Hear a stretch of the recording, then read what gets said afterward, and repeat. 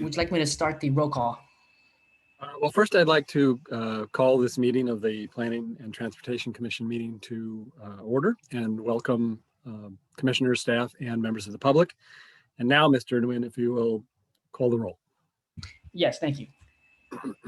Chair Heckman? Present. Vice Chair Rupavar is absent. Commissioner Heckman? I'm sorry, Commissioner Awcheck. Present. Commissioner Lowing is absent. Commissioner Stuma? Present. Commissioner Templeton? Present.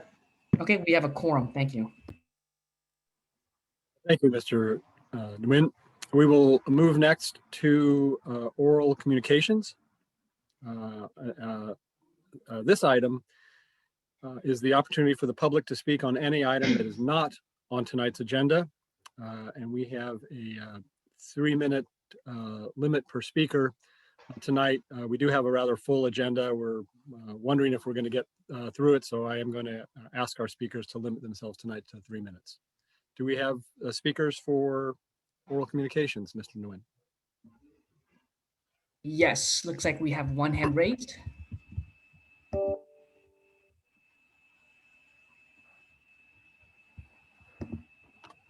Okay, thank you for the timer. Our speaker is Rebecca. Hi, thank you so much. I appreciate the time to address you this evening. As always, I did want to point out to you all that, as you just learned, the interviews for the planning commissioners, which I have applied to again, are scheduled for tonight, and there was no opportunity to schedule it any other time at a time that conflicts with this meeting. So I sent you all an email asking for cooperation in just allowing me to speak on the 2 items, especially agenda item number 2, which is about permanently converting a portion of Town and Country away from retail, prohibiting retail permanently in Town and Country. I very much want to speak to that. If you could accommodate my schedule, if I'm interviewing at that time, I would greatly appreciate it. I also just want to take this opportunity, as always, to point out that conflicts of interest can really inhibit a body of decision makers from making a decision that is in the community's best interest. And to the extent that there is even a potential conflict of interest, I ask you all again, politely, to kindly disclose any potential conflict. Disclosing a conflict does not require you to recuse yourself. It just acts in a way that is transparent with, the goals and ideals of accountability and transparency. It is helpful to the community to know if there's a potential conflict, not just an actual one. And then you all can make your own decisions about whether you need to recuse yourself. Because I really think that it's a very good practice to do what's better than the minimum requirements of the law. Here in Palo Alto, we all moved here because we sought excellence. And I think we deserve excellence in governance too. And I have to believe you agree with me.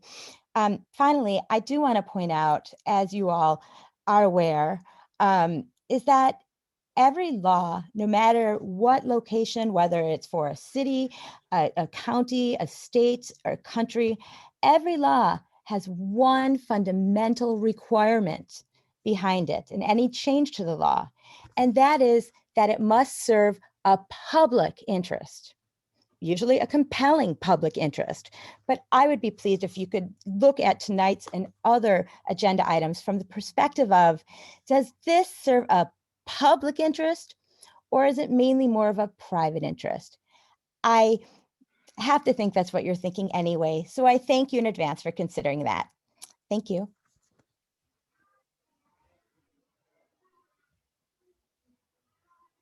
Thank you, Ms. Eisenberg.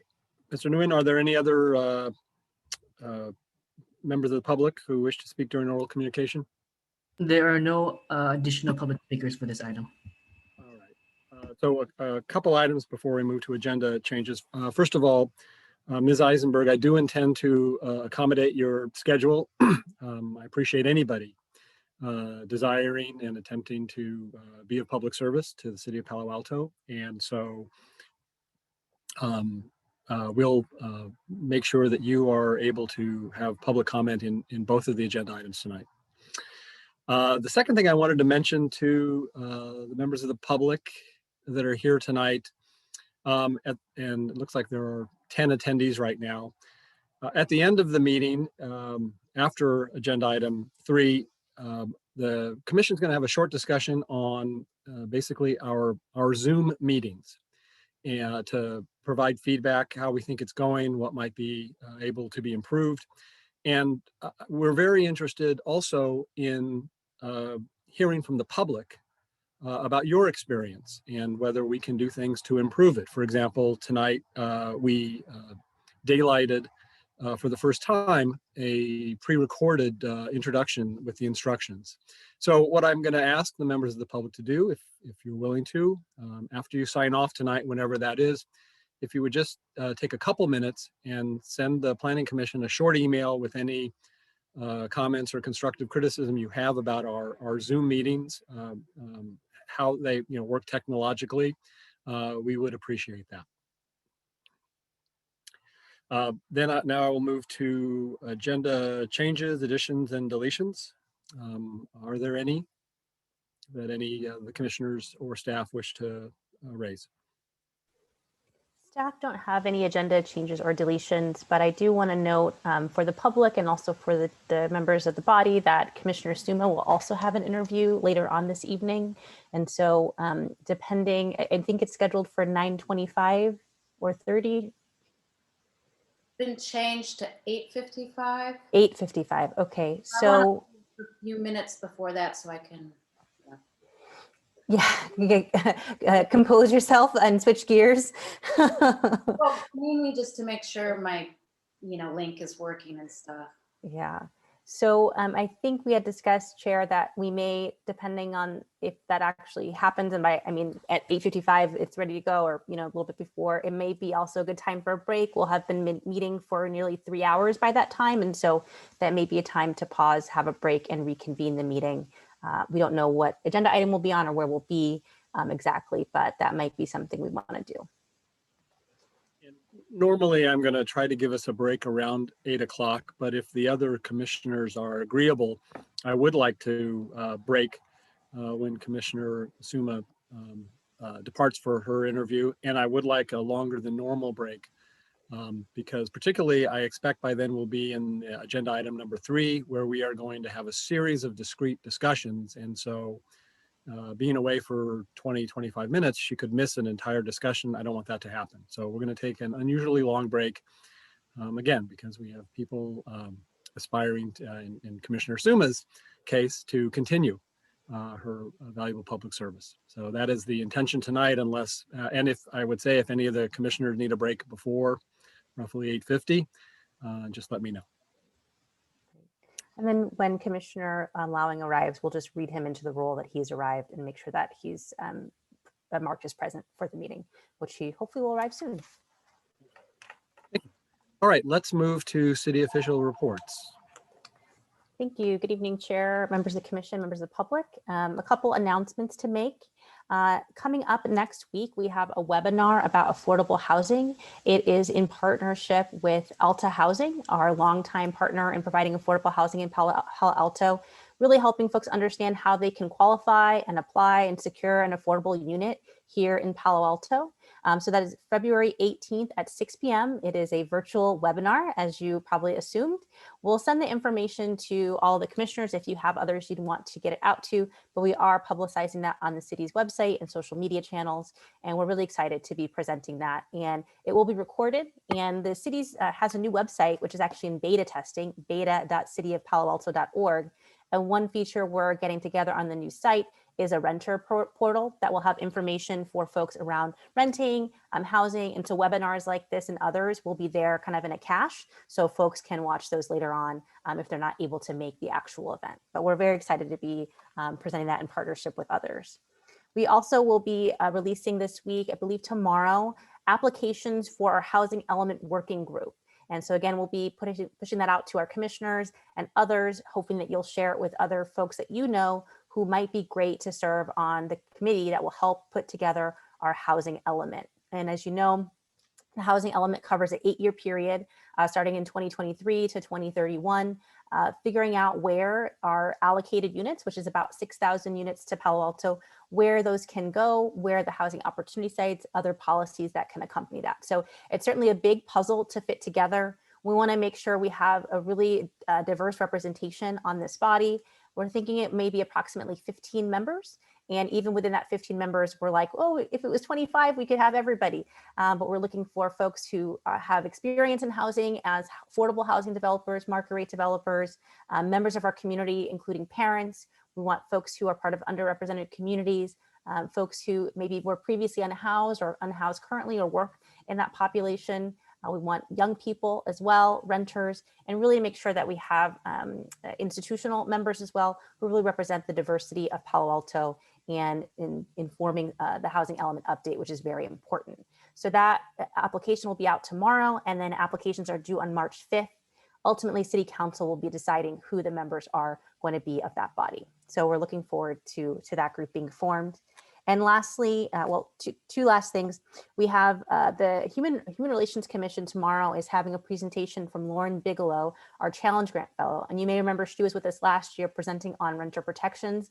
They heard about it, wanted her to do an encore presentation. And so she is joining them talking about the information she shared about who renters are in Palo Alto and how we can think about addressing their needs. She will be back before us this spring, we believe at the end of April, to present more to the PTC regarding what kind of policies we could enact as a city that would help our renters, and look forward to PTC giving us feedback and then going to council with some of those policy ideas.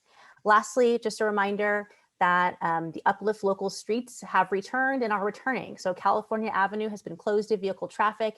If you'd like to go there to dine, to patronize our small businesses, really encourage you to shop locally and enjoy a safe atmosphere where you can enjoy outdoor dining. You can see some folks have tents and other things. So even if the weather is not great on a given evening or afternoon, some coverage for you there. And this Friday, we will be returning the downtown Uplift local streets. So portions of University Avenue will be closed to traffic, as well as 1/2 block of Ramona. So again, a great opportunity to stroll, to people watch, to again, patronize our local businesses who continue to struggle with the pandemic. And we hope that you all are staying safe. I know it can be very tiring, but also know that there is testing here locally as well at the Art Center every other Friday. And it's an opportunity for Palo Alto residents, employees, and their families to get tested, just to make sure if you think you may have been exposed or concerned, please avail yourself of that service. You do need an appointment, which you can do online, but you don't necessarily need to have a doctor's referral or anything like that to take advantage of that testing.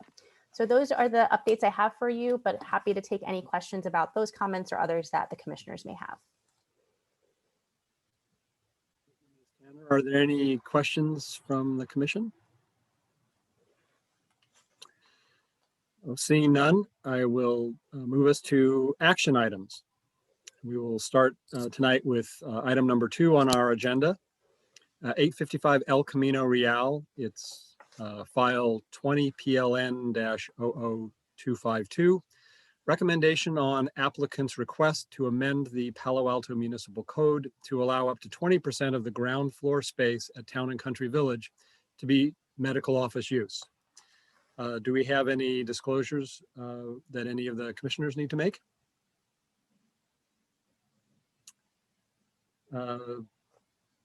Seeing none, Ms. Tanner, I think we will start by having you introduce the staff presenter. Great. Thank you, Chair Heckman, commissioners. We have Claire Rabel, one of our superstar planners, here with us this evening presenting this project. And as we noted in the staff report, and she will note, this really is a response to the pandemic in terms of what is happening in our local retail space, and certainly part of the trends that have been building for the last few decades. So we do hope that you'll take this into account, but also weighing that this is a long-term change that you're making. And so certainly having to weigh kind of, long-term trends, the immediate moment, and the future of town and country and our retail environment. So Ms. Rabel, if you are ready, we see your screen. If you want to put it into presenter mode, we are ready to have your presentation. And then we do have Jim Ellis from Town and Country, who also has a presentation. Thank you so much. I'm sorry, I'm having some difficulties changing it. It doesn't seem to be working. Are you able to see that now? We do see it. It's in not in presenter mode. If you want Vin to share it, he can probably do it. Or if it's visible to the commissioners, we can have you use this format. Yeah, I'm not sure. It's showing as presenting on mine, so I might need to have Vin share it if that's okay, Vin. Yeah, sure. Just give me about 30 seconds. I have it on my Thank desktop you. here. Great, Sorry thanks. about that. I'm not sure what's Happens. happening. Somehow our computers, I think they get updated and they change their settings or something from meeting to meeting that somehow they're not the same as, from one to the other. Okay, Claire, I'm going to end your screen share now, okay? Yeah, great.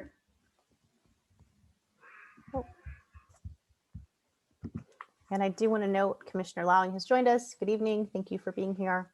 And so we'll mark that you are present for this meeting.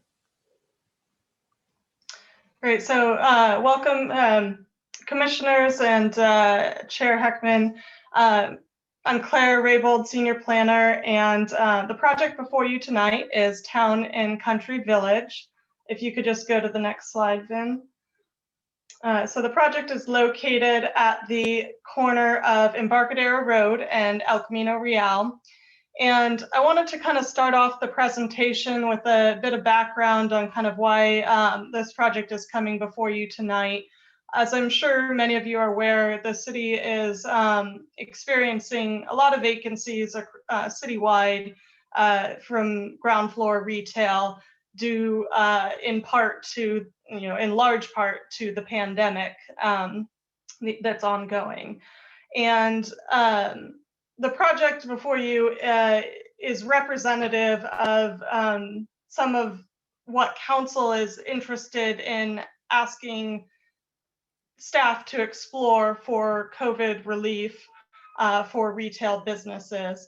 And that discussion was really started in November at the last council hearing in November, where they directed staff to explore some ideas of COVID relief, including allowing some medical office uses on the ground floor in various locations citywide. So the city is working on that on a citywide level.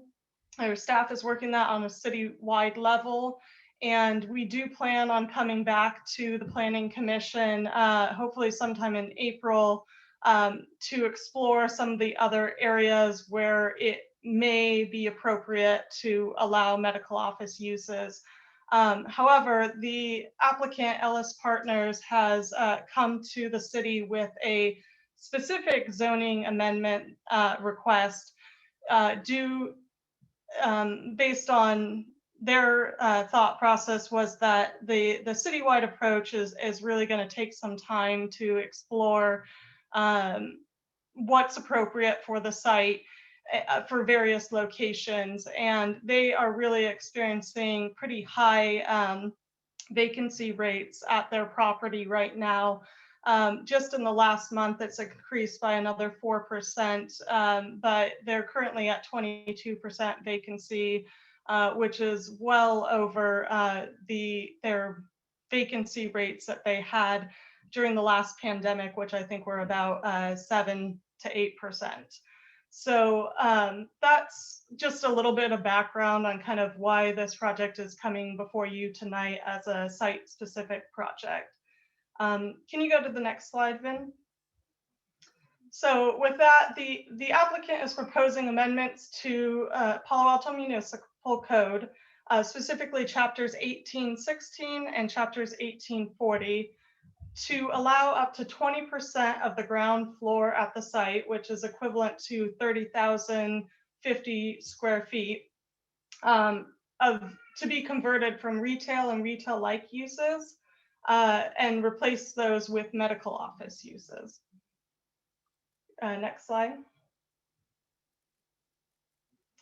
So the relevant code sections that are before you tonight are 1816.050, which currently restricts the conversion of ground floor non-office commercial uses to medical office or other office uses, as well as section 1816.060, which limits the percentage of square footage of office space at Town and Country Village specifically, currently to 15% of the total floor area of the shopping center.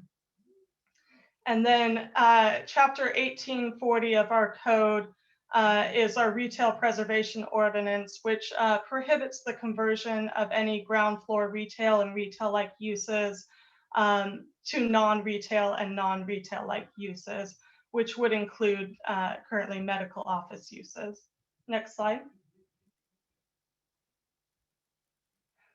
So the key input that we are requesting from the PTC tonight is understanding your interest in allowing the proposed medical office use on the ground floor at Town and Country Village. And if the Planning Commission is interested in that, understanding what your recommendation would be on the total allowable office square footage at the site and the total medical office square footage on the ground floor. Other considerations on limitations on the medical office, such as if you want to restrict the size to 5,000 square feet or anything less to of medical office space, if we are going to allow it. The next slide. And the recommended motion that staff is recommending that the PTC recommend to City Council to adopt the ordinance in attachment B of the packet, which amends chapter 1816 and chapter 1840 of the Municipal Code to allow up to 15% of the ground floor area at Town and Country Village to be converted from a retail or retail-like use to a medical office use, and no more than 25% of the total floor area of the site to be used for office. And I just wanted to note that staff's recommendation does differ from the applicant's request, which would allow up to 20% of the ground floor area to be converted to a medical office use, and no more than 30% of the site to be used for office use. And with that, I will turn it back to you and recommend that you hear from the applicant.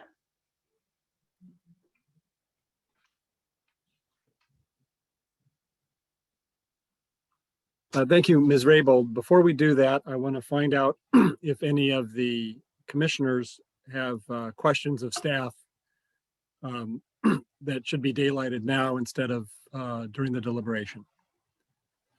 Let's see, I'm Commissioner Stuma. Thank you so much. I was wondering if staff is collecting vacancies in all commercial sectors for the broader discussion of vacancies they expect in April.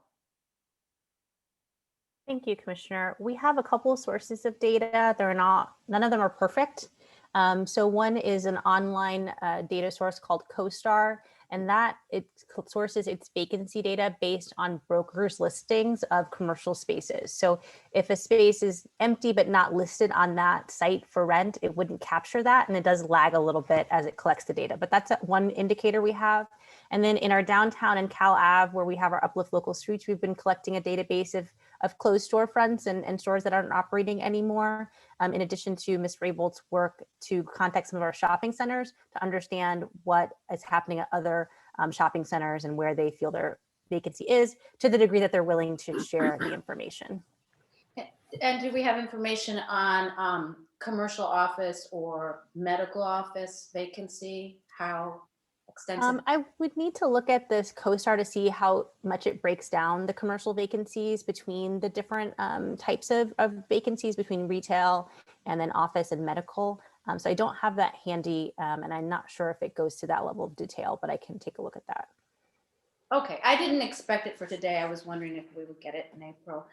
And then maybe staff, if the chair allows, maybe staff, we had one letter from a member of the public that felt that this did qualify for CEQA. Could staff address that? Certainly. Ms. Rabel, did you want to address that? Sure, I'm happy to. Well, I think it might be better for our attorney to address it, actually, if that's okay. Yeah, certainly. Sure, that's no problem. In staff's analysis, the exemption is properly applied here. From an environmental perspective, we view, this is basically a mixed commercial development that's just slightly changing its mix of uses. And we don't expect that mix of uses to have any impact on any of the issues that CEQA is concerned with. In some ways, I think we actually expect there to be lower impacts with medical office use than with retail. Thank you. Commissioner Olchek. Thank you, Chair.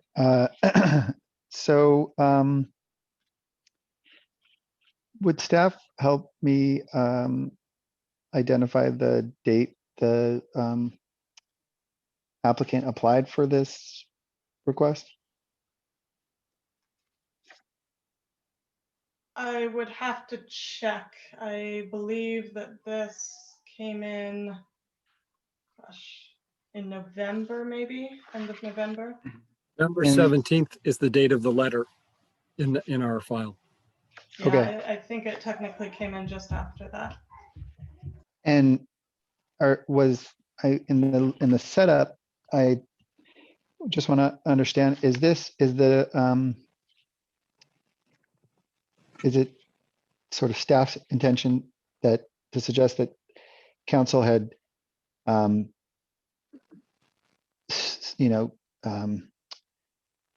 began considering how to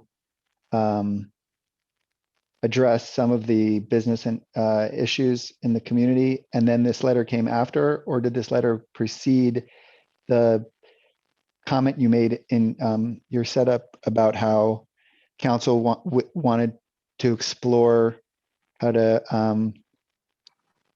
I don't want to paraphrase, but you said something about how council wanted to explore addressing some of the challenges in the community as it relates to the COVID crisis. Did that predate this request? No, so there was a pre-application that was filed for a council hearing, and so that was specifically outlined in the council staff report for that November hearing. That there was an expectation that if there was discussion and if council had an interest in medical office uses, that we would consider that to be the council pre-screening for this project. So council was very much aware that there was an interest in this site specifically for medical office use on the ground floor. That pre-application or that pre-screening was waived because we considered that council hearing to be the pre-screening on the project. Does that answer your question? Yeah, I'm trying to understand if councils. So I'm familiar with the effort by council. I'm sorry, Chair. I'm familiar with the effort by council to explore avenues by which they can make.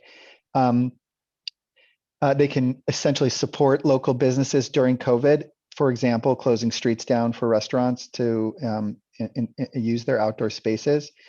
Was there a component of council's vision that they would also consider use changes in this grant scheme, or did this application come in they reviewed it in the form of this pre-screening hearing that you're talking about, and they decided to add it to this general concept. That's what I'm trying to understand. What came first, the request or the idea? So I'll take that, Ms. Raybould. So certainly part of our approach, an approach that the city is exploring, is not just the immediate vacancies, but really the long-term recovery. Even though the pandemic isn't over, we're thinking about what is it going to take for the vacant spaces we're seeing to become activated again. And we're looking at a number of things, including an ordinance that council will be hearing, I think 2 weeks from now at the 22nd meeting of February, regarding some definition changes to make it easier, for example, for an ice cream parlor to not have the same parking standards as a full service restaurant. So those are some of the types of code level changes that we are looking at as a city, ranging from that, smaller, maybe more minute change to larger change, which Ms. Raybould kind of alluded to, which is thinking about our retail districts and our shopping districts and shopping centers and understanding, are the controls governing what uses can be there appropriate for the future of our retail and our shopping? And one of those considerations is, what is the role of medical office? What role does it play in a vibrant mixed use shopping district? And what are the size components of that, and where is it appropriate? And so I think part of what is bringing this before perhaps the holistic comprehensive view is that Town and Country has its own regulations governing what can happen at that shopping center. And so this is certainly only one use that is being suggested to be changed there. We're not considering other types of uses that are not allowed, not precluding that maybe the sponsors could speak to if there are other types of uses they envision being part of the good mix in the future. But certainly this is specific to that site and this specific type of use. All right, thank you. Seeing no more commissioner hands, I'm going to open up the public hearing, and I'd like to start with the applicant, Mr. Ellis. Thank you. You have, according to our agenda, you have up to 15 minutes. Welcome. Thank you. Thank you very much. And thank you for having me. And thank you, commissioners and staff members. I'd like to make an initial request. I have a co-presenter that doesn't appear to be on the panelist list, Dean Rubinson, dean@ellispartners.com. Is there a way to invite him in? I believe he's been added. Mr. Rubinson, Are you, there you are. I'm here. Yeah, great. Thank you, Claire, for the help. I appreciate it. Thank you. And Dean, I think you're going to be the presenter, correct? I'm happy to share my screen. So let me pull up my deck here, and then I will share my screen.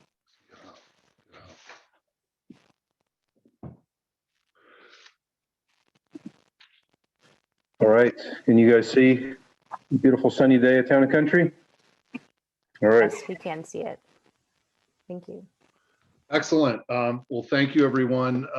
This is certainly a hot topic to talk about at Town and Country. I'll just say some opening comments here. Retail was going through a catharsis prior to COVID. And COVID has really only accelerated those trends that we were monitoring prior. So I don't know that how much I need to connect the dots for you, but there has been upheaval going on in our industry. And we have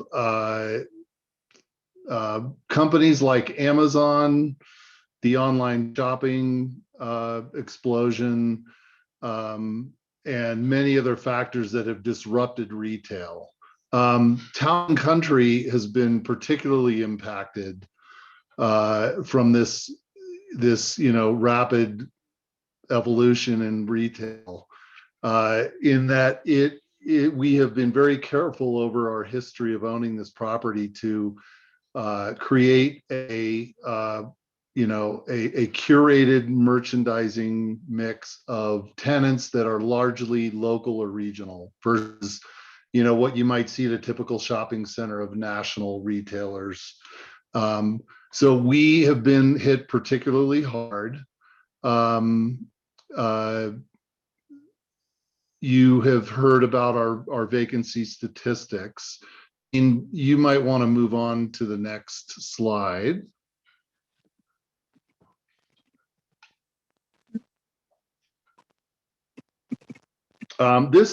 This kind of tells the story so far. Unfortunately, it's getting worse. We've lost a lot of smaller tenants in our center, many of them apparel retailers. And the forces at work before COVID have really kind of put the final nail in the coffin for many of these retailers. They are smaller, more locally focused apparel retailers, and they've literally been put out of business by online sales and online shopping. And as you all know, online shopping has exploded during the pandemic and has made a bad problem, fatal for many of these retailers. You'll see that our vacancy rate, which had been relatively stable for a decade, shot way up in late 20 and 21. And based on my latest read of our tenant discussions, the vacancy rate now I think is at about 21 and change %. And unfortunately, we're monitoring another 11% of potential additional vacancy in the center, resulting from a combination of the factors I mentioned prior to COVID, and then of course the impacts of COVID occurring.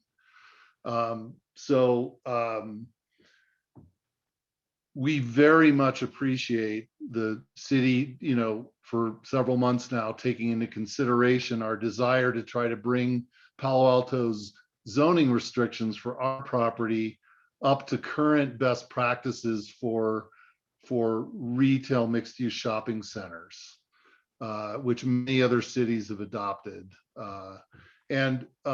This site plan of our property shows the extent to which we have vacancy, and you can see many of them are smaller tenants that are really struggling. And I can honestly tell you, because I live it every day, we're doing everything we can to keep these tenants in business. We have written off millions of dollars of rent. We are not expecting that these tenants have to, pay us everything that they are contractually required to pay us. We are working with them wherever we can. In many cases, tenants aren't even paying minimum rent. And in many cases, they have closed anyway, because even if they pay no rent at all, they still can't make their business work. So we threw this slide up just to demonstrate the shocking turn of events for this previously vibrant and very successful community asset. I think the other thing, and Dean's going to pick up here shortly, in terms of getting into the proposed zoning text change, but I really want to make clear that we really are trying to ask for as little as possible to try to mitigate this vacancy surge we have. And in some ways, as I've said before, it's been a long time coming. But remember that our main motivator here is that any center like this that starts experiencing a high vacancy rate then starts seeing a precipitous fall off in foot traffic and visitation. It is, in our industry, it is what we call a death spiral. And the less foot traffic you get, the lower the retail sales for the whole center, the more businesses that can't make it, the more that close.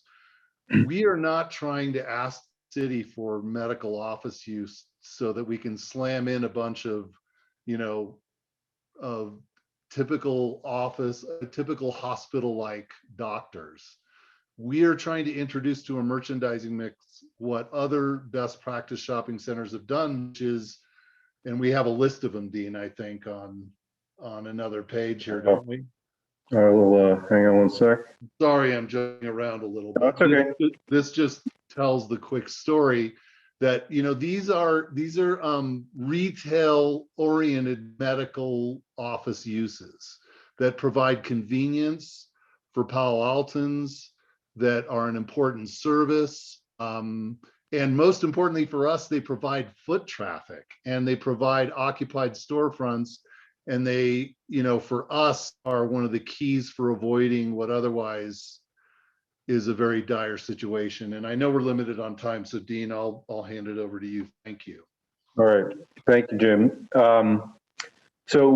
As Jim mentioned, we are doing everything we can here, and I want to stress we've been curators of Town and Country. Jim and I have spent probably a day or two a week, or if not more, for 15 years to take this property from where it was in 2004.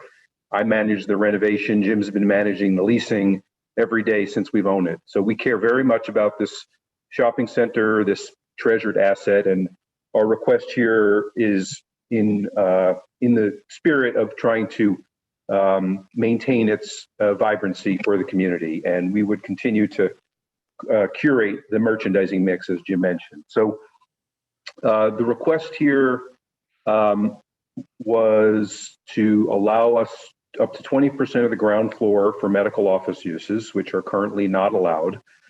We are allowed up to 15% office on the total site. And as Jim mentioned, the medical office world in retail is growing. We are struggling in many ways, and we think the medical office will be able to help plug the voids here significantly. So essentially, if we're granted what we're asking, it would be up to 30,000 feet on the ground floor, which by virtue of the added office on the ground floor would naturally require us to increase the overall site-wide percentage from 15 to 30. With Claire over the last couple of weeks and reading the staff report, we would obviously prefer to have the request be granted if the commission so sees fit. It is in compliance and consistent with the comprehensive plan, and it is certainly is consistent with what the City Council on the November 9th meeting asked staff to explore. But if you see that the request is somewhat more than you're comfortable with, we are willing to accept what has been recommended by staff of the 15% of the ground floor and 25% office overall, including the 5,000 square foot per tenant cap. We think that that is an acceptable compromise. We think that it maintains our ability to lease the second floor office space to traditional office and does not impair our ability to find that balance. As Jim mentioned, these would be very much retail focused users. I'll mention that Town and Country is different than many other retail districts around Palo Alto, different than Cal Ave and University. It is set back from the sidewalk. So it is sort of its own community to itself. But I know that ground floor retail converting to office is something that is not looked upon favorably, especially along places like California Avenue. But here, our property is set back from the street. We have a large parking area. So it is a bit of a different setting than I think the retail preservation ordinance was drafted for. In terms of potential impacts to the city, we were asked to try to come up with some rough projections because we recognize that retail sales tax would be eliminated if we were allowed to put in medical office use. I'll stress that vacant retail pays no sales tax and provides no foot traffic. So given the choices here, we certainly think that putting in medical office, even if it doesn't provide a sales tax contribution, will be the best solution to allow the current retailers to survive and avoid the death spiral that Jim mentioned. We think that medical office would supplement the lost sales tax by virtue of creating that foot traffic and boosting the sales tax revenue at the remaining retailers.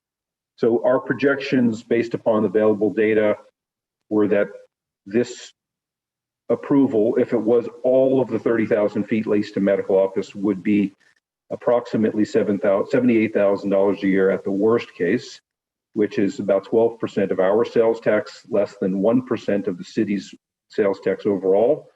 And that would be if everything was leased. As I mentioned, we think that allowing us to have the medical office use could potentially recover potentially all of that 78,000 square foot, $78,000, if the existing retailers, including Trader Joe's and CVS, which would clearly benefit from medical office uses there. If you drop your child off for an orthodontist visit, more than likely while you have an hour, you'll run into Trader Joe's. If you're going to a doctor's office, a One Medical, and you want to pick up a prescription, more than likely you'll go to CVS. So there would be a counteracting boost in retail sales tax if the medical office use was allowed. So that is essentially what we're asking for. I want to thank Claire. She's been incredible to work with in this process. And this was something that was precipitated in part by the city council discussions in November. Jim actively participated in those discussions, but I want to stress it's important that this is done urgently, and this is done independently of a much broader and potentially slower citywide effort. So thank you. Appreciate your time.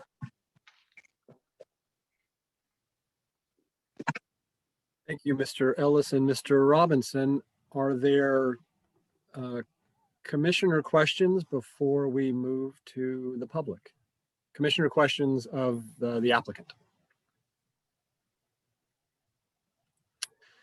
I am seeing none.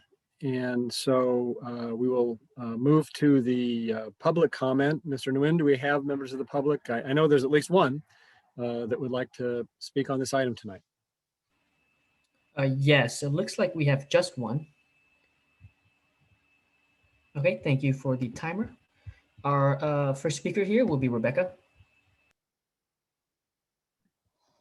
Thank you so much. The reason I'm the only speaker here tonight is because the city has not put on notice any of the organizations that are temporarily shut down that are going to reopen soon, such as Palo Alto High School, which soon will have 2,000 students back as early as March, or the 500 teachers and staff who also work at Pali, or the additional 300 administrators that work next door to Pali at the Palo Alto University School District main office.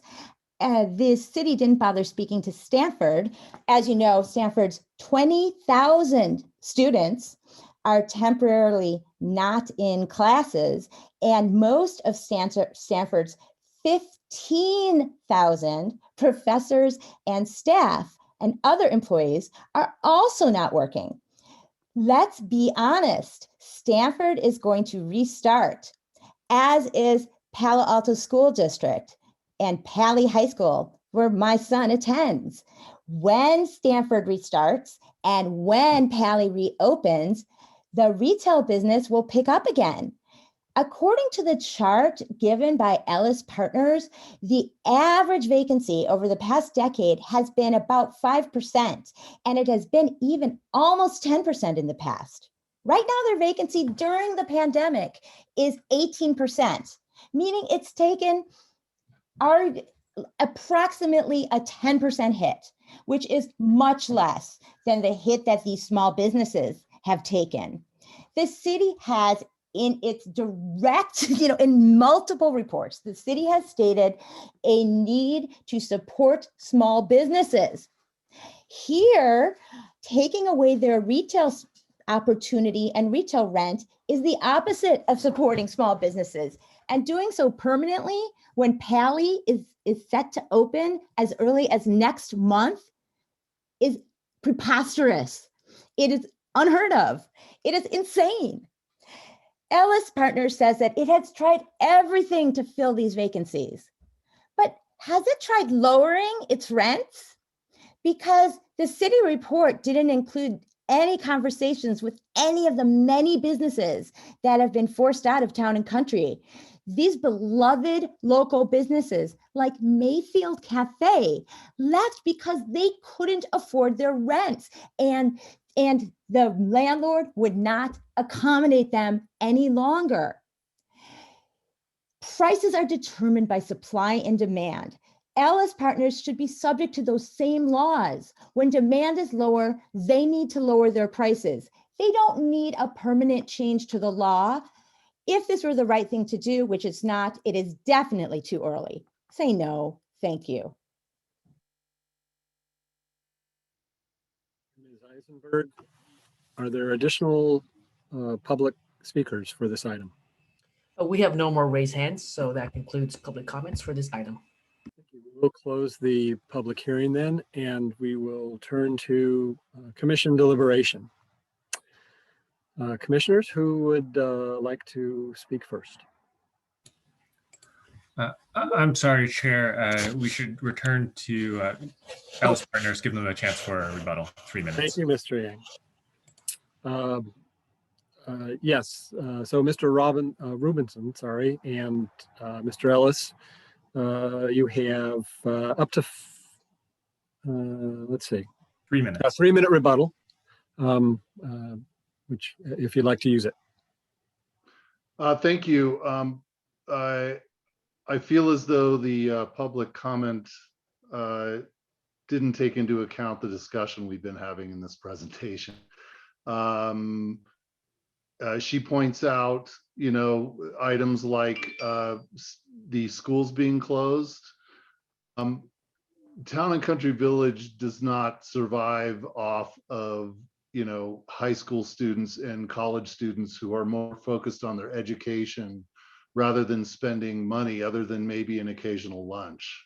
Our target customer, as is the case with most shopping centers like this, are a very different demographic than a student. So, the impacts to our center are very real. They are long-term impacts. They're not just associated with COVID. And I don't know how much lower on rent than zero we can go with some of the tenants we've been trying to work with. So I just, look, I know it puts everyone in an argumentative mode, but we care very much about this property, and we have been in constant contact in a proactive nature with every tenant to try to help them and work with them as best we can within reason. Dean? Yeah, I would agree, Jim, and I'm there all the time when the Palo kids are there. You can it's almost like a flock of locusts coming in, and the tenants that they go to are essentially not impacted by this. Most of those are Trader Joe's, Kirk's. They're impacted, but none of those are the ones that have gone vacant. It's mostly the boutiques, the other specialty retailers that Jim mentioned that serve the homeowners throughout Palo Alto and especially in the immediate area. And we care very deeply about our tenants, and we probably, unlike other national landlords, have bent over backwards to try to keep them there. And at some point, they tell us that even if they pay nothing in rent, if nobody's coming to buy their stuff, they can't pay their staff. So we've done everything we possibly can here. So yeah, and if as I mentioned earlier, we have far more small business tenants than other shopping centers in Palo Alto. That's the way we wanted it. And if we don't have co-tenancy and we don't have vibrancy, those small businesses are going to fail, regardless of how much rent they're paying us. So we would very much like to be enabled to mitigate this both long and short-term problem we're confronted with. Thank you. Thank you. And thanks for the heads up, Mr. Yang. I will now close the public hearing and turn to my fellow commissioners.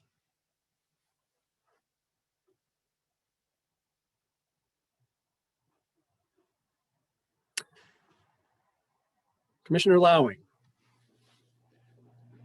Yes, thanks. I'd like to start with a couple of questions for staff. And then I have a number of questions for the applicant. So I don't know how you'd like to handle this, Chair Ekman, if you want that, everybody to ask questions of staff and then of the applicant, but I can just start with the staff if you like. Sure. Well, let's do that, and then we'll take the next step. Okay. So I listened to the original meetings live in September and in November. And to really understand what our assignment is, I went back in the last 3 days and spent a lot of time re-listening to those. And I'm trying to figure out if we're all on the same page in terms of what our assignment is. Certainly certainly council was quite enthusiastic about taking this to PTC to be worked. Councilmember Nis, for example, said, PTC this is exactly the place it should go, and they have the time to work through these things, obviously, in contrast to council. There was a 7-0 vote to bring this back, the emphasis being on enabling diverse retail uses in food, medical, and education. Then there was a 4-3 vote that was separated, that was about the definition of retail and retail-like, so we could sort out what's retail-like as opposed to retail. So I'm just wondering, with that directive, why we're doing this kind of piecemeal, why it's not more strategic. We're talking about one of the categories we were assigned for one shopping center, and certainly other landlords are going to want the same thing. So it becomes precedent setting because they've got a lot of vacancies as well. So I'm just wondering why we're doing it this way instead of taking all three of those things and putting in the right amount of time on it to opine on at least the food, medical, and educational sections, which is, when I watched the meetings, what I was expecting. So I would ask that of staff. Certainly. Well, the first response is that applicants and owners of property are able to avail themselves of our code and applications and submit requests for zoning text amendments. And that's what this applicant has done. Nothing in council's direction prohibited them from doing that or directed staff to no longer accept those applications and requests for consideration. And so we are processing the request as has been submitted to us and was pre-screened by council that evening. Now, that evening did contain a number of items. This was one of them in terms of presenting that this is a desire that this applicant had to bring it forward. And so we're bringing it forward to PTC. That is not to say we are not bringing forward the other items, which we certainly are, which are more comprehensive, but this is the applicant has submitted this application and we are processing that application. Okay. My second question has to do with that graph that was based on, starting on packet page 27, that was based on the CoStar data. And there were some references in the text that this might not be perfectly accurate. So I want to make sure we're reading it correctly and interpreting it correctly. So on 27, there's a big blip around 9 and 13, 14, and then 17, and then again, obviously. So are these correct, what we're looking at here?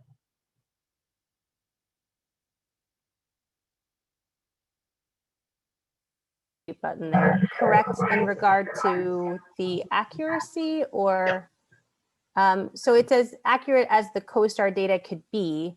And so again, my understanding is it's based on what's reported to be available for leasing and the data sources that they use. Yes. And then of course the forecast is their best estimate of what they believe the future will hold based on the trends that they're seeing. Ms. Rabel, did you have further comment on that? Yeah, just a couple things. So I think I want to note that there was a very large vacancy rate that you're seeing for the CoStar data on Town and Country Village. This was during the time, that peak was at the time that they were going through a renovation. So there were a lot of vacancies at that point in time. Which time frame are you referencing? I would just note that I believe it's in the 2009 time period, 2008 to 2009. Okay. Time period. Yeah. So yes, this is the information based on that was created from the CoStar data of past vacancies. And any specific explanation from you or CoStar on the 13, 14 rise? We would need to ask the property owners if they have a sense of why that Okay, was rising. I can ask that when we go to the applicant, so that's fine. So as I read the other ones, as best as can be interpreted here, obviously, they're all mostly shooting up in high vacancy, at least downtown, midtown, because of the pandemic, California Avenue. So it just seems to me like all retailers are in the same boat, which is being caused by the pandemic. So I just want to make sure that I'm understanding the data here.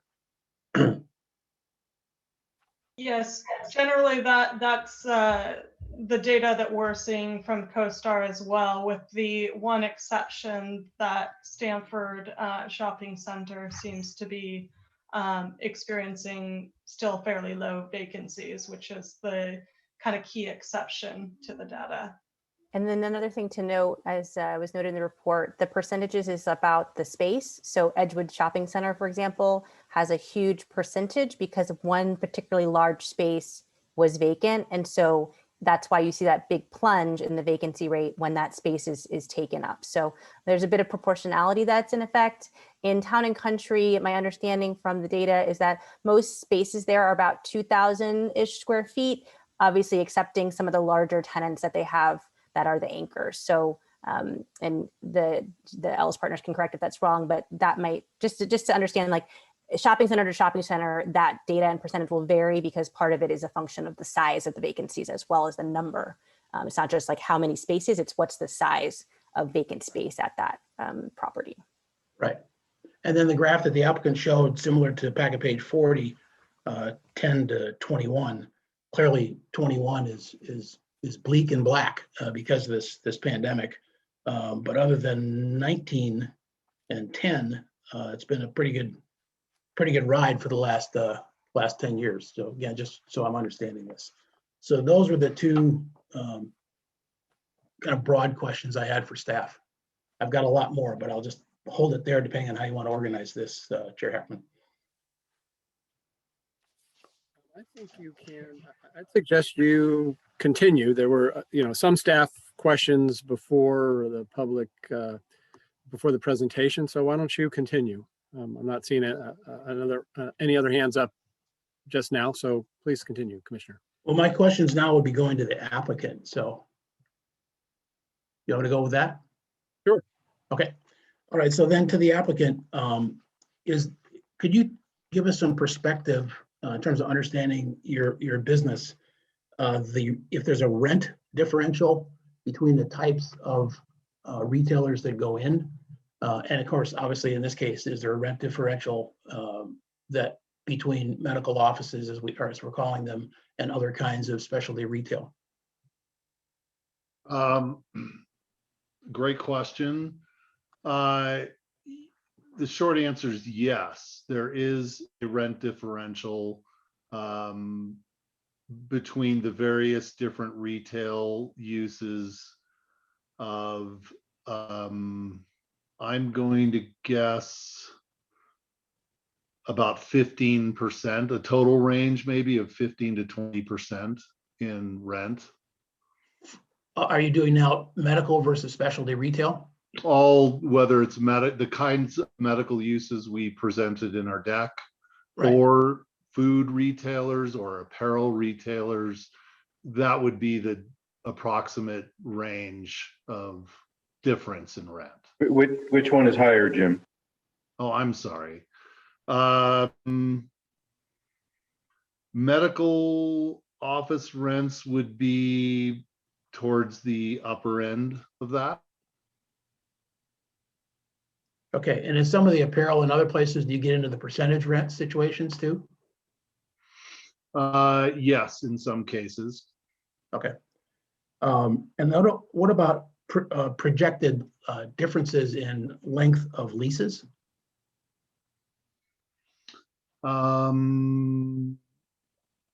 No difference in length of lease. Do you have an average or a median that you do now in terms of lease length? 5 years, but that has been shortening as of recent. But usually we like to do a 5-year lease term or longer. Plus options? Yes. Okay. Is there any particular analysis we should hear on why there are certain spaces upstairs that are vacant? Well, historically and as of recent, the upstairs spaces really are just general office use. And as you may have read, the pandemic has also dealt quite a blow to office buildings and office space demand. And I think what you're seeing is just the effect of that drop in demand, creating some vacancies in our second floor office space. Sure, perfectly understandable. Are those offices suitable to take medical offices? No, they're not allowed to be. From a zoning code, they're allowed, but since we don't have elevators, we're not allowed to have public serving office uses on the second floor. Okay, good to know.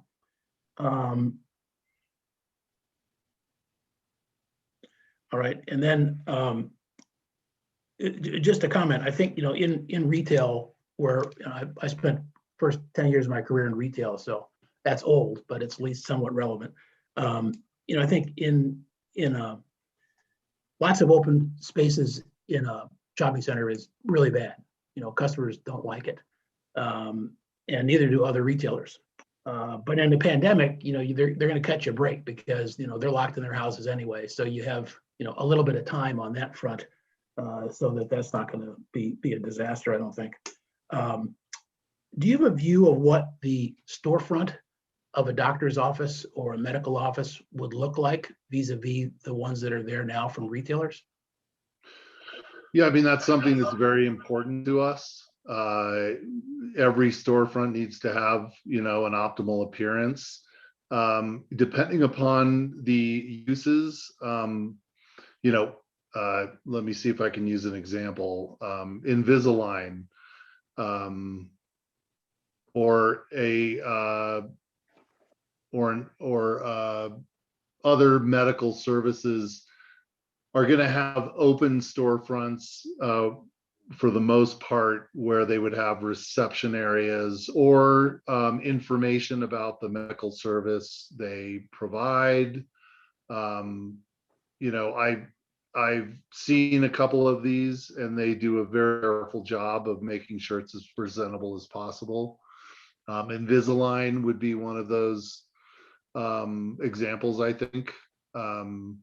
It is not, let's be honest, it is not an obvious, retail merchandising storefront presence. It's right. Different. Would I rather have retail there? Yes. Do I believe that the long-term trends of retail disruption, which again have only been accelerated by COVID, are going to create long-term problems for us? They are. I have real concern about reoccupying the entire center with only retail uses going forward. Okay, and then another question, as you think about the layout, what would be your preferred locations for these sort of non-retail stores? Our preferred locations for these uses will be and I hope they're not listening right now, the less prominent locations within the shopping center. Right, so things like Big Daddy's or the Old Cheese House and things like that? Sort of the backside? Those could serve as examples, yes. I'm trying to bail you out here in case they're listening. I'm bringing up the examples, okay? Thank you. And I presume you specifically would not want these facing El Camino. No, we would prefer not. We don't know how difficult the retail environment will continue to be, so we would hope not to do that. I can tell you that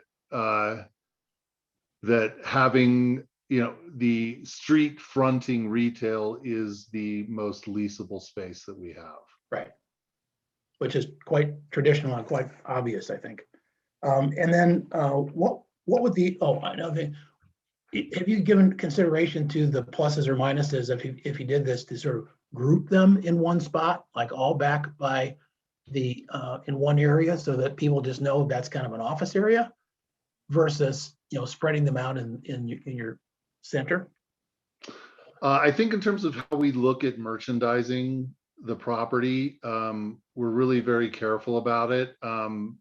Our read on it is that we would not want to concentrate these uses into one location. We want to spread them out and continue to provide the variety of experience throughout the center. I think concentrating it into one node probably reduces the benefit that the increased foot traffic would have on the other retail tenants. And similarly then, not to put words in your mouth, but you probably would not want to have them in contiguous spaces. Correct. Okay. What do you anticipate the hours of these places are? They will 8 to 5 for the large part be running normal business hours. So, you mentioned 8 to 5, that could certainly serve as an example. Right. So any traffic at the nighttime while people are walking around with their ice cream cones, there would be no extra traffic coming after 5 o'clock to help with evening. Not that we anticipate. Yeah, and I know this is maybe sounds slightly off subject, but it's not. Were there other areas that you considered, and that I know that you talked about at council, like some relief on cups, easier permits, regulations, stuff like that, that might also be high on your list? We're always very appreciative of ways to streamline the regulatory process of us installing a tenant into the shopping center. This zoning text amendment certainly doesn't eliminate the fact that we have to apply for a conditional use permit for every individual medical office use. So that is something we're just going to have to work with. It poses a significant delay to our ability to lease and occupy the property. But we are prepared to work within that current zoning policy. Okay. That's all the applicant questions I have, Chair. Thank you. Who would like to speak next?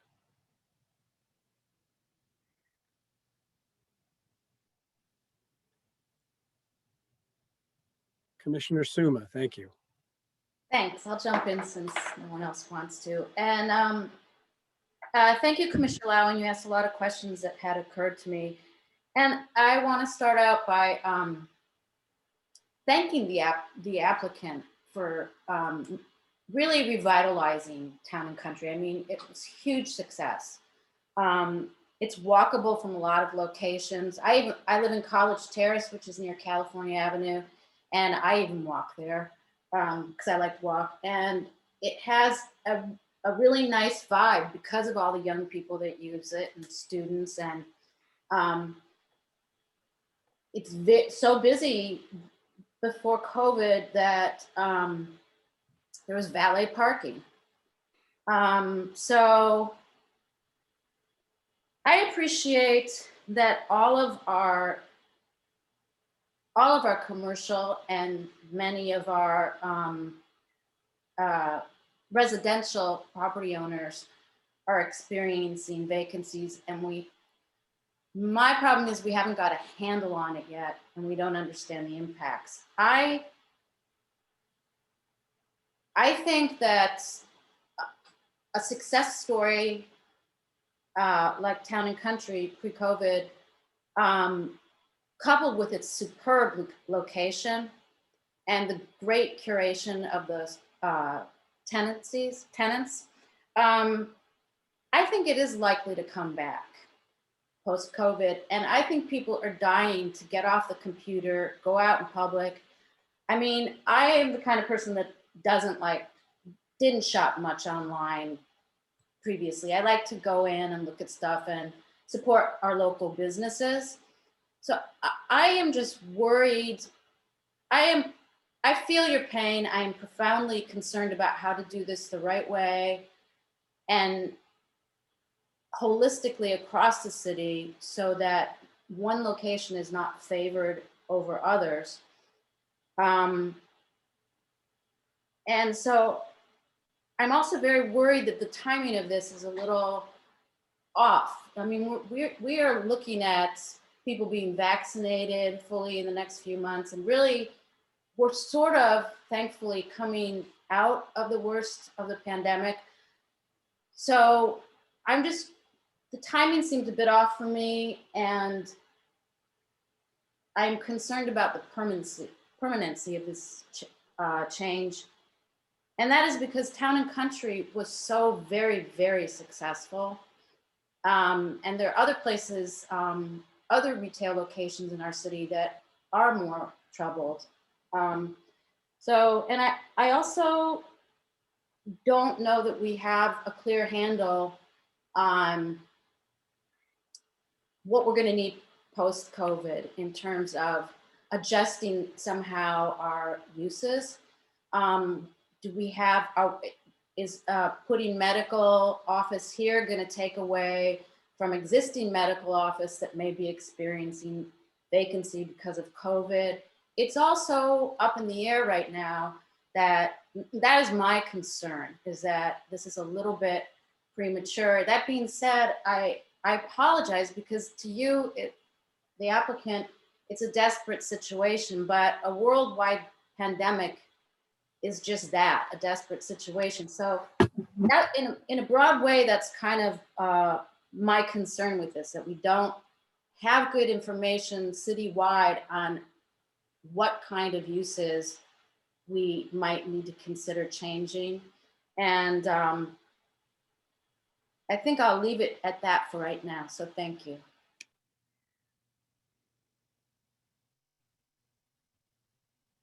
Commissioner Templeton.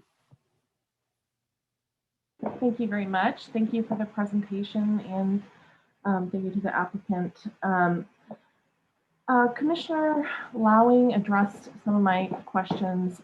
The remaining ones are, I have one for staff and one for the applicant. So just to follow up on what Commissioner Lowing said, is staff planning to come back with a broader discussion? I recognize that today we're specifically talking about this application, but what is the plan from staff to address the broader goal that City Council set out? Yes, we will be returning to the PTC for a discussion of those uses that were outlined in the motion, and even the motion that was not supported as resoundingly to consider that. So we'll probably have at least one study session and then come back for action on those items, and maybe a couple sessions with the PTC. We would like to get to council certainly by the fall. So if we can kind of take this first part of the year and prepare to bring to council something at least by the fall, perhaps sooner. Maybe as we go through the study session, there are items that PTC feels like we have a pretty good sense for this topic or this use, and we want to move that forward, and other ones need more time. And remind me, was the motion from council designed specifically to address COVID-related issues? And do we think the fall timing will be able to address that? Well, it's really, I would say there's kind of two ways to look at it. I'm not an operator of a shopping center, so my way is probably a little slower than folks who actually have spaces for rent. I really think about it as, how are we going to think about, the empty storefronts we have and what should fill them in the future? But really, it's not just immediately responding to COVID, it's over the next lifetime of that property, possibly, right? And so when I think about recovery, it's about we have an increase in vacancies. We know that vacancies can cause more vacancies. And so if we're thinking about trying to stop that or stem that, how can we go forward?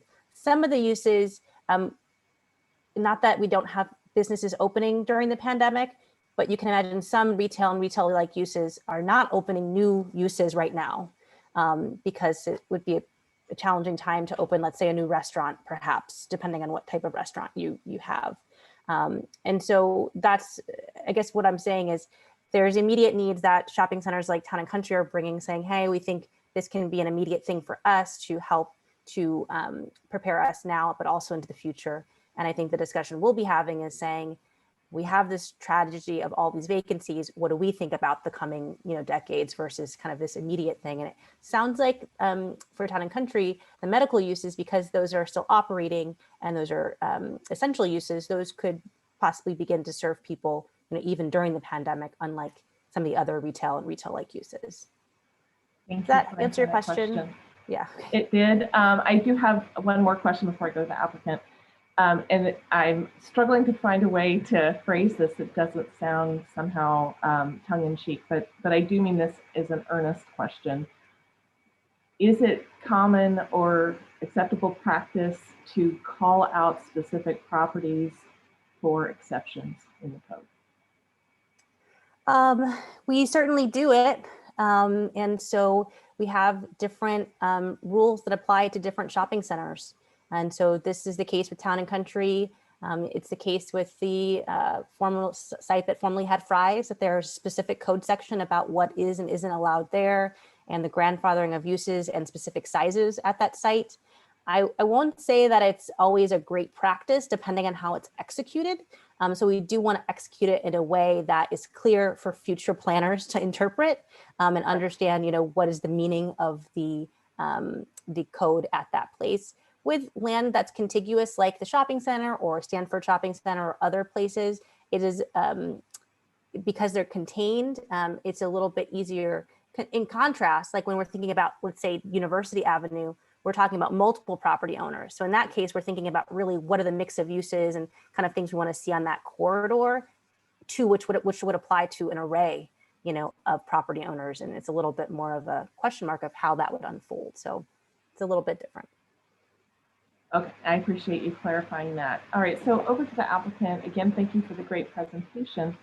I'm going to ask kind of that other side. You've presented us the current situation and some a vision for some changes that if we do make, that you feel would be supportive of your business.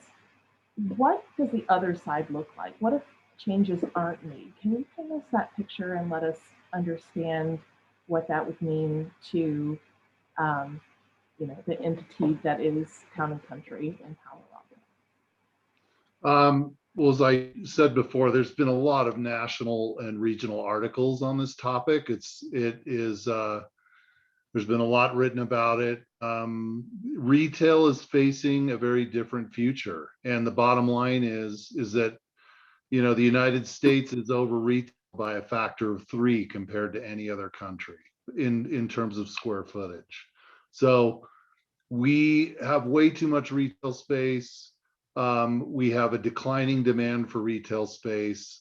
How that might manifest itself at Town and Country if we don't get immediate relief to have a use palette that is commensurate with many other communities with similar demographics to Palo Alto, we're going to have vacancy. Owners of centers in other places are scraping them or turning them into housing or turning them into other uses that just provide some type of partial, salvage on the investment they've made in the property. Our goal, and it's consistent with the C zoning, which has basically, I think in a good way shrouded the property into the state of its historic, current presence. That's what Town and Country is. And when we bought it, we knew that that's what the community wanted, and we were happy to keep it the way it was in terms of its architectural feel and appeal. But I have to be honest, if we're not allowed any further flexibility with the city of Palo Alto, we will have extended, prolonged vacancies that I fear will make it more and more difficult for small businesses that are in the center now to survive.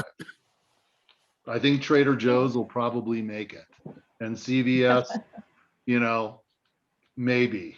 But And I guess I'll just add to follow up. We're trying to be as sensitive to the concerns you're raising. We share them. Obviously, we've been curating the shopping center for 15 plus years with the same goals in mind that you have of creating vibrancy and making it relevant. So we're here with you as partners in that. That's why we're only asking for a nominal amount of the ground floor. We're certainly not asking for it to be converted to a medical office use. We think that we can carefully locate these uses in a way that they would enhance the overall mix with foot traffic and so forth. And I would say in terms of the zoning, as Ms. Tanner mentioned, Town and Country has a whole section in the zoning code specifically dedicated to it. It's part of the CC zone, and I believe that only Stanford Shopping Center shares that zoning.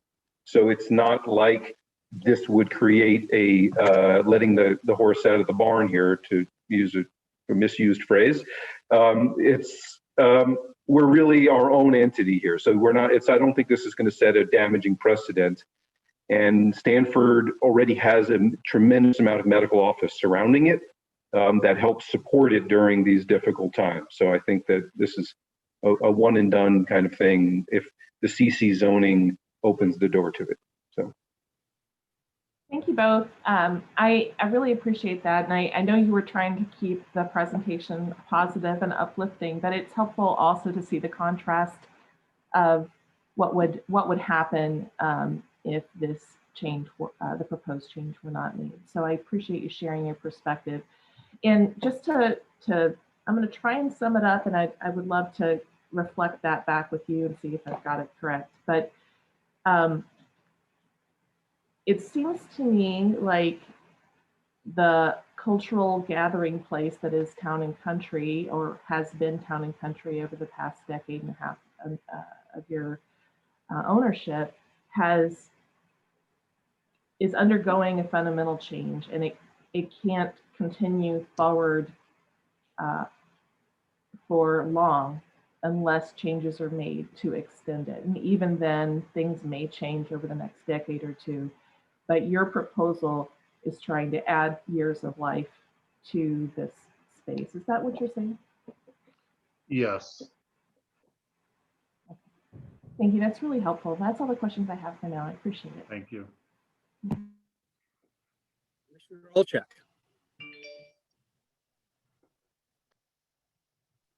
Thank you, Chair. Okay. I just want to acknowledge the staff and the staff report, and also the applicant for participating in this discussion. I was intrigued by this request when ever since I saw the staff report. And I have spent a great deal of time thinking about this.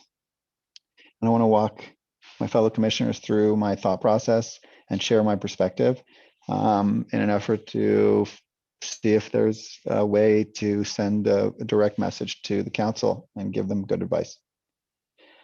As a professional in this industry, in the real estate industry, I'm very familiar with the current challenges that are facing retail property owners and retail establishments and the like during this pandemic.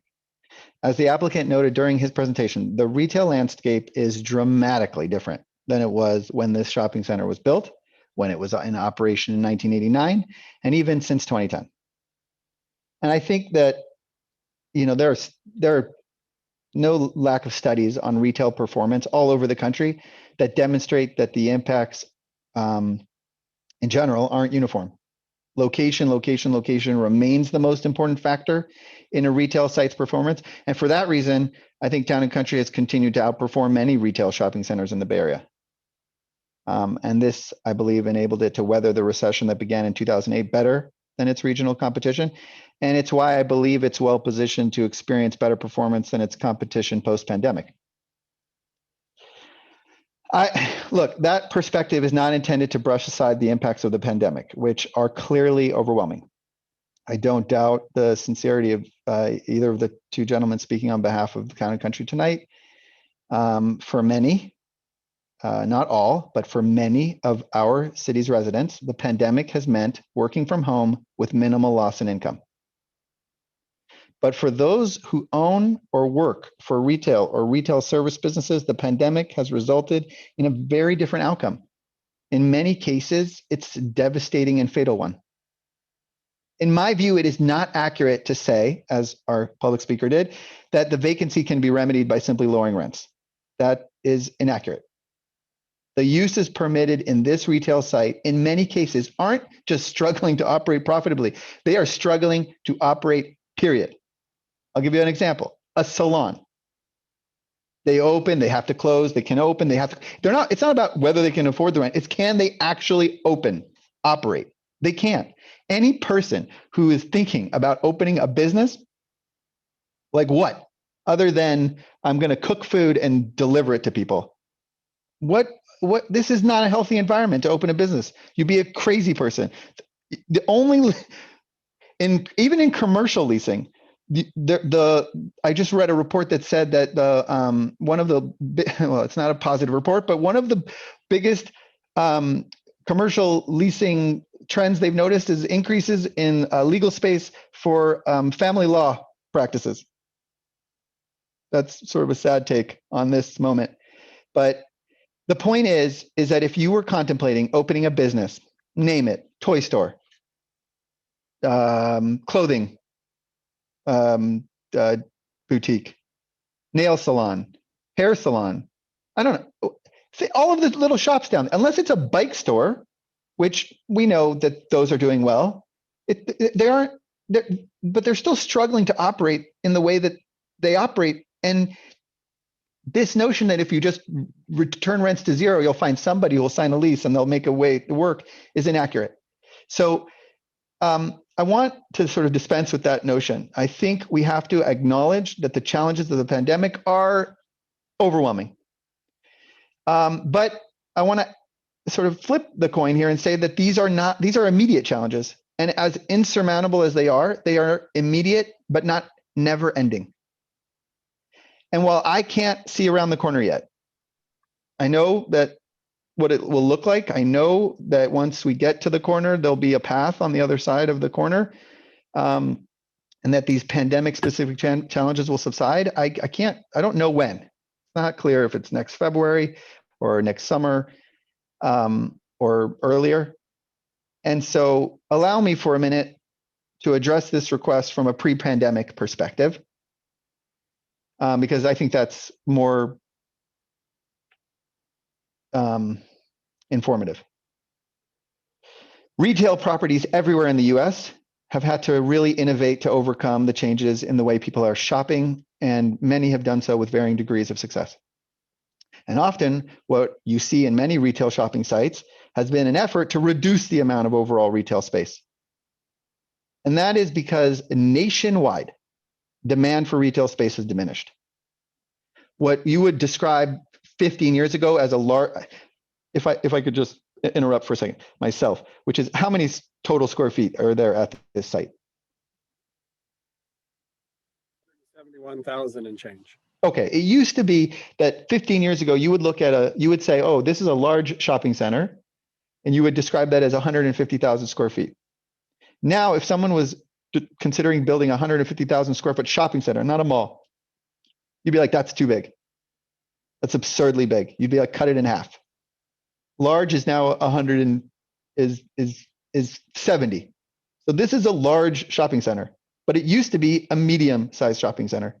And that's because to address some of the challenges in retail, we have been developing, the industry has been developing smaller scale shopping centers, precisely to essentially have less space to manage. And I understand why. It's not unclear to me. When the PTC reviewed the Retail Preservation Ordinance in 2014 and 2015, I supported the concept of protecting our precious retail, but not in the blanket form that the ordinance pursued. I advocated then for a more focused approach, identifying areas that were clearly important retail centers to Palo Alto and allowing other areas to experience greater flexibility. That, I argued then, would truly protect retail because it would have eliminated some retail space in our town that was not within our central retail zones. And it would have allowed the remaining retail property owners to experience greater demand from reduced but more concentrated supply. Essentially, the philosophy that I was supporting in 2014 was we can't save it all. And to be clear, this site, the town and country site, would be among an example of a property within a specific protected retail zone where I would have strongly advocated for the application of a superior but more surgical retail preservation ordinance. In simpler terms, what I'm saying is this is one site where I strongly believe we should be preserving retail over all other uses. But in some ways, our citywide retail preservation effort has made preservation impossible because successful preservation requires you to pick and choose. You can't save it all. It was arrogant to implement a citywide retail preservation ordinance during the good old days of 2015, when we couldn't imagine that the economy could be worse, when we already knew that the challenges that retailers were facing were dramatic shifts in consumer shopping trends, online, the online retail space growing by leaps and bounds. We knew then we should have thought more carefully about what it is that we thought we were going to preserve.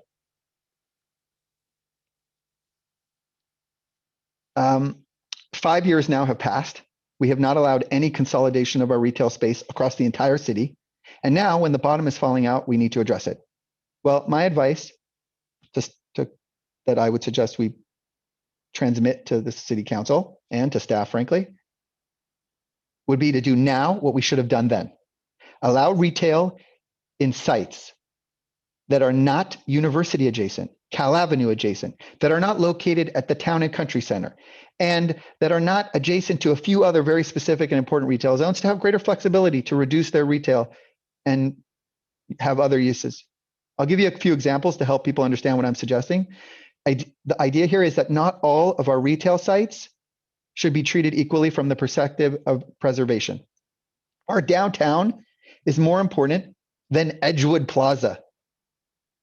And California, which is an island, and California Avenue and Town and Country are more important than the random retail sites that dot El Camino from Arastradero to Page Mill, like, as much as I enjoyed it, the former site of Pizza Chicago.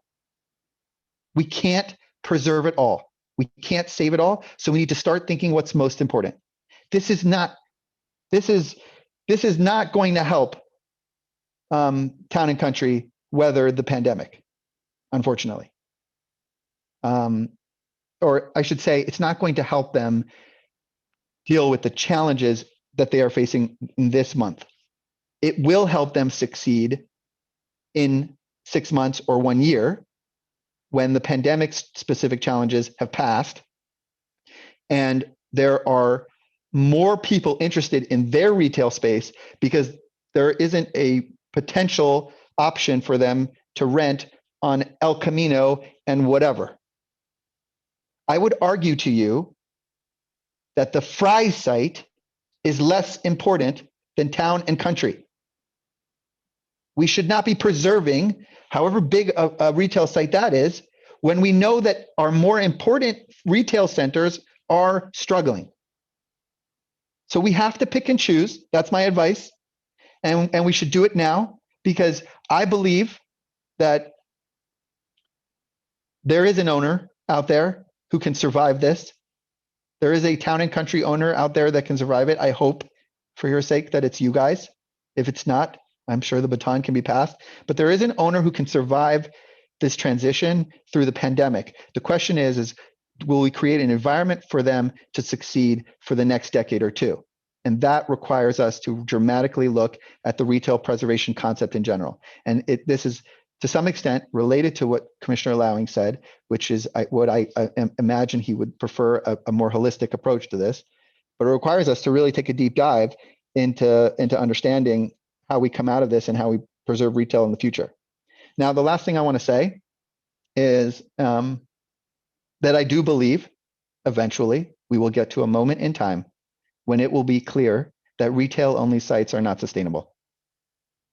Town and Country will get to a place where it is not sustainable to be just retail. I don't think we're there right now, but we're not far. And when that moment arrives, I don't want a property owner like McNellis or anyone else for that matter, the property owner of a place like Town and Country, to rely on medical office to extend the life of a poorly utilized site. What we should ask those individuals to do, what we should empower those property owners to do, is to come back with mixed use. Town and Country isn't working. Would it work better with 3 stories of housing on top? It worked for Santana Row. It works really well for downtown Redwood City. The site will eventually struggle to sustain retail by itself. The question is should we create a world where retail can shrink, housing can increase, and that equilibrium that's necessary for success can be achieved? Right now, it sounds like 75,000 square feet of retail is too much in a city that preserves all retail. I completely empathize with you. I feel your pain.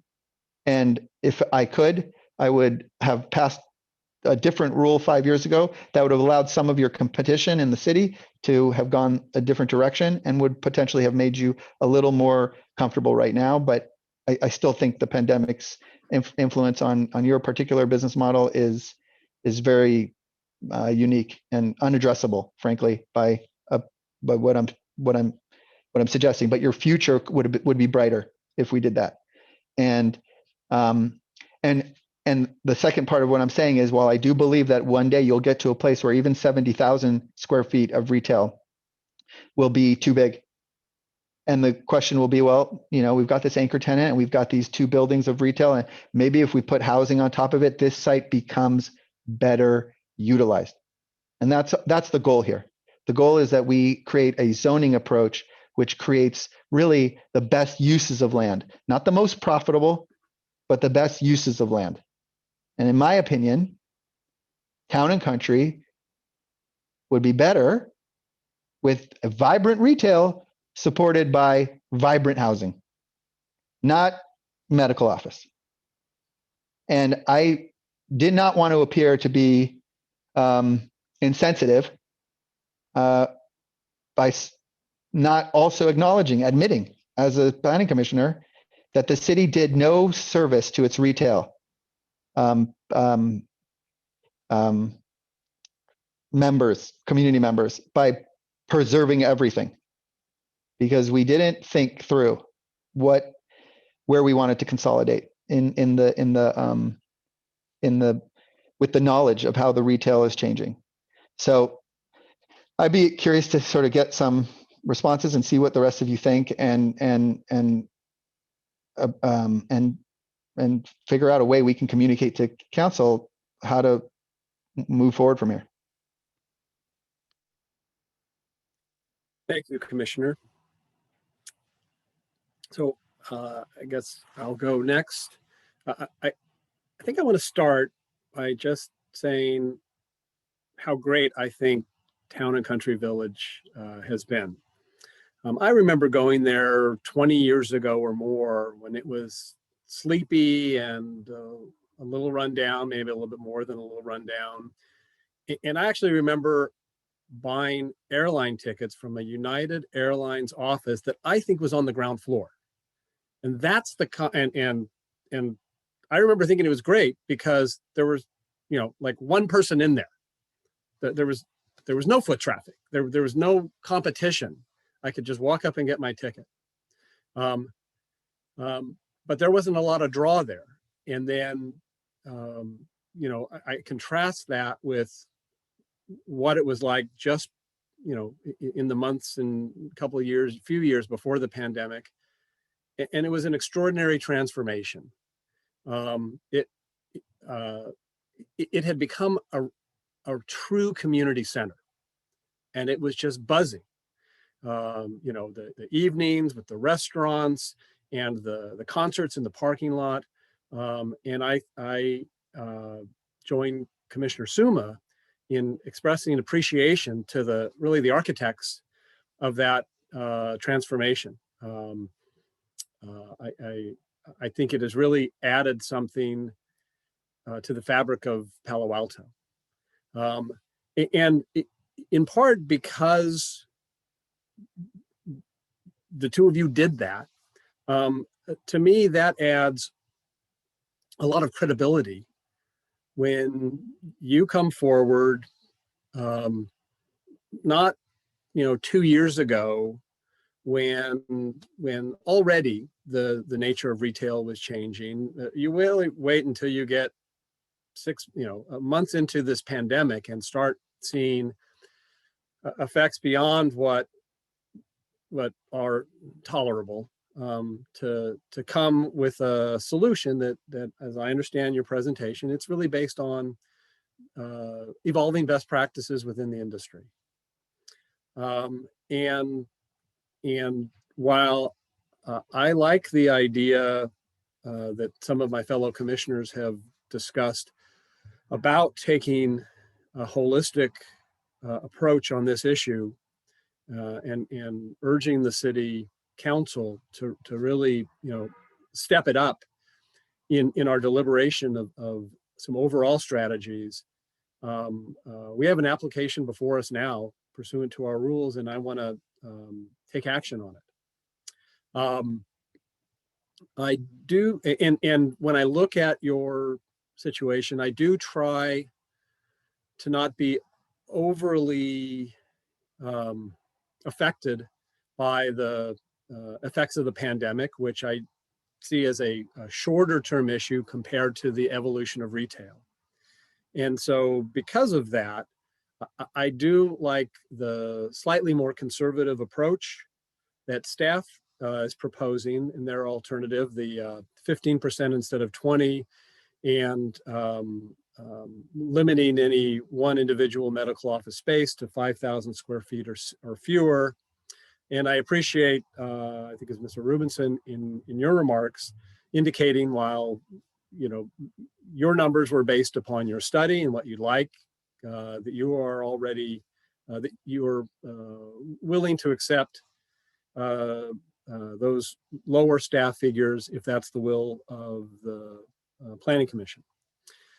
I did have a question on the third figure proposed by staff, which is the 25%, contrasted with the 30% overall that you had requested. And let me, my concern is math-based, and that's this. I thought I was pretty clear on where I wanted to go with this until I heard the applicant say that they could live with the 25%. And so that made me think, well, maybe I'm not doing my math right. But here's what I'm thinking. You have 171,000 square foot shopping center. You have 21,734 square feet upstairs. If you have 15% medical office downstairs, that's, I think the staff figure is 22,500 and something. That's for 15% downstairs. If you have 25% overall, that 25% office overall, you got 15% downstairs, that leaves you only 10% office upstairs in the way I'm understanding this, which would mean you could only put 17,000 square feet of your 21,000 square feet. You would have to leave 4,000 square foot vacant if you got 15,000 square feet of medical office. So I was thinking that 25% needed to basically be 27.64%, which was all of the upstairs plus 15% downstairs. But again, when I heard Mr. Rubinson say 25% would work, that made me think, well, I'm missing something. So I question Mr. Rubinson. I'm happy to help. If I can, yeah, I can happily clear it up. I think it's a question of denominators. The 15% that we're willing to accept for the ground floor is of the ground floor square footage of about 150,000 feet. The 25% for the overall, the denominator is 171,000 feet. So if we filled up the full 15% on the ground floor, it would only mean that we'd have about 1,000 square feet of overall office that we wouldn't be able to utilize. So I have a spreadsheet I can pull up. I shared it with Claire today, but it actually balances quite well, both with our original request and Claire's alternate request, such that it all allows us to fill up the maximum at the ground floor and the maximum overall within about 1,000 feet. And I can pull up a spreadsheet if you'd like to take a look at it. I think Vin is going to pull up the staff presentation, how to pocket slide with some numbers. And it might be helpful. It's as you mentioned, it's about 12,000 or 1,200 square feet is the discrepancy. So if you were to fill everything, it would be 25.7%. Correct.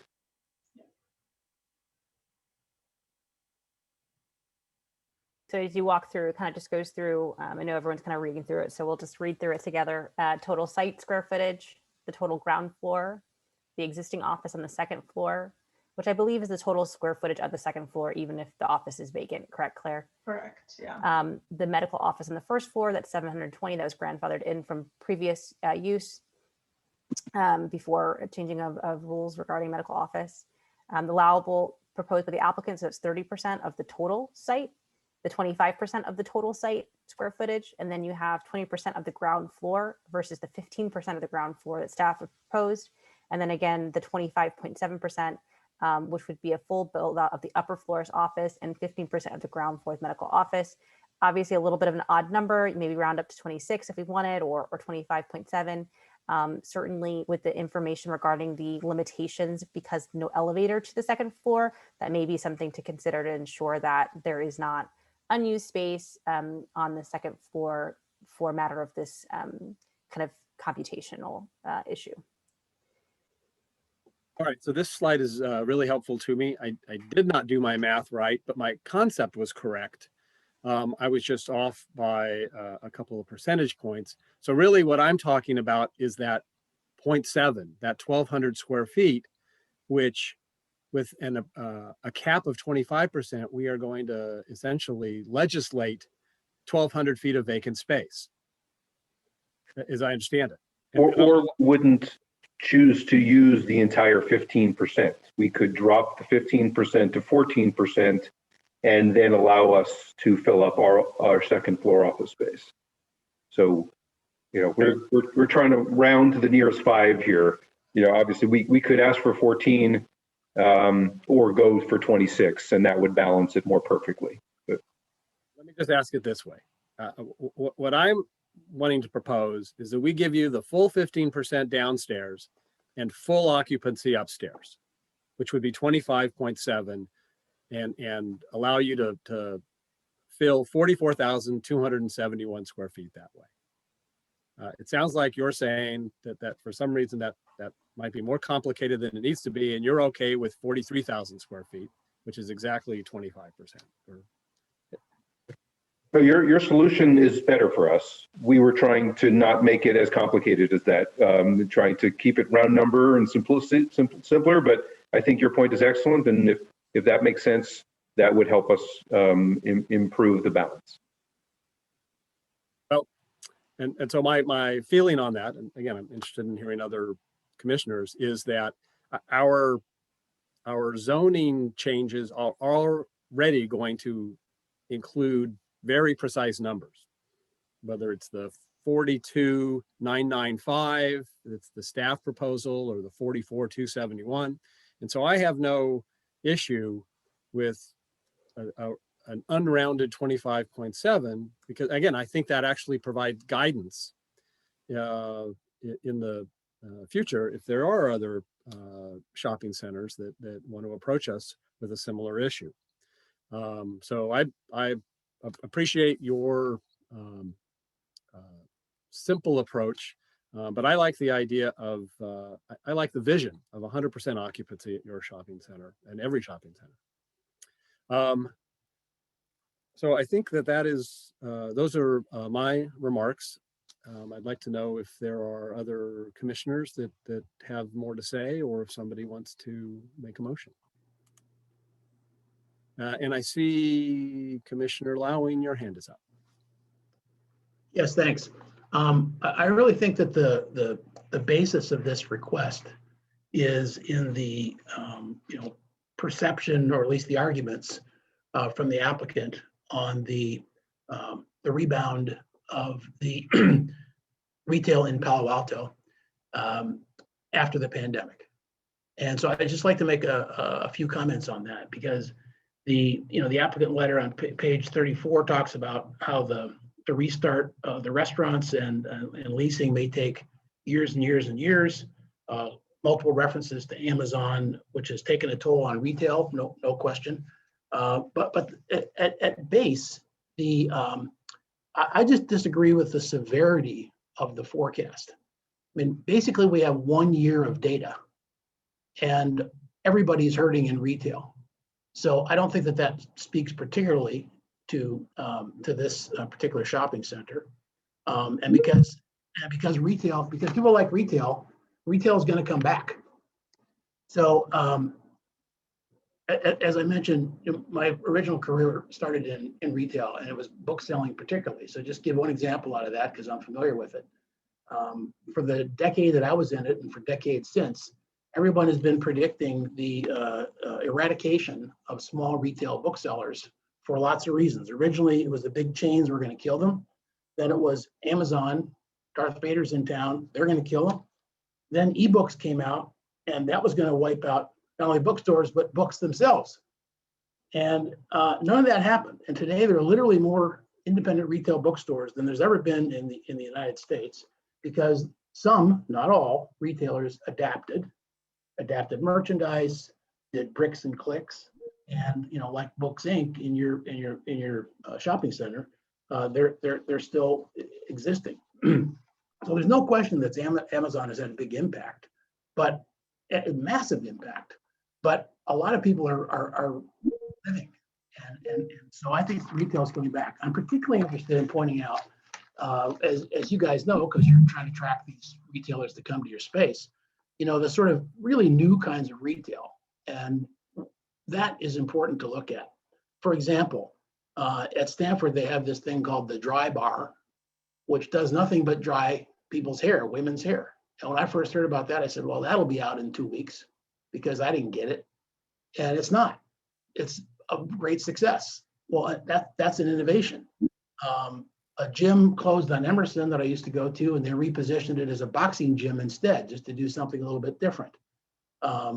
Allison Cormack said in one of these meetings when you had attended it, Mr. Ellis, that there's a shop in Midtown that now caters specifically to only gluten-free products. So there's differentiation in retail that's out there, that's that's new, that I'm sure you are and continue to pursue to fill your spots. And then I'm even more interested in all these people that intentionally went only to online because they were going to go around the retail channel and be successful. And what do you know? Warby Parker is now on Ramona Street because they didn't want to just be that way. They know that customers, some of them want to touch and feel, and they know that the coordination of online and in-store is even better. And the latest thing, a store that just went up in the pandemic on University sells used clothes. Now, who would have thought that was, well, they're luxury used clothes, and online they're about $300 million right now. So I'm just saying that there are a lot of different things besides thinking, well, we need another shoe shop or we need the barber shop to come back or whatever. And you guys are good at that. So I think you're gonna find some. And none of us can predict the future. And I'm not trying to compete my crystal ball, against your guys. But I think the sad vacancy rates are predominantly because of the pandemic.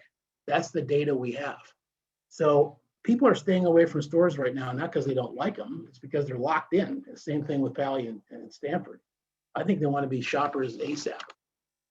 So the question is, is this necessary to take action on now? And as I said at the outset, in isolation, or will shoppers soon be, emerging from their bunkers and be ready to go? I think the answer is the latter. And restaurants like Mayfield, being resurrected in your place, I think it's going to come back very strong. Not in 2 months. Nobody's going to sign a lease right now. But I think this is not the right time to do this, and not the right time to be doing it just in there. I mean, I think what you're asking for, frankly, is more of a financing strategy than a vibrancy strategy, which might be fine over time. But I would rather team tagging with Mr. Alchek. I would rather consider the whole thing around what do we need retail where, and what can we do, and consider all the categories that council has put in front of us.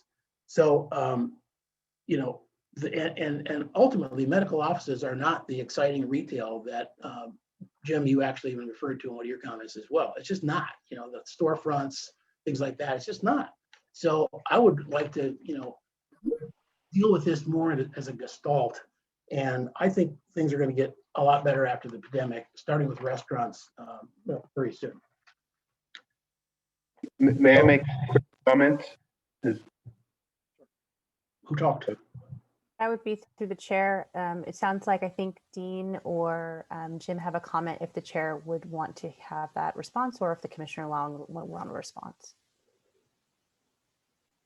Is that the will of the commissioners? Yeah, I'm open to allowing a response, and please do. Okay, thank you. Yeah, it's a really helpful discussion. Really, really helpful overall. I would just say that, and I know some of you may or may not be in the real estate world, the cost of refilling a shopping center, especially with regards to restaurants, is incredibly expensive to renovate, to pay tenant improvement allowances and broker fees, as well as to give what is going to likely be expected during this period, free rent for, in some cases, half a year.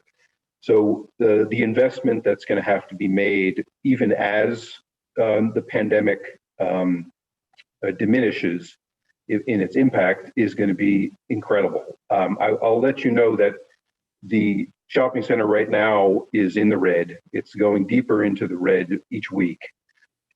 We are struggling to keep our tenants there, as Jim mentioned, by allowing them to pay very limited rents. We agree with you that there will be some amelioration of the impact as people go back and are excited to go out for drinks and so forth. But all studies that we've read is that the patterns of e-commerce that have been created during the pandemic are likely to continue longer term. It's similar to the office work from home changes that are likely to continue here. So we think there will be some improvement, without a doubt. The struggle that we're going through right now, and the very slow rebound and very costly experience to facilitate that rebound, we fear could push us over the edge as the owner of the shopping center and the curator of this treasured community asset. And we remember the days with that airline office. Next door to it was a piano storage studio, if I remember right, where Mayfield was. And then there was tremendous vacancies elsewhere. So we've been there, we've seen what can happen here. We also own other shopping centers that we've purchased from other national retailers, and we've tried changing out the Jamba Juices and the Chipotles and every other national retailer that wants to come in to these shopping centers. We don't want Town and Country, which we all care deeply about, to become a national chain shopping center. Within the zoning right now, that is an option that could occur.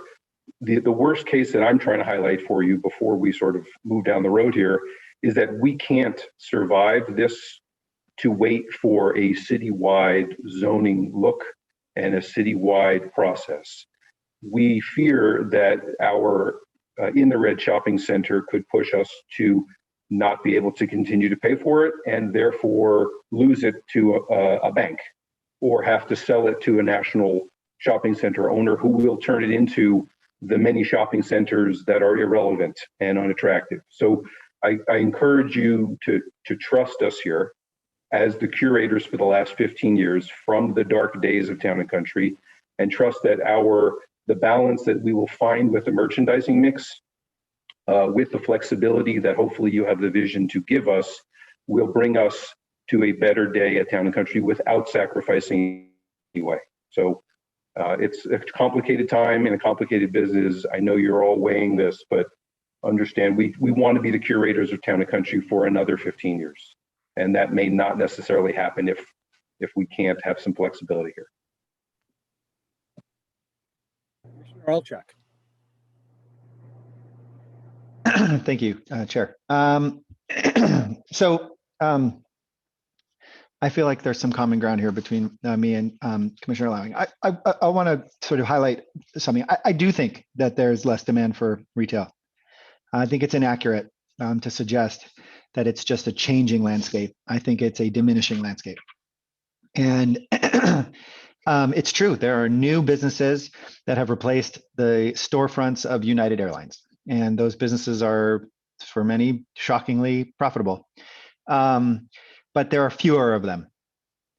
And I think what I would like to do is have RPTC sort of preserve some credibility by acknowledging that there is a change in the retail landscape, and that's been happening for decades. And one of the issues that I'm hearing from the applicants tonight is that COVID is causing them a problem. What I would suggest to them if they had come 3 years ago would be like, maybe it's time for mixed use. That's a challenging suggestion now, because what can you do about it now? Nothing. But that site is, in my opinion, an attractive housing solution, not solely housing, but a mixed use housing site, far more attractive, than many. And that's in essence, neither here nor there now. If the issue is COVID, then what I would suggest we do is, time is of the essence, is figure out ways to address the challenges you're experiencing. I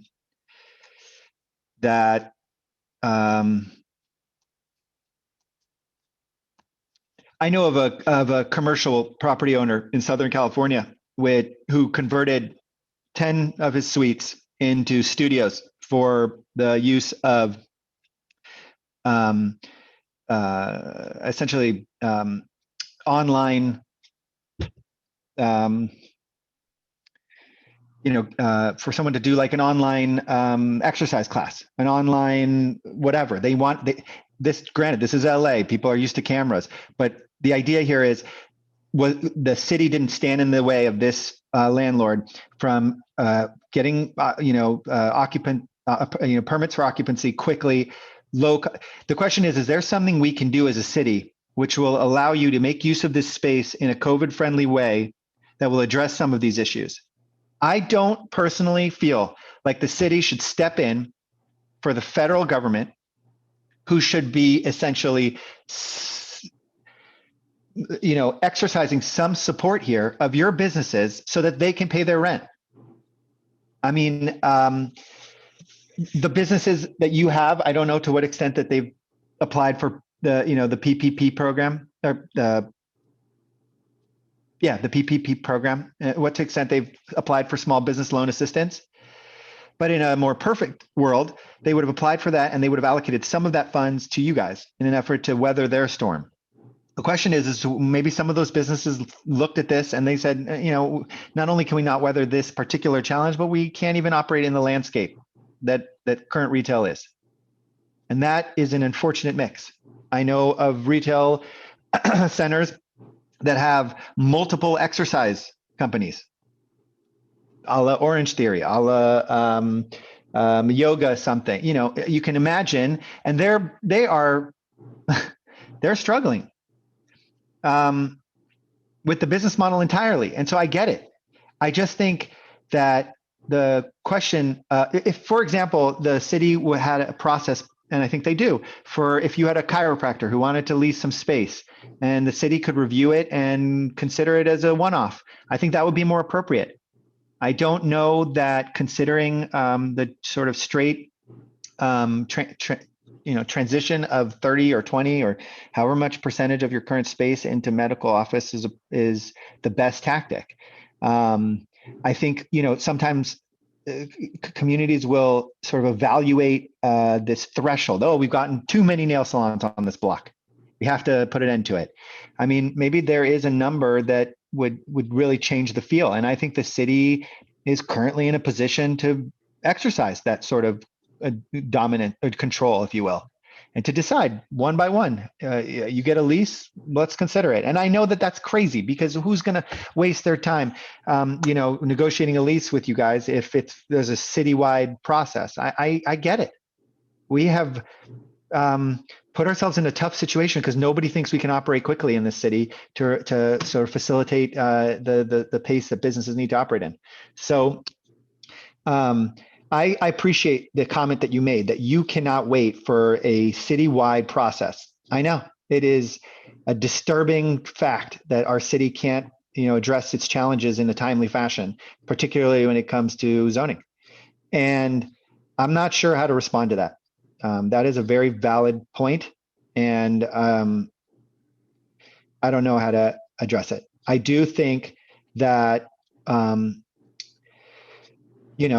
I'm sure there are plenty of rules that are impacting the way maybe some of your businesses are doing business. And maybe there's a scenario where, your salons can operate with pop-up tents outside and you can cut away some parking. I don't know. And frankly, to be totally honest with you, when we talked about California Avenue several years ago, and I advocated very strongly for a limit on retailers with more than 10 locations in the state. And that is sort of a formula that's been used in Hayes Valley, for example, in San Francisco. And I believe that would add to the sort of boutique and town and country kind of vibe. But, the city didn't exercise that sort of control. They just didn't. And I feel like if a national retailer will help you survive this, then go get a national retailer. And it's the city's sort of, if the community doesn't appreciate that national retailer as much, well, that's on us. These national retailers are succeeding because there's consumer demand. And it's very likely that in 10 or 15 years, there won't be anything but these national retailers. So if there's a formula that will allow you to experience success there, I think you should pursue it. And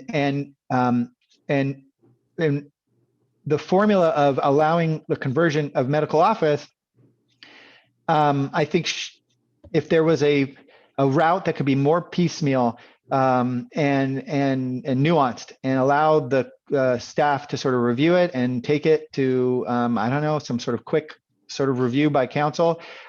Maybe the right advice would be, hey, council, why don't you consider some fast-tracked process of review for, I don't know what it would be called. Would it be a conditional use permit to allow a medical office to occupy one of your spaces? I don't know if that's the staff could sort of illuminate, but I'm sorry to interrupt, but please understand, we're asking for only 15% of these retail-oriented medical uses on the ground floor. That doesn't circumvent the CUP process. We have to go through a CUP on every single tenant. We have been working for 15 years to create and curate this tenant makeup at Town and Country. Is there anyone on this commission that thinks we have not done a good job of that? Have we not earned the trust of the community and all the decisions we've made? I appreciate your comments. I'm going to pull it back to the commission. I'll just respond quickly and say I fully appreciate and I hold in high regard the management of this Town and Country. I think that what you're hearing from me, at least, is a tremendous amount of concern that what this site represents as a retail center could dramatically change if a third of it or a quarter of it became dental and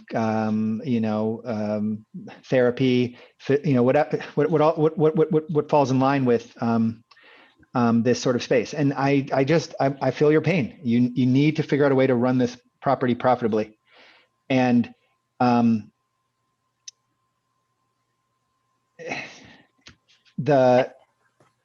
anyways, I'll conclude. I am not prepared yet to support this percentage concept that you've put forward, Commissioner Heckman. And frankly, I just think it's a dramatic change in the concept of the site. And so what I would suggest to you is that, like, this is so profound, in my opinion, this notion that it's like this idea, we need to preserve retail. Well, where?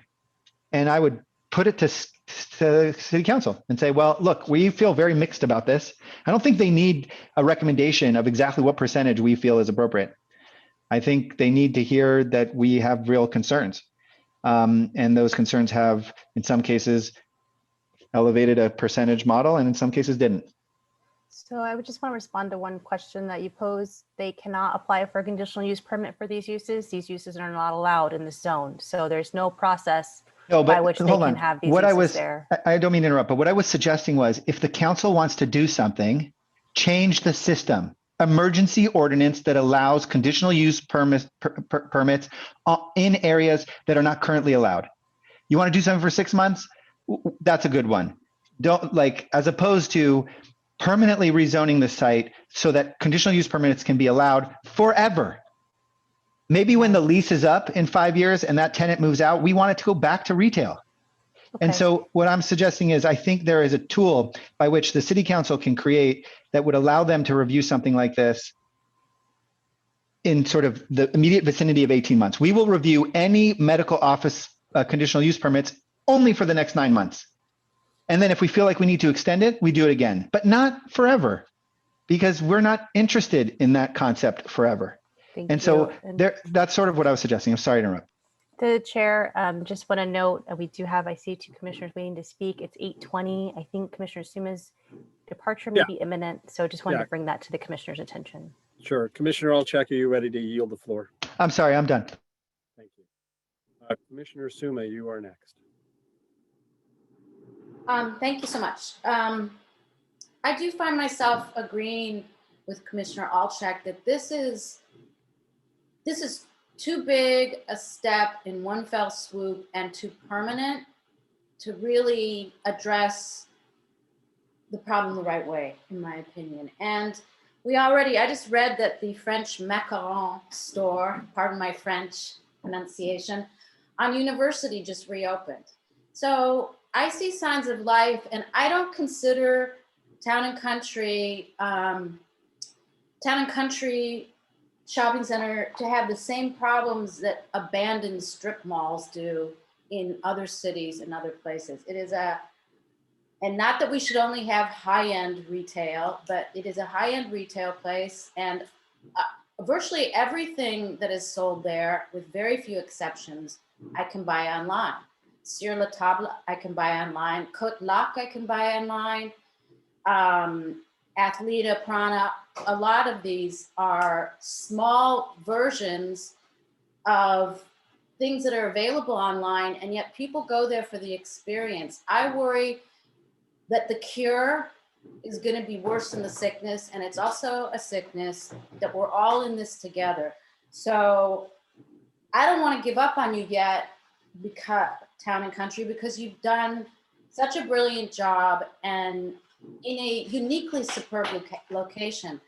So, and just anecdotally, I know Florida is a very different place than California, but my sister opened a 10,000 square foot restaurant in West Palm Beach 2 weeks ago, and it's going gangbusters. So there is there is a yearning for people to go out into the world that I'm hoping will happen sooner than later. So I would like to help the applicant find a better way. I'm with Commissioner Alcheck on this. I think there's a better way to do this that wouldn't be as permanent and would have more flexibility.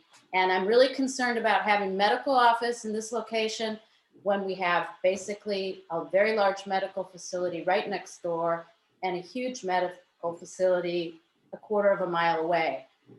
I'm worried that long-term it will kill what is special about Town and Country and that it's a bit redundant. So at this time, and I will have to go, but not for a while still, I don't think it's a right solution. So I'm really struggling because I really want to find a way to help the applicant.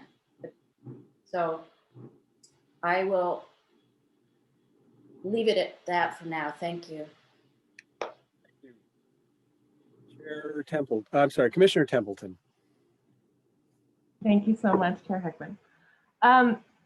So I want to weigh in on some of the discussion that I've heard, and I'm going to start by acknowledging that the applicant has described themselves as curators of this space.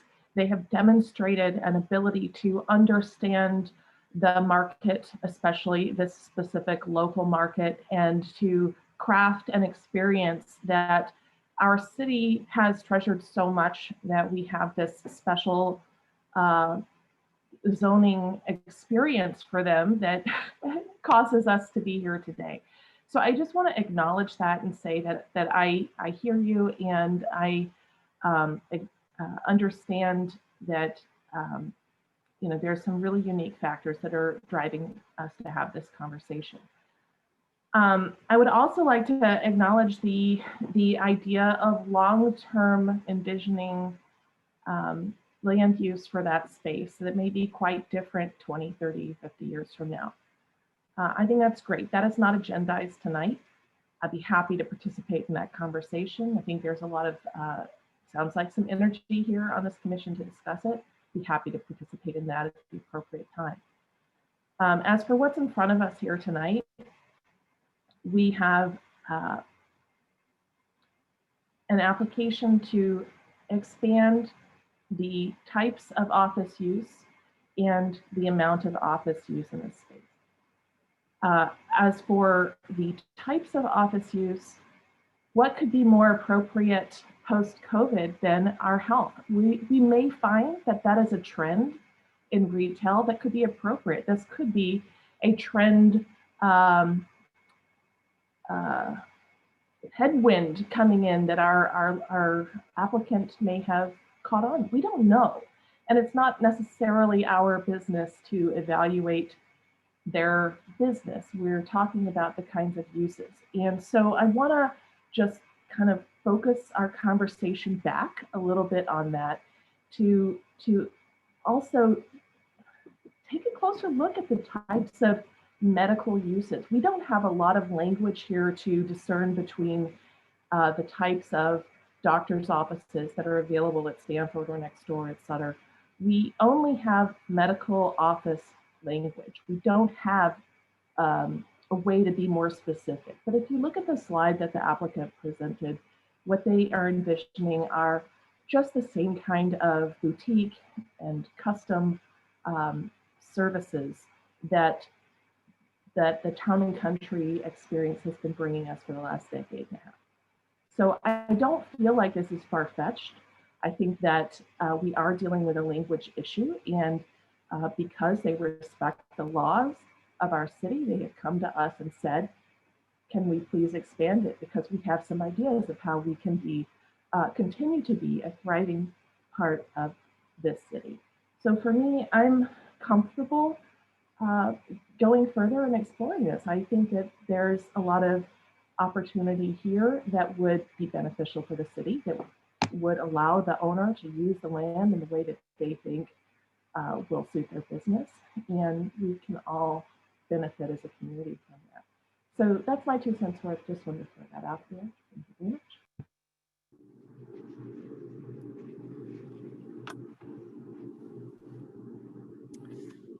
I don't really have anything more to add than what I provided before. It indicated the direction I'd like to see us go, and I've also indicated that I am interested in a longer term, a more comprehensive project, but not as a reason to say no to the application before us. So I won't belabor that. I'd like to see if anyone is ready to make a motion.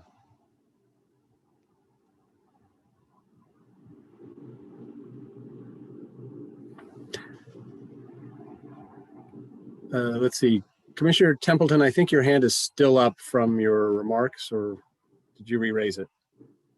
Well, I was just trying to find the raise my hand button. I'm happy to move the staff motion. The reason I'm holding back a bit is that you had some customizations that if you'd rather make the motion with your changes, you're welcome to.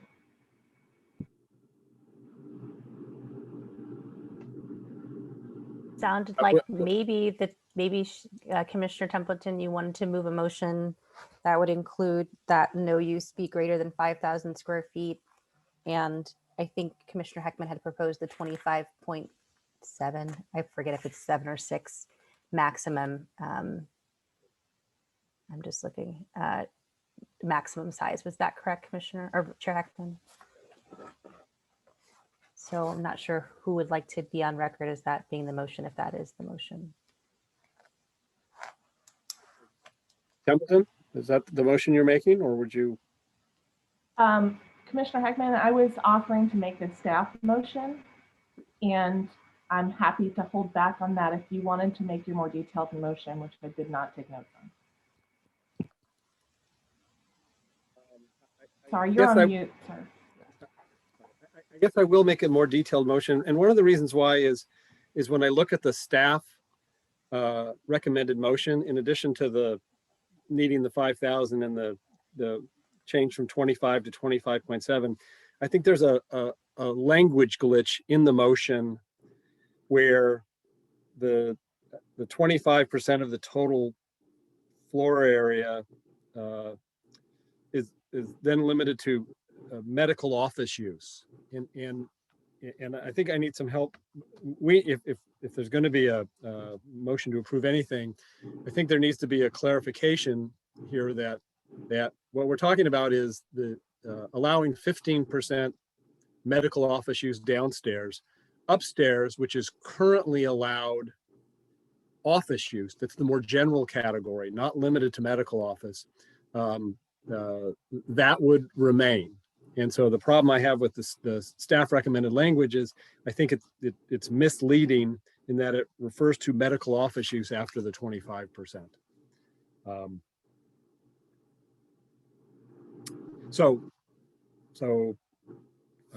I guess let me try a motion then that accounts for that. And I'm sorry if it's a little wordy. I move that the Planning and Transportation Commission recommend that the City Council adopt an ordinance similar to what's attached, which amends Chapter 18.16 and Chapter 18.40 of the Municipal Code to allow up to 15% of the ground floor area to be converted from a retail or retail-like use to a medical office use, and allows, subject to that limitation, no more than 25.7% of the total floor area at the Town and Country Village to be in office use, and to further modify, sorry, I've got to get to the ordinance.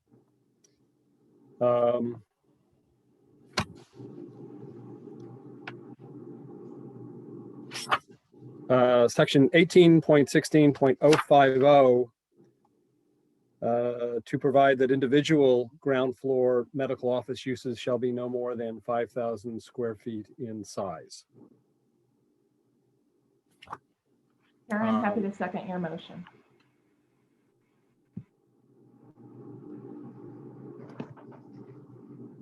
I don't need to, I don't feel the need to speak any further to the motion. I think I've made my views clear. Commissioner Templeton, do you wish to speak to your second? No, only to add that for the other commissioners, if you felt that we needed to have a time bound or some kind of circle back in order for you to support the motion, then maybe you could make an amendment. For that, Commissioner Alcheck, I see your hand next.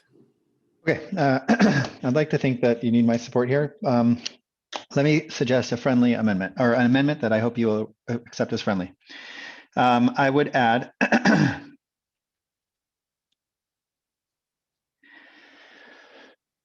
okay, first I just want to address one thing, which is that what we do tonight is precedent setting. And I don't think it should be considered personal. So I say that because I want to make clear that I don't know the applicants, and I want to make sure that what we would do tonight, we would do for any retail center in Palo Alto. And I think it would be problematic if we didn't actually consider this, because they're coming. By the way, anybody that's on this commission should know that the minute we finish here, you're going to get an application from Edgewood Plaza. You're going to get it's going to come from everywhere. And so, and by the way, I say that having already said that not every one of these sites should be preserved as retail. So in my opinion, some are are less important than others. So here's my amendment. I hope you will accept it. Everything you just said, with the additional line, as long as the lease is signed in 2021. If they want to sign a 5-year lease, great. If they want to sign a 10 or 15-year lease, it's their ball game. But if the lease is signed in 2021, it can go through this process. Once the calendar year 2021 is over, that's it. No, that space isn't going to get released under this process again. If this is a way for them to get through the pandemic, great. And I say this in response to Commissioner Templeton. This concept of alternative uses is not 2050, it's not 2040, it's tomorrow. The conversation about whether or not an applicant or an owner of a property like this should come forward with a housing opportunity is now. Those conversations should be happening now if we want them to make life better in 2040. So I would like to suggest to you that this is a dramatic change, and I would support this motion if it allowed these uses only if leases were signed, only for leases signed in 2021, which would mean that when the space, let's say the lease terminates in 5 years, that space couldn't be released to some new medical office at that time, because that use is essentially not a permissible use. It was a one-time conditional use for the purposes of weathering the pandemic. The assumption here, by the way, is that these two gentlemen and their company have some group of people who are ready and waiting to flush them with some money and lease the space immediately. If, for example, this medical office space didn't fully lease up for 2 or 3 years, then that money will not have helped weather this pandemic situation. Because I believe this pandemic situation the challenges of this pandemic specifically will be lifted, and then it'll just be retail challenges to which those challenges deserve a different review. So I would be willing to support this on the condition that it is for the purposes of leases signed in 2021 only. Commissioner Alcheck, is it acceptable to you if I wait to respond to your proposed amendment until I hear from the other commissioners who have their hands up? Sure, absolutely. Thank you. Commissioner Stuma. I think you said Commissioner Stuma. I did, I'm sorry. Thank you. I have to go immediately. They're running ahead of schedule. I suggest, and I agree with Commissioner Alcheck, this is game changing. And I feel what we could do right now that would be most prudent would be to vote to continue this. We have not dealt with zoning and uses in the context of a pandemic before. And I think this deserves a little more time. And I wonder if anybody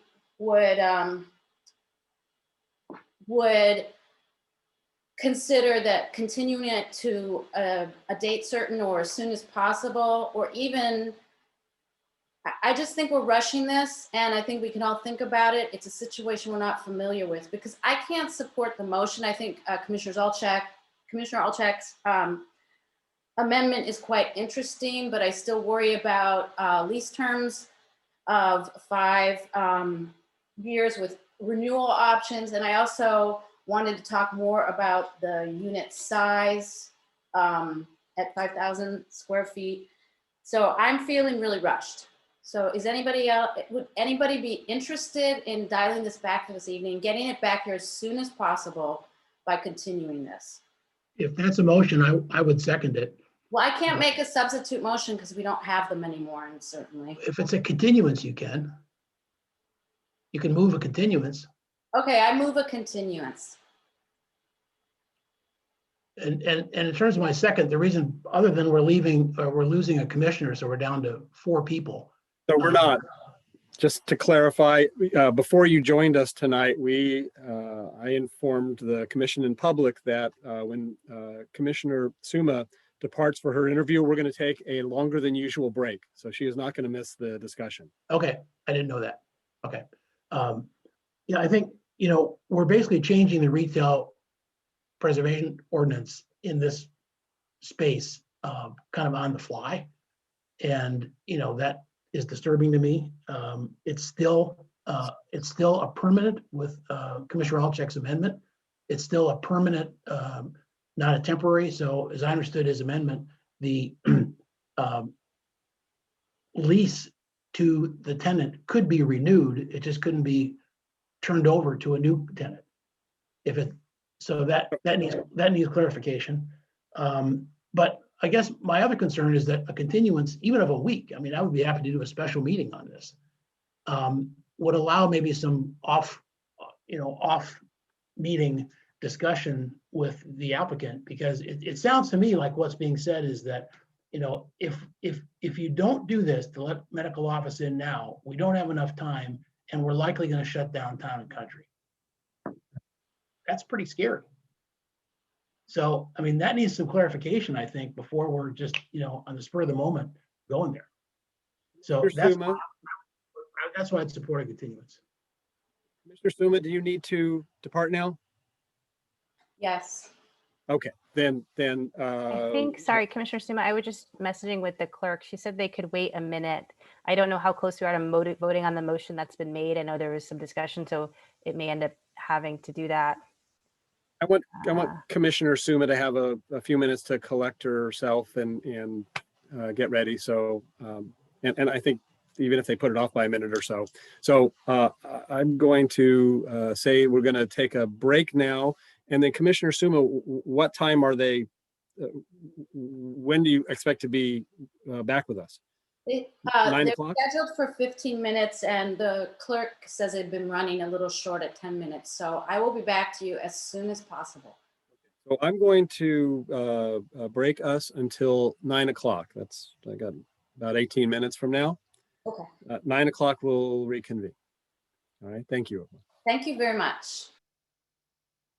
Commissioner Stuma is back. It looks like we have our tonight's full complement of commissioners. And so let's resume the meeting. And I want to thank the attendees and staff for holding on through the lengthier than usual break. So just to recap where we are at this moment on this agenda item number 2, we have a substantive motion on the floor with a proposed amendment pending. We have a procedural motion on the floor. And I have see 2 commissioner hands up, Lowing and Alczak. I'm not sure if Commissioner Lowing's hand is still up from before the break. He'll take it down if it is. And before I call on commissioners, I wanted to ask a procedural question of our city attorney, Mr. Yang. to confirm for me that the procedural motion essentially takes precedence over the substantive motion. So we would address that motion first, and then depending upon the result, move to the substantive motion. That's Mr. Yang? correct. That's correct. The motion to continue needs to be voted on and resolved first, and then you'd return to the main motion if appropriate.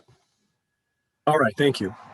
So we have the motion from Commissioner Stuma and the second from Commissioner Lowing. I see your hand still up, and I did somewhat cut you off to start the break for Commissioner Stuma. So Commissioner Lowing, did you have more to say regarding your second? Just briefly, based on the stance, I think, from the applicant that, we're talking about, if this doesn't happen, then there's a high likelihood, don't want to put words in anyone's mouth, that, the shopping center won't survive. I think that changes the whole discussion and debate. And we need more time. And it may be that Commissioner Alczak's suggestion of emergency ordinances is in order, but it's not going to be done tonight because we would need a lot more data from the applicant to see if that's the case, or it may even be above our pay grade. And at that point, their financials and so on should go to the finance committee and council. So, we got to sort that out.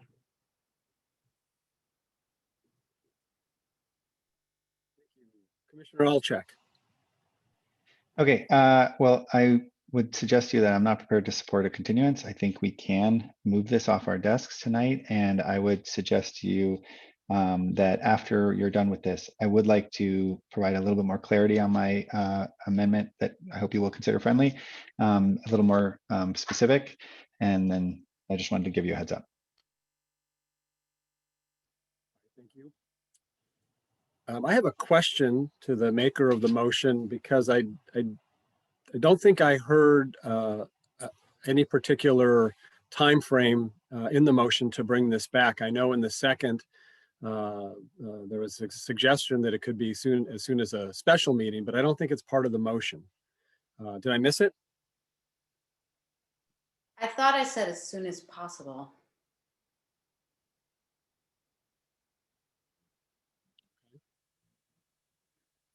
All right. I still see Commissioner Lowing, and I'll check your hands are still up. Is that intended? Nope. Okay. Commissioner Templeton, did you want to speak to this procedural motion? Yes, just to say I'm prepared to finish, to complete this item tonight. So I won't be supporting the continuance. All right. Seeing no further hands, Mr. Nguyen, will you call the vote, please? Yes, Commissioner Heckman, No. Commissioner Alczak, Nay. Commissioner Lowing. Yes. Vice Chair Rupavar is absent. Commissioner Stuma, Yes. Commissioner Templeton. No. Okay, the motion does not carry. All right. Commissioner Alczak, did you want to clarify your? Yeah, so let me try to be a little bit more concise. The purpose of this amendment is twofold. And so I'm going to amend it slightly. I would like to suggest that, first of all, this is a recommendation. So we're not drafting an ordinance tonight. We're making a recommendation that council consider the following. And so in that recommendation, I would suggest, number one, that it apply only for leases signed in 2021. If it's a 5-year lease, great. I would exclude extensions. So maybe the correct language would be it applies only to leases for a maximum of, I would be open to your thoughts here, 5, 10 years maximum. The idea being whatever we're comfortable with, that they're comfortable with signing, and then they can have this use for 5 years if it gets them through this troubling time. But the second element that I would like to suggest, so the amendment is with language that adds as for lease only for leases that are signed in 2021 for a maximum of 10 years with no extensions. And, but I'm open to slight variations, maybe even 5 years. I would actually be more open to 5 years. So let me change that. No, forget it. For leases that are signed in 2021 for a maximum of 10 years. And then the second component I would suggest to you is that council, in considering this, appreciate its application to all retail sites in the city.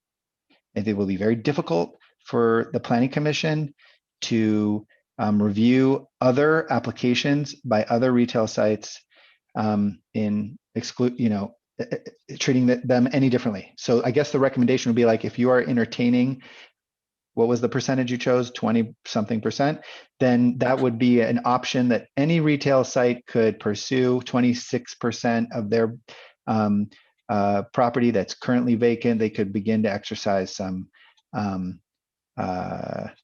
medical office use. And I'm not trying to insert a poison pill here. I'm trying to suggest to you that the recommendation essentially imply that this can't be a approach that we only apply to the first person that came to us.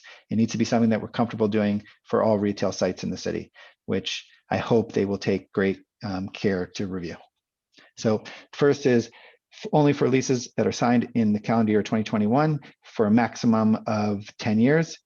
So any lease signed in 2022 would not be able to sort of enjoy this benefit. So if they didn't fill their 26% with 10-year leases, then presumably that area would return to retail sooner. And then the second component would be that we recommend that council consider the application of this exact sort of flexibility to any retail site in the city. Those are the two, those can be separate. Those are the two additions I would like to make to your motion. I know that didn't sound clear, but it's my best attempt. Commissioner Templeton is the seconder of the original motion. Do you want to weigh in before I do as the maker of the motion on the proposed amendments? I'd like to hear your thoughts. I mean, I'm open. I guess I'll say this. My hope with supporting this motion is to close the gap between this application and the staff coming back with a recommendation for more retail, broader discussion that they said that would come back later this year. So, you know, Commissioner Alczyk's suggestions seem to align with that. I'd be okay with it. I'd like to hear your thoughts as well. All right, so let me break it down into the two components. While not ideal, I would be willing to accept the amendment limiting these leases to those that can be signed in the next 10.5 months by the end of 2021. I really don't like the 5-year term because from my experience in leasing, a lot of tenants are, you know, looking at a time horizon. They are banking on you know, a 5-year option or a series of 5-year options to amortize their investment, and I think that could really be true for medical office. So it seems like that time limit. Again, I'm as long as it's built into the original lease, I would want that to be honored, because I'm afraid if we give them just 5-year leases, we will chase away half of the tenants who might otherwise sign leases in 2021. And I'm speculating there, but that's my reasoning. So I think I clarified that 10 was my number, but I know I said 5 as well. But I think my final time I said 10 or less. And then and what I'm saying is I'd be more comfortable accepting that first prong if it wasn't time limited, as long as it's built into the first lease.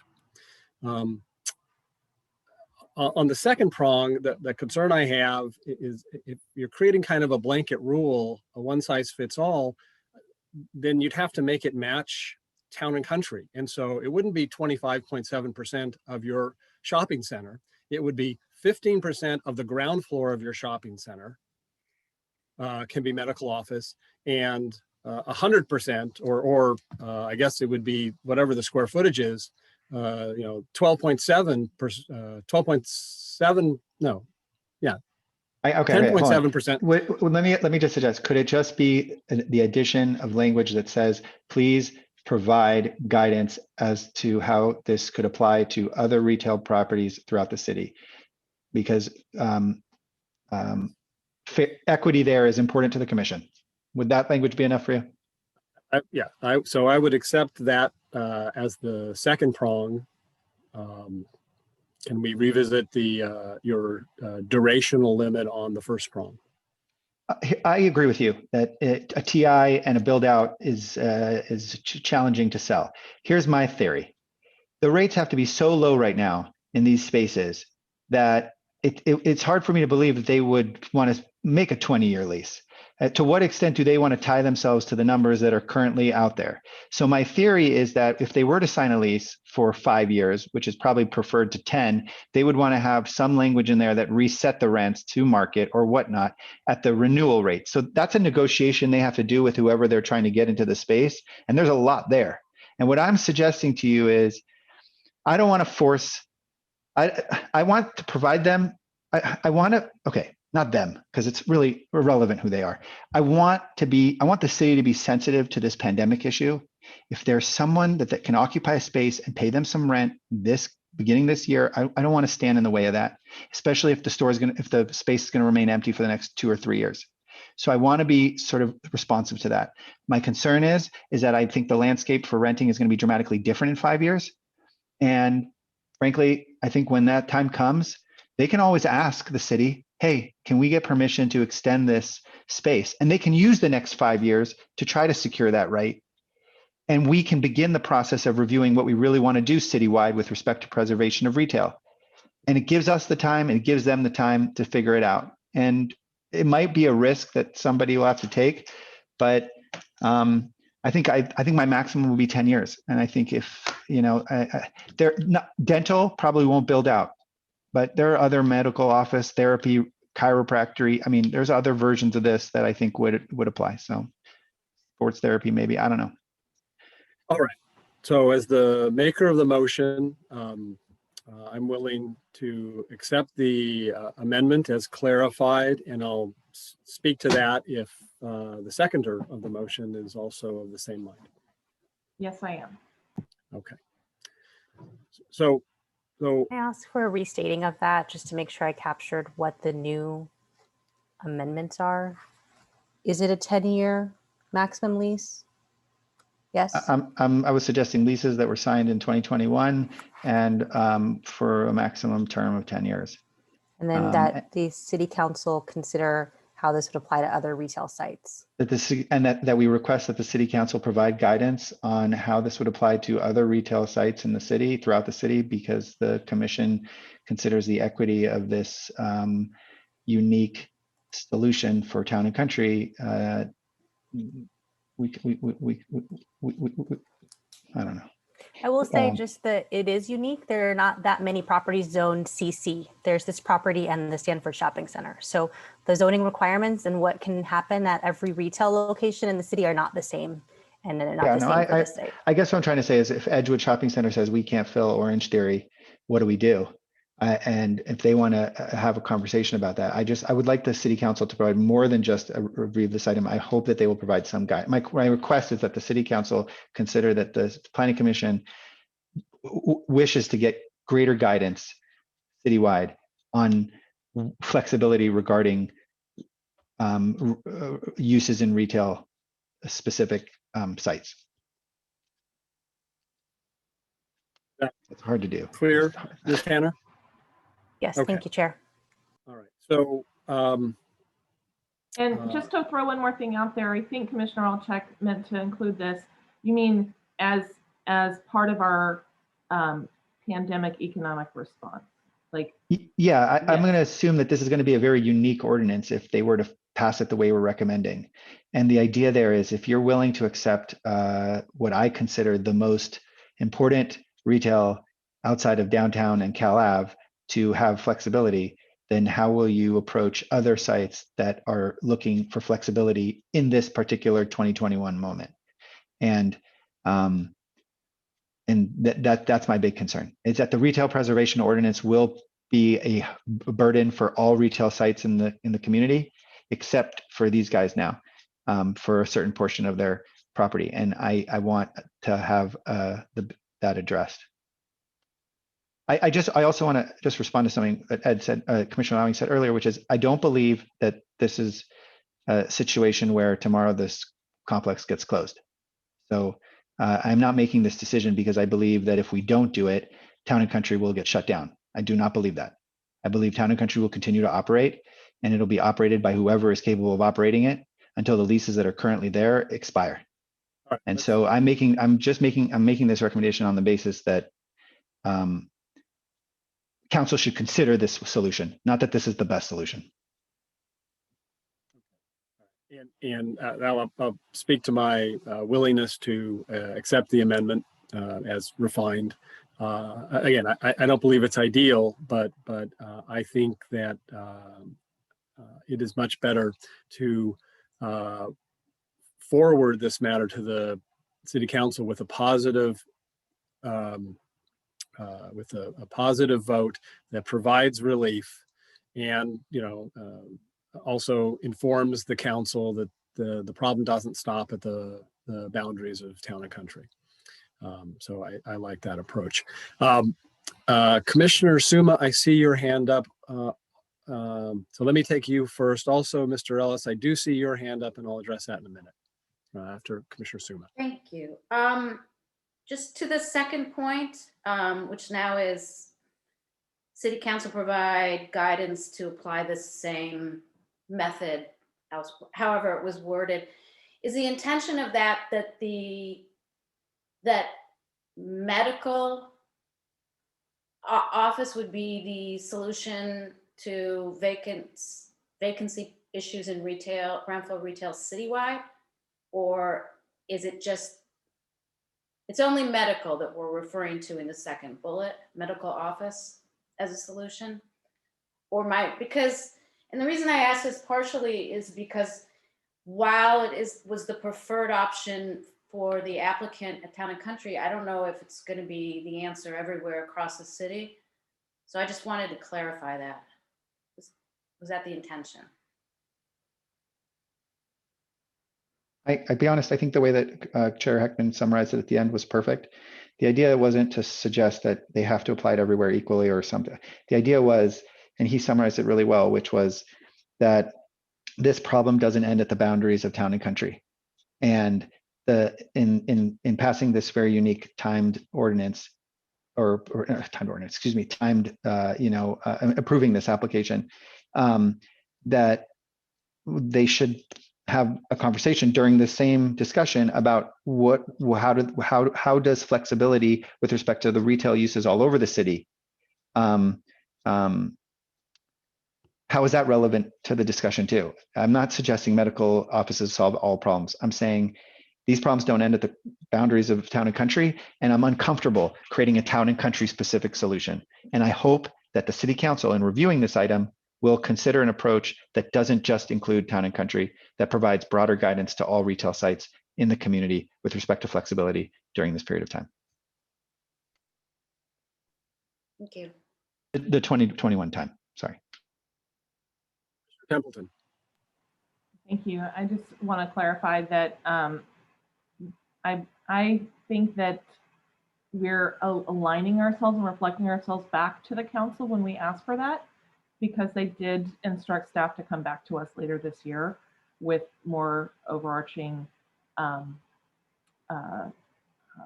guidance. So I think that it's just acknowledging that. So I think it's helpful to include that and say, yes, we know we're going to come back and have some potential changes that reflect the economic necessities of our pandemic response. So I'm comfortable including it for that reason.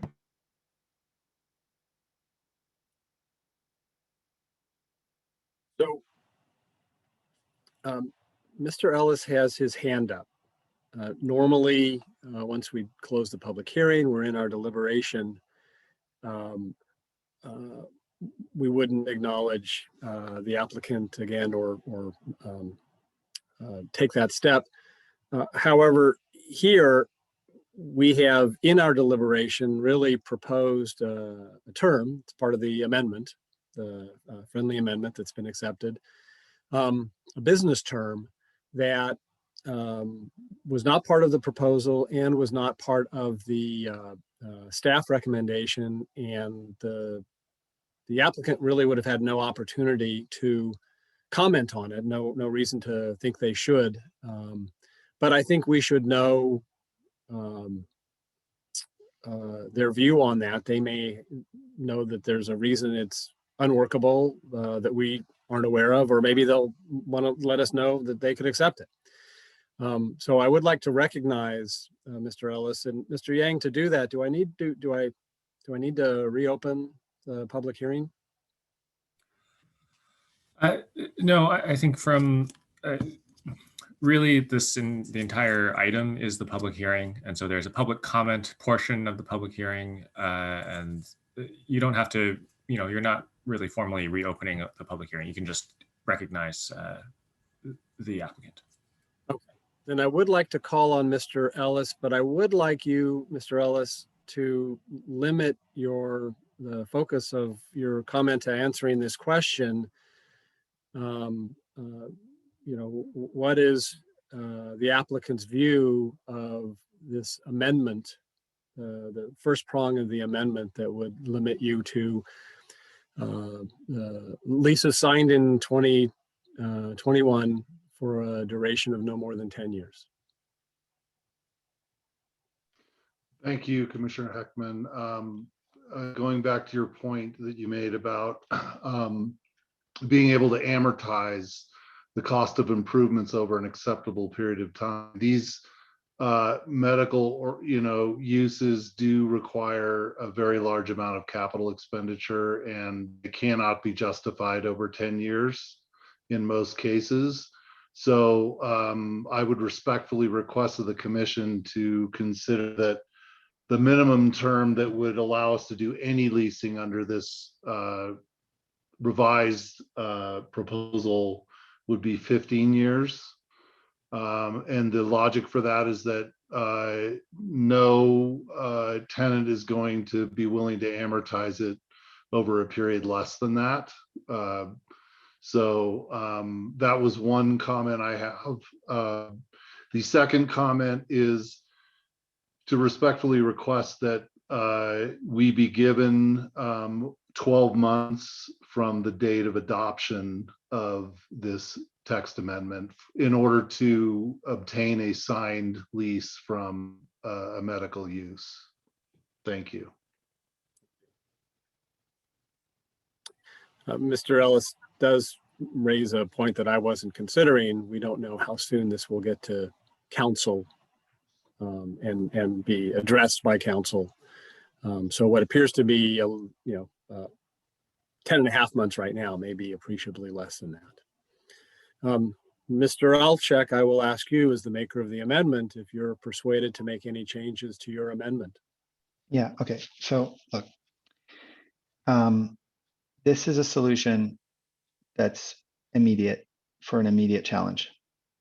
So my suggestion to the applicant would be to begin the process of engaging in a dialogue with City Council or staff for that matter on how you can preserve this space in excess of the 10 years that I'm willing to support it now. I agree with you. There are there's some mix of tenants that won't be able to accept such a lease. I would also argue that whatever build out that would require is a solution that probably wouldn't begin paying rent until next year.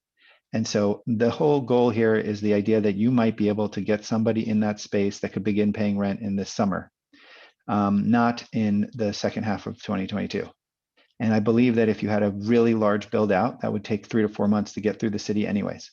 And what I'm hearing from you is that you need help now. And so I cannot hold both of these concepts in my mind, unfortunately. I cannot accept the notion that there's a build out that would take so long and be so expensive that could theoretically only get signed in the beginning of next year, that would somehow serve to bolster your financial position right now. And so, again, we're not writing the ordinance from this commission. We're making a recommendation to the council. And so what I would suggest to you is that you take that comment and those concerns to council and share it with them. I'm not failing to appreciate what you're saying. I think that the value of this property would be significantly higher with more flexibility forever, but I'm not prepared to support that tonight. And I hope that the solution that's before us will help you get over your hurdles now, not next year. Next year, I think we need to review this differently. And my hope is that when this comes back to us, we talk about retail preservation citywide. So. Okay. So no change to the amendment. I don't want to Understood. make, again, it's not an ordinance. I think we should just move it on and that those comments can go to council. Understood. Fine with that. So we have a motion. We have a second amendment that has been accepted, and I think we're ready to vote. Mr. Nguyen? Yes. Commissioner Alchek, Aye. Chair Heckman. Aye. Commissioner Lowing, No. Vice Chair Rupavar is absent. Commissioner Stuma, No, Commissioner Templeton. Yes. Okay, the motion carries 3-1. Thank you, everyone. Thank you. I'm sorry, where's the one who abstained? One absent. One absent. Vice Chair Rupavar. That's different than abstention though, right? That's fine. Whatever.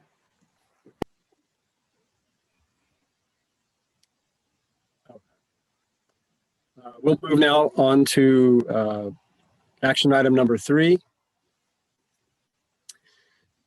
Review and discuss potential ordinance changes to Palo Alto Municipal Code, Chapter 18.09, accessory and junior accessory dwelling units.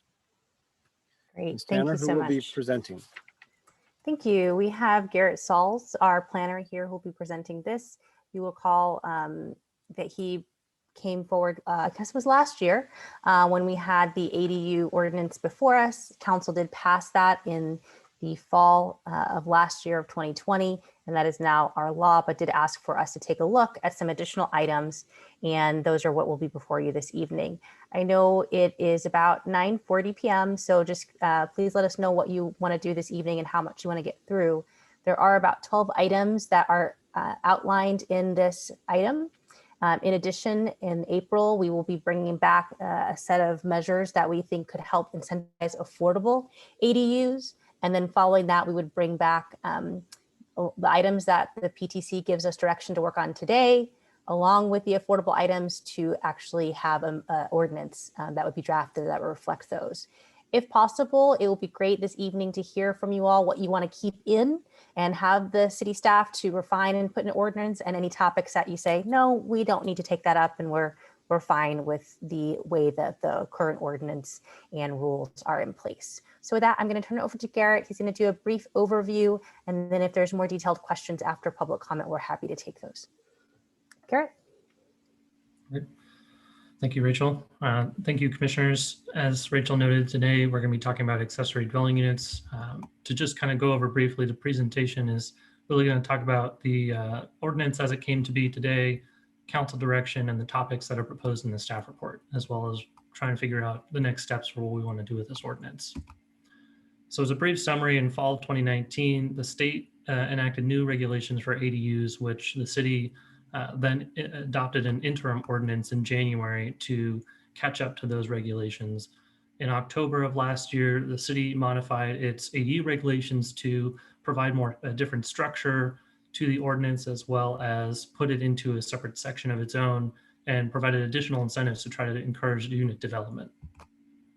Now, the council in October of last year, when they adopted the ordinance, provided 2 action items, 2 pieces of direction for staff. One was to continue working with the community, including the local architect group who's formed themselves together to review accessory dwelling unit regulations and provide recommendations to staff, called the ADU Task Force, through the PTC. The separate was to look at possibly de-restricting units to be affordable, which, as Rachel mentioned, we're going to be bringing back currently on April 14th if this item doesn't get continued, and we have to continue discussion of other things. So just as a brief timeline overview, tonight we're going to be going over the 12 items in the staff report.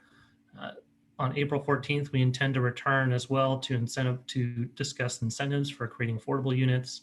And with that information that we get back, or feedback that we get back from the PTC, sometime in June, we would be coming back to provide a draft ordinance and get more specific information on the actual language of the ordinance if there are changes recommended. And then in a perfect world, return in the fall to City Council with that draft ordinance. So the breaking down the staff report is really based off of 3 topics. The first topic is related to the items that staff is proposing to change. The second topic is related to any regulatory changes that the task force has put together and suggested that we adopt or consider that don't have as much staff support. And there are 3 items in the third topic where staff would be looking for the PTC to give additional feedback on whether or not they want staff to propose different regulations about it or not, as we've identified before. And then, like I said before, the separate item that'll be coming back in about a month and a half or so is related to potential affordable regulations for ADUs. So the items that we'll be talking about that are proposed for staff support are allowing basements within setbacks. Currently, an ADU can have a 4-foot setback, but if it's in a property setback, it doesn't have any opportunities to develop a basement. We would be potentially considering an opportunity for allowing that to follow a 4-foot setback, or the footprint basically at a 4-foot setback for the ADU. The second item is reducing noise producing equipment setback requirements. So location standards would be reduced such that it would be dependent on how noisy the equipment is. The current noise ordinance says that we need to meet a 66 decibel rating at the property line for residential properties, which is the lowest threshold we have currently. And so we would say if the unit's less than 60, it can kind of have much more flexible location and be based on wherever the applicant wants, or if it's greater than that, then it needs to provide us some kind of noise analysis that demonstrates that it can be compliant at the property line. So here's just an image that we'll probably be talking a little bit more over to try to give just a visual understanding of locations for where an ADU could be. Additionally, this item is something we'll probably be talking about related to basements, where staff is more supportive of having a basement in the first image on the far left that you see my mouse circling over here, where the basement is more fully underground, versus a basement that has a sunken floor level that may provide the opportunity for a truer second floor that staff identified in the staff report as leading to potential problems for privacy. And then the last image is just kind of a reference point for if we were to allow truer second floors onto a unit currently, whereas we more so provide for a first floor and something that's more like a loft than a second floor. There are 5 items in the staff report where staff has less support for making these recommendations or changes. One is to allow for attached garages to an ADU to not count towards the maximum size of the unit. So currently the regulation states that if you have an attached garage to an ADU, it will contribute towards your maximum 800, 900, or 1,000 square feet for your unit, which mirrors what our current regulations are for the primary home. If you have an attached garage, the size of that attached garage contributes to the maximum size that's allowed for the house. The second is about considering reducing privacy requirements or being somewhat more as like an objective standard for privacy. Staff is supportive of being more clear or direct about where or when privacy can apply, but they're not supportive of creating a threshold where we say at a certain distance, privacy is no longer an issue. It presents some longer term issues that we see related to our IR projects and others that, those kinds of concerns are critical for neighbors that we want to be very sensitive about. The third is about increasing the exemption for development impact fees. Currently, you can your units are exempted from 749 square feet and lower from having to pay development impact fees. Staff is generally not supportive of eliminating fees, which serve as community serving fees or supplement for the fact that we'll have an increased population in the city. The fourth is about refunding any sort of paid development impact fees, which is something similar, such that any units that were permitted or required to pay development impact fees before the state code changed in 2020, the task force has asked, PTC and council to consider refunding those fees. In total, that's to a tune of about $1 million currently from at least 2017 until this year. So staff, recognizes that may be kind of an interest for, residents, but it does create a problem again for how we're going to offset those fees, those impacts from unit development and increasing people who are going to be living here, and that those fees ultimately be paid through either the general fund or some other sort of tax through the residents. The fifth item is about allowing doorways between units attached to ADUs. Staff previously didn't allow for or didn't support ADU doorway between an ADU, mostly because there's no way right now, staffing wise, for us to be able to confirm that these units are being used as a unit versus as an attachment to the house or an addition to the house. And previously, the commission had also voiced some concerns about that kind of issue coming up and whether enforcement can really effectively be achieved on that kind of a project. And the last three items are talking about street side setbacks on corner lots. With the new state code, 4 feet was effectively established as the side and rear lot line, the side and rear setbacks. The HCD has said that 4 feet applies both to a street side setback, which some jurisdictions consider as a second frontage as well. So for corner lots where we typically will have a 16-foot street side setback, adjacent lots that may be a standard lot, which is 20 feet, that can it could be a lot more sharp difference between a 4-foot setback and a 20-foot setback. So in the staff report, we've identified these 3 items for opportunities to consider how we can maybe encourage or incentivize units to better meet our urban design priorities. The second is about retracting prior deed restrictions. For this item, the state in 2020 eliminated temporarily the requirement for owner occupancy. The prior deed restrictions, one of the main things that deed restrictions provided were that notification that that owners needed to occupy one or both one of the units in order to rent the other one. In the latest ordinance update, staff removed that need to have a physical deed restriction recorded against the property, as the owner occupancy requirements were no longer something that we could enforce, at least until 2025, or for any units built during 2020 to 2025. So staff is looking to get some feedback from PTC on whether or not we want to rescind prior deed restrictions from before that year, which currently still require owner occupancy. And the last item is about flood zone height extensions. Primary homes within the flood zone are able to extend half the distance from what is needed to build to your base flood elevation. And you can extend the height of your house as well as things like your daylight plane to accommodate for that kind of development. The city did not include that opportunity for accessory dwelling units, as they could be built at a 4-foot setback and 16 feet in height. So we don't think that there's really an issue in terms of being able to develop a unit that would prevent a widespread amount of units from being able to be developed. But if PTC wants us to study that more, that's the kind of feedback that we're looking for tonight.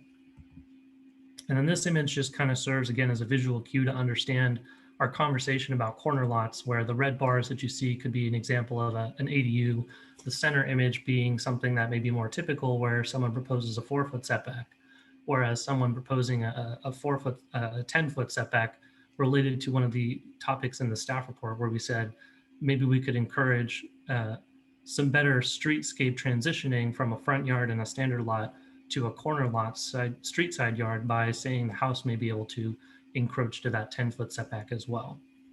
We currently allow this for substandard lots that are less than 50 feet wide.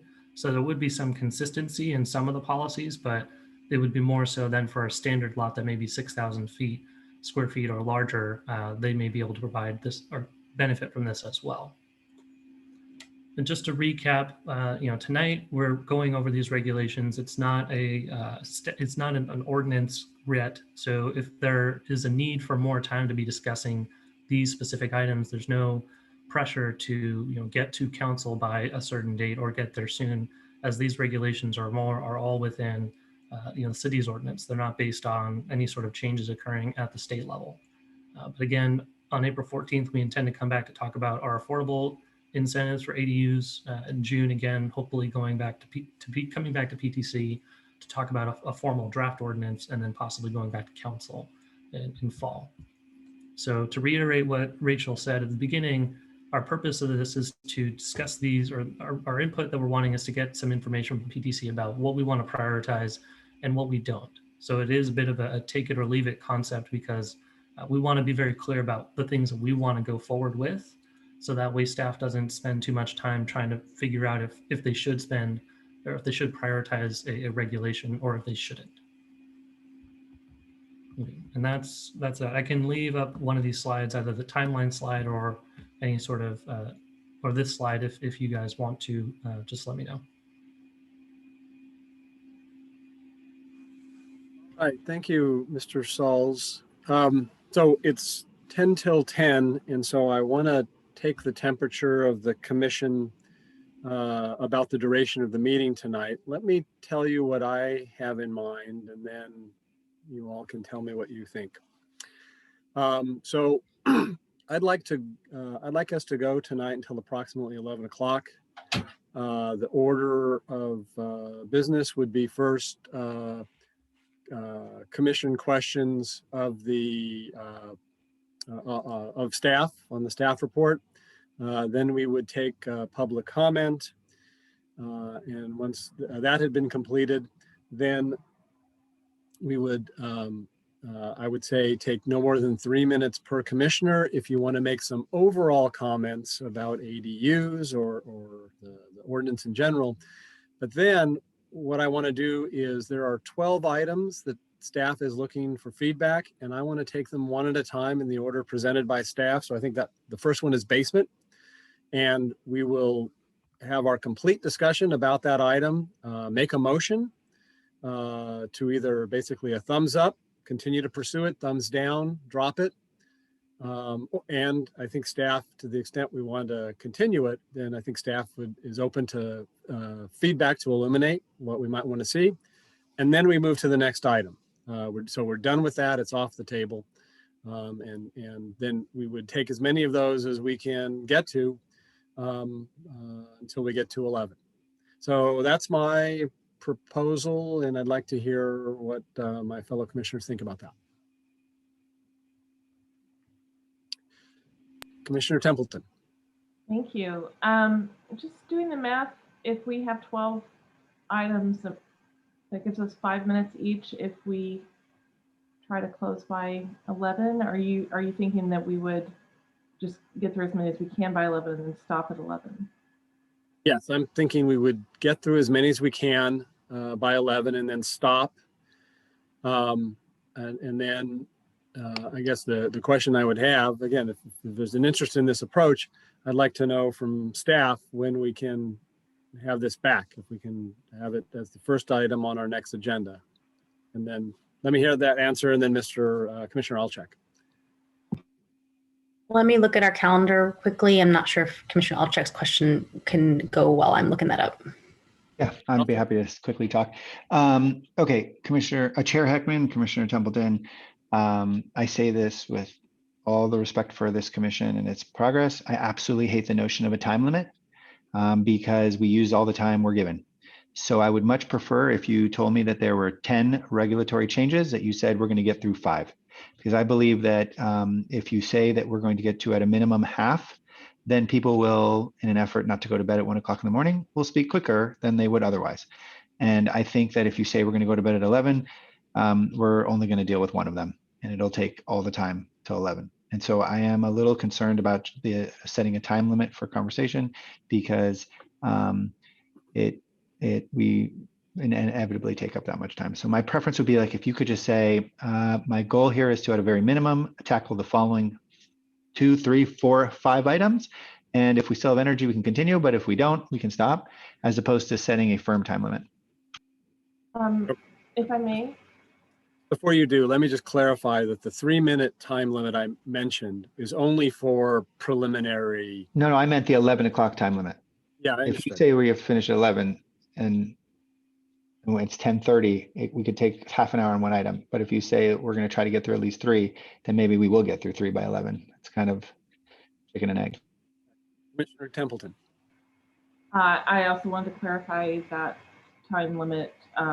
I'm not suggesting a 5-minute time limit. I'm just doing the math that we wouldn't have time to finish it all. So I would say that 11 is the latest we should go on this. Let's not be too ambitious about getting everything done. If we want to do a few of it tonight, we can. Chair, to answer your question, we can move it to the next meeting, or continue it rather. We will need to move some items around, and depending on what we think will be the next meeting, we may just need to talk and look at the schedule, and may go over a couple meetings just depending on how long the discussions go. So. Commissioner Lowing, did you want to talk to this timing issue process? Just 2 sentences. I agree with Commissioner Templeton. And I think the 11 o'clock cutoff should include, agenda planning, not just this item. So in other words, we should look to adjourn about 11 o'clock. I agree. All right. Well, I think we're going to proceed that way, and to somewhat respond to Commissioner Alczek's concerns. Ideally, and I don't, we've got, I see 8 attendees with 3 hands up already. So it depends. I mean, I think we should get through as many as we can. I think we should, ideally for me, we would get through the first 7, which are the 2 that staff is recommending, and the 5 that that the task force has put forward that staff is less supportive of. How many of those we can get through, I don't know. I would encourage all of us to be as succinct as we can. So let's move into it.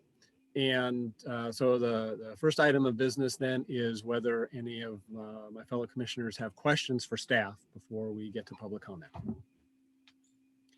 Commissioner Alczek. Okay, first question.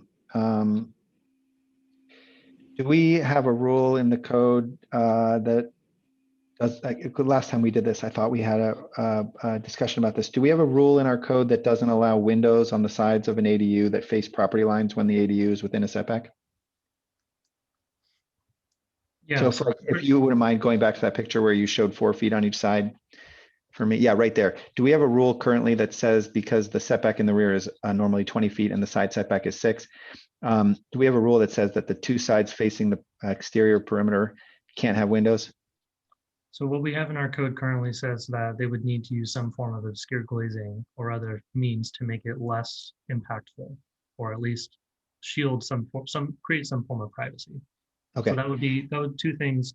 That would be the obscured glazing, and then using something like a higher sill or a short window on those other property facing walls.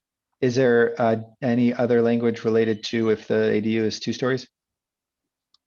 No, nothing specifically other than references to lofts. So it's that kind of equivalent space. Is the language strong enough to? I guess my question is: the language strong enough that there won't be clear windows? Like a frosted window is a window you can't see through, but a window that has some obscuring could be a tree in front of a window. So I'm trying to understand to what extent that requirement has teeth in it. Yeah, landscaping is somewhat impermanent. So it's one of those things that we didn't incorporate into the ordinance last time, mostly because if you have 4 feet. Did you say semi-permanent? Semi-permanent, yeah. Okay, so that wouldn't qualify. Yes. Okay, let me ask you another question with respect to this particular picture that you have up. Is there a reason why the noise producing equipment that would serve this particular diagram can't be placed on the interior side of this ADU? In essence, not facing the setback? Oh, on this side? Yeah.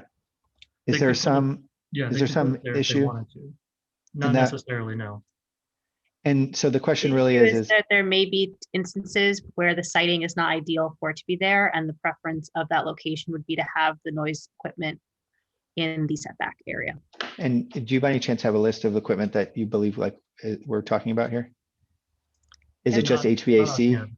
Mostly HVAC. So like mini split systems are what we've seen people have used on these ADUs.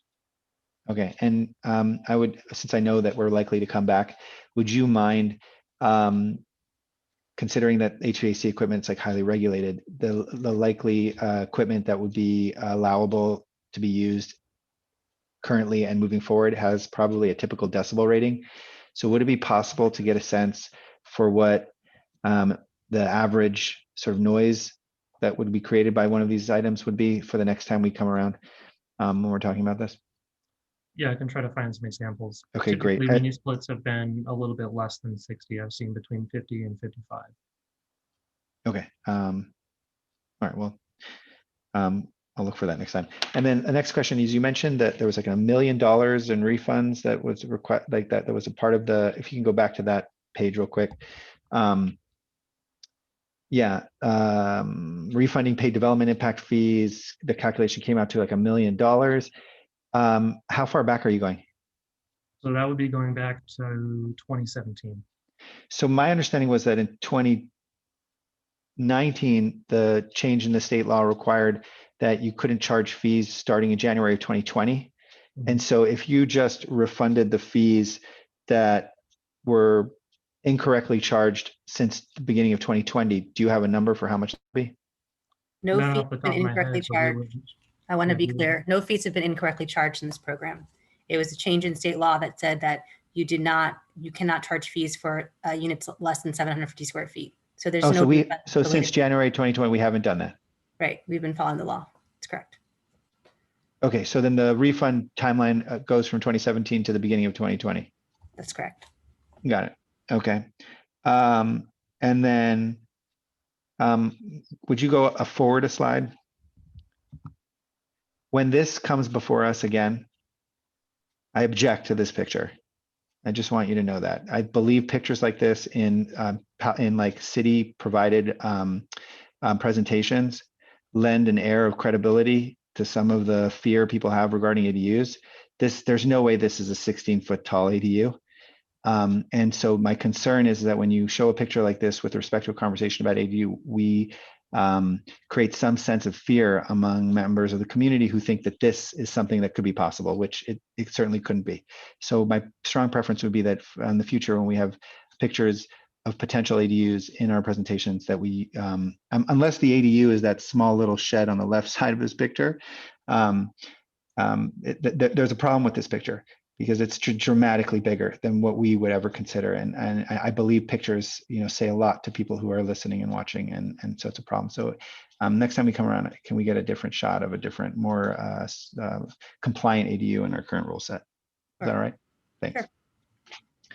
That's all for. All right, any other commissioner questions of staff that need to precede public comment? Seeing no hands among commissioners, let's move to public comment. Mr. Nguyen. Yes, looks like we have right now 7 raised hands. Thank you for the timer. And the order of the speakers shall be Randy Pop, followed by Peter Balte, followed by John Kelly, followed by Esther, followed by Keith Bennett, followed by Rebecca Eisenberg, and then finally Jessica.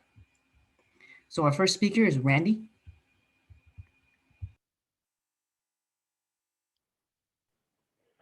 Good evening, Chair, Vice Chair, Commissioners, and staff.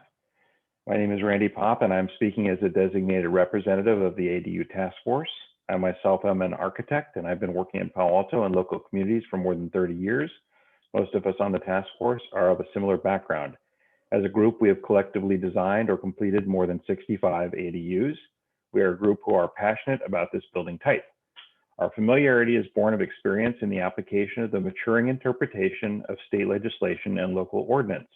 This gives us a unique perspective regarding how the rules impact the ability to create this type of housing. I'd like to remind you the priority the California legislature has assigned to ADUs. They found and declared the following: accessory dwelling units are a valuable form of housing in California. Accessory dwelling units provide housing for family members, students, the elderly, in-home healthcare providers, the disabled, and others at below market prices within existing neighborhoods. Homeowners who create accessory dwelling units benefit from added income and an increased sense of security. And accessory dwelling units are, therefore, an essential component of California's housing supply. We appreciate your attention to the items before you tonight. We hope you will also quickly address our points regarding minimum increase to non-conforming structures and green building.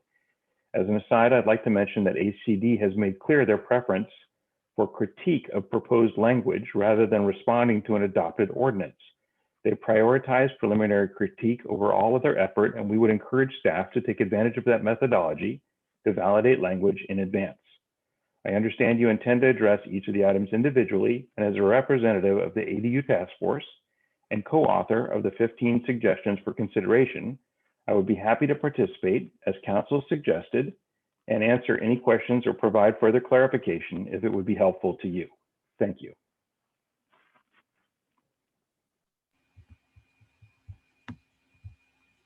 Thank you, Randy, for your comments. Our next speaker is Peter.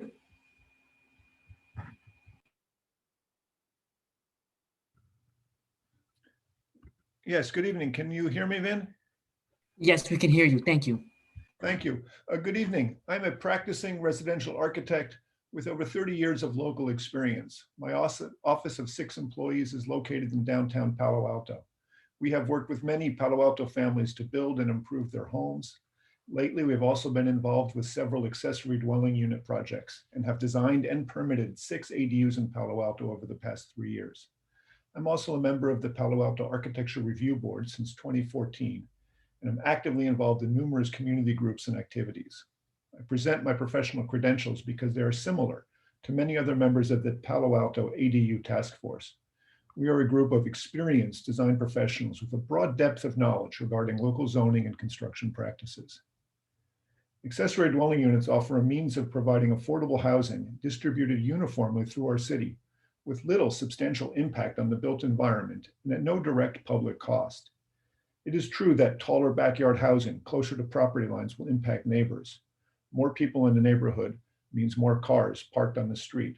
However, I cannot conceive of a more graceful and appropriate method of increasing housing density than to facilitate individual homeowners to provide and manage additional housing units on their own property as they see fit. Almost every client in our office is now asking for an accessory dwelling unit as part of their new or renovated home. And with good reason, ADUs provided much needed additional housing, are fiscally sensible, and are not a burden on residents or neighbors. Accessory dwelling units deserve our wholehearted support.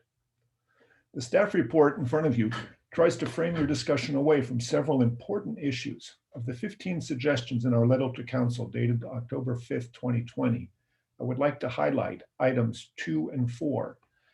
Allow partial basements for accessory dwelling units, so 2-story units are possible. Dewatering and tree impacts are significant issues that are currently addressed by our codes and practices.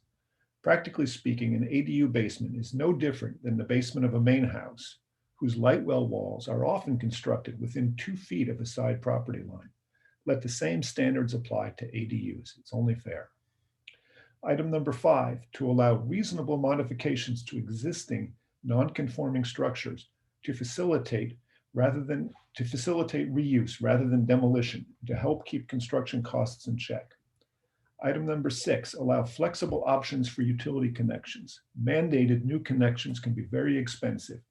Practical and technical appropriate solutions are available. Insist that staff work proactively towards providing affordable and practical water, sewer, and electric connections. Palo Alto's additional Tier 2 green building and energy efficiency requirements are great for new, larger homes. For small ADUs, they are onerous and expensive. Press council and staff to allow compliance with basic state green building and energy efficiency standards for new attached ADUs.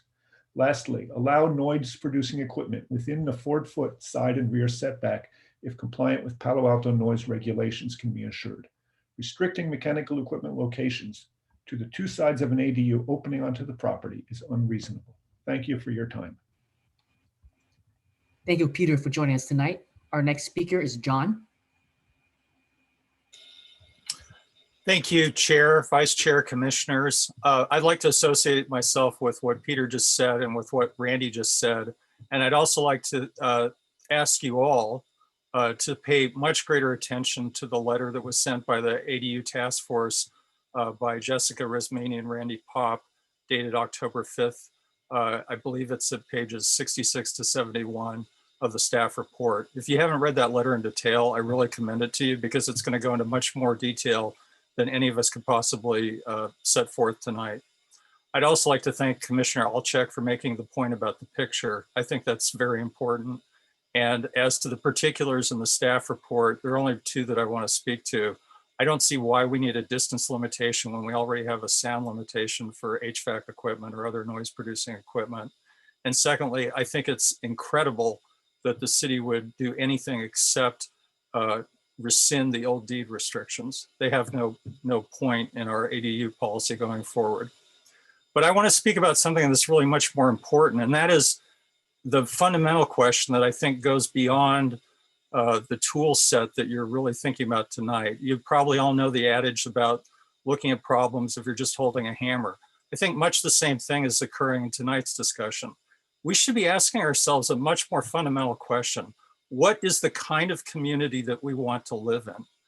What the state has shown in the sections of the government code that Randy spoke to before, and what you've heard from people throughout the community, is that building ADUs and facilitating their actual construction in greater numbers will provide us with a better community. It can reinvigorate and enhance Palo Alto by expanding housing opportunities across a much wider range of income levels.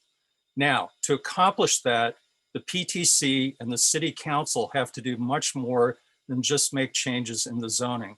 I've sent you a letter earlier tonight, but I want to give you some idea of the basic things that I think need to be changed. We need to increase the speed of approving ADUs. Current staffing levels are not adequate. I believe that we need more specialized assignments of personnel and training for people in the Planning and Development Services Department. And other cities are approving ADUs in a week. We can do that as well. We also have policies with the UAC that are cross purposes with the policies of promoting housing. For example, if you put more dwelling units on one lot, I believe that you're going to get hurt under the current rates that are being charged by the UAC. And perhaps most importantly, we have to tackle the issues of financing. There's no reason why Palo Alto cannot become one of the first cities to use a portion of its reserve portfolio to guarantee or backstop ADU financing and to allow for on-bill payment on utilities or property tax bills. So think more broadly and cooperate and work closely with other members of the city government. I've tried to spell that out in more detail in my letter. Thank you. Thank you, John, for your comments. Our next speaker is Esther.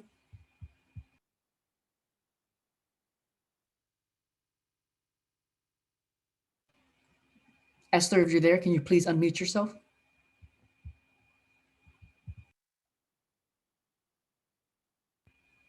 Last call for Esther.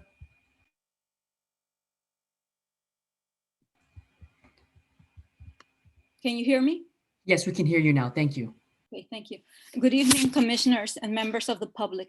I am a Palo Alto resident considering adding an ADU. I am also an emergency services volunteer. Therefore, I am always thinking of safety, resilience, and all those other concepts we now have to seriously consider as we start to feel the impacts of climate change. Some people think the impact of basements is much less than that of above ground construction. The underground construction, unlike above ground construction, is permanent. As we keep building more and more structures underground, we lose more and more soil. Soil, among its many other benefits, retains and slows storm water as it flows from the foothills to the bay. Without enough soil left underneath our properties, the water will surface, causing flooding. With the amount of underground construction already happening in Palo Alto, the city's storm drain system could rapidly be overwhelmed. Taxpayers could, of course, agree to finance increased stormwater capacity. Alternatively, or additionally, homeowners building underground could be required to mitigate for the decrease in stormwater capacity of their property. There are several other issues to consider with underground construction. One of them is underground construction where the groundwater level is 13 feet or less. In Palo Alto, this is approximately east of Middlefield Road, but owners need to measure before digging. Scientists predict that with sea level and groundwater level rise, these properties will flood within the lifetime of the building.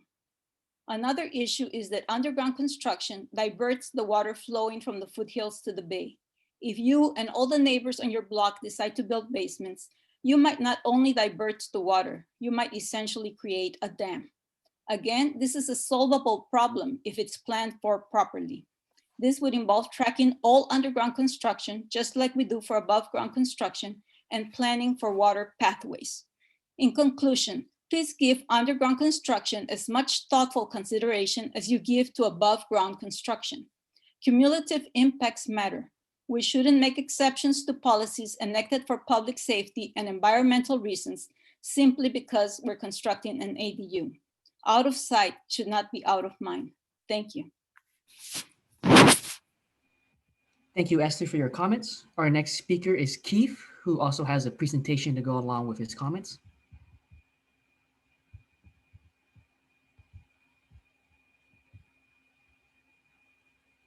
Okay.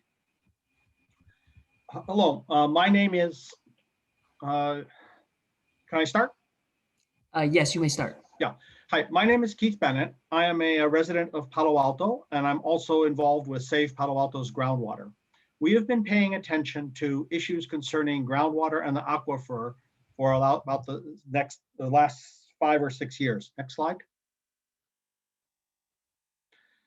So as this cartoon here is, just because it's out of sight, it's not out of mind. And underground construction looks like it solves a bunch of problems, but it also creates some problems. Next slide.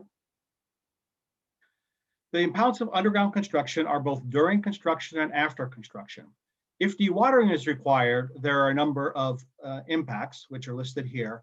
And after construction, there's issues of loss of soil, which store stormwater on site, and also, as Esther just mentioned, blockage of stormwater flows during and after storms. Next slide. This is data from the construction at 2361 Lewis, which was a residential home with a basement. This is a map showing 2 circles. One is 1900 feet radius, the other is 2900 feet radius. I'm going to show you data from monitoring wells on those locations. This dewatering was for a period of 82 days. They pumped about 20.85 million gallons. That's enough water to lower the water table by approximately 1 foot over the entire area of the large circle without inflow.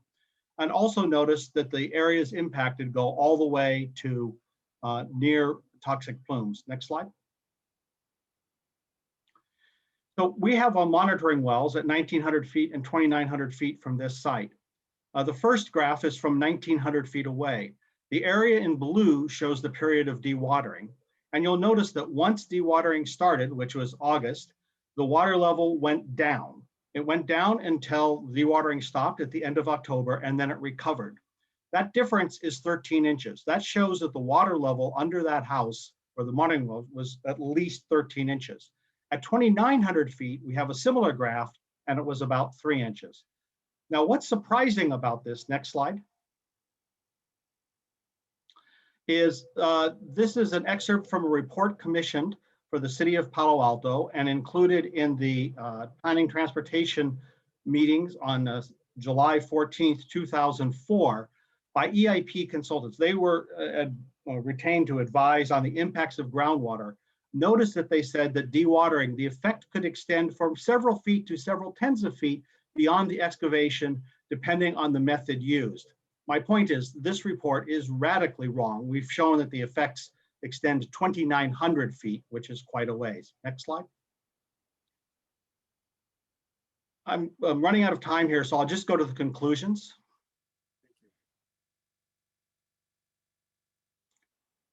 Next slide. This is a graph showing what happens during storms. This is data 2016 to 2017, and you'll see that the groundwater rose a total of 5 feet over the period of about 2 months, and that the rise is the rate or 1 or 2 feet per day. And then after storms, it slowly drains. Obviously, building a lot of grounds will cause dams. Next slide. Mr. Bennett, I need you to conclude, please. Okay, next slide.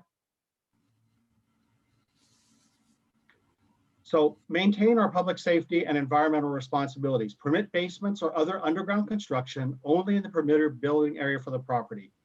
Basements really can't be removed later. Thank you. Thank you. Thank you, Keith, for joining us tonight. Our next speaker is Rebecca. Hi again. Thank you so much for hearing my comment. There are a lot of proposals on the deck, and there's just not time to go through each of them on a case-by-case basis. Some I support, some I question. So I hope to give you urge you to consider some general matters as you evaluate each of these proposals. Specifically, I urge you to consider the purpose of the ADU laws and what goals seek to be served from them. As you know, Palo Alto is experiencing a huge shortage of housing. This is driven in part by the fact that, even as shown tonight, the city staff seems to view its job potentially as just approving and processing applications for commercial development rather than taking a more critical look at the applications. And given the rate at which commercial office space is approved and rate at which retail and residential land is allowed to be changed to office buildings, that crisis, that lack of housing is becoming more and more severe. Remember that every time you all vote for a measure that increases office, like some of you did earlier tonight, you're going to need to figure out how to provide housing to balance that out, which hasn't happened. That's why I support a moratorium on office development. Regardless, so we have a huge need for housing production, and current methods are just not working.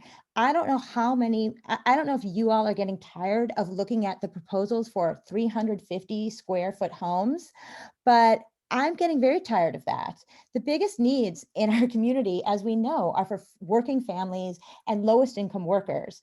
We have enough spaces for Google employees to work, to live. And anyway, shouldn't Tesla and Google be providing those homes anyway? ADUs provide an extraordinarily low impact means of increasing our supply of real estate. I really am grateful to both Peter Balte and John Kelly's articulate comments, which I'd like to incorporate fully by reference. The great way to move costs onto the homeowners while also increasing their property rights, and importantly, giving them additional ways to create revenue to enable them to stay in the community rather than be priced out. ADUs, ADUs can be flexible, and they should be flexible. Last point I want to make is also to agree with the comments about building down and how dangerous that can be, especially so close to the toxic plume. Please consider being more flexible about building up, because the right of people to be able to live here, I think, is bigger than any notion of outdated privacy. Thank you for your consideration. Thank you, Rebecca, for your comments. Our last speaker is Jessica.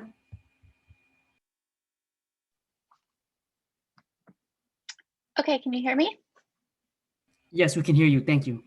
Okay, great. My name's Jessica Rizmini. I'm a local architect, and I recently helped author the comments prepared by the ADU task force. Thank you guys for taking the time to hear all this tonight.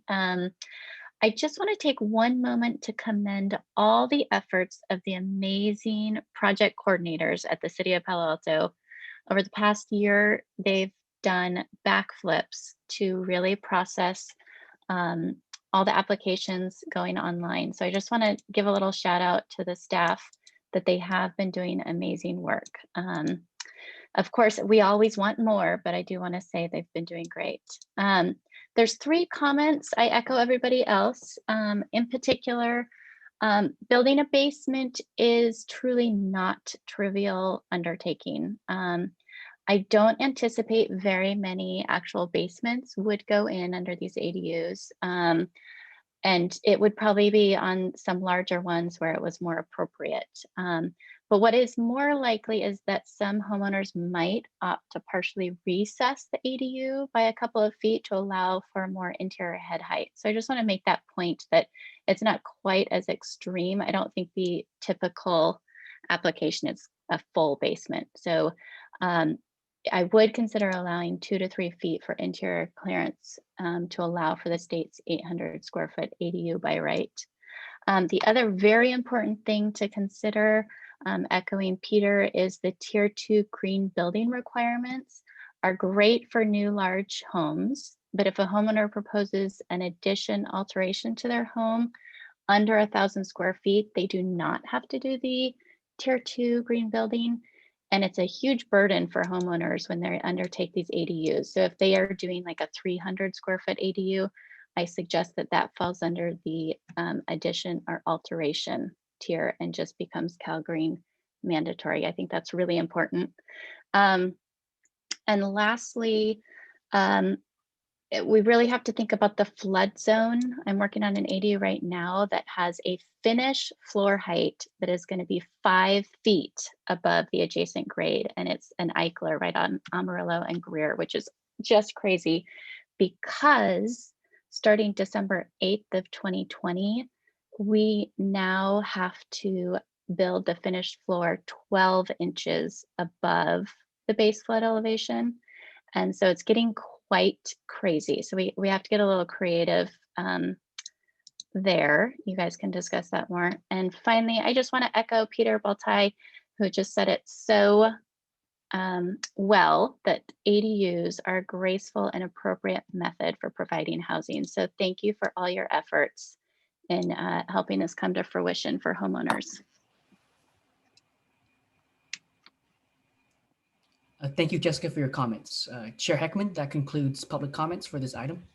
Thank you. Thank you. All right, I want to move us into commission deliberation, but actually I want to start with a question of staff just to help us understand what's in front of us and what's not and why not.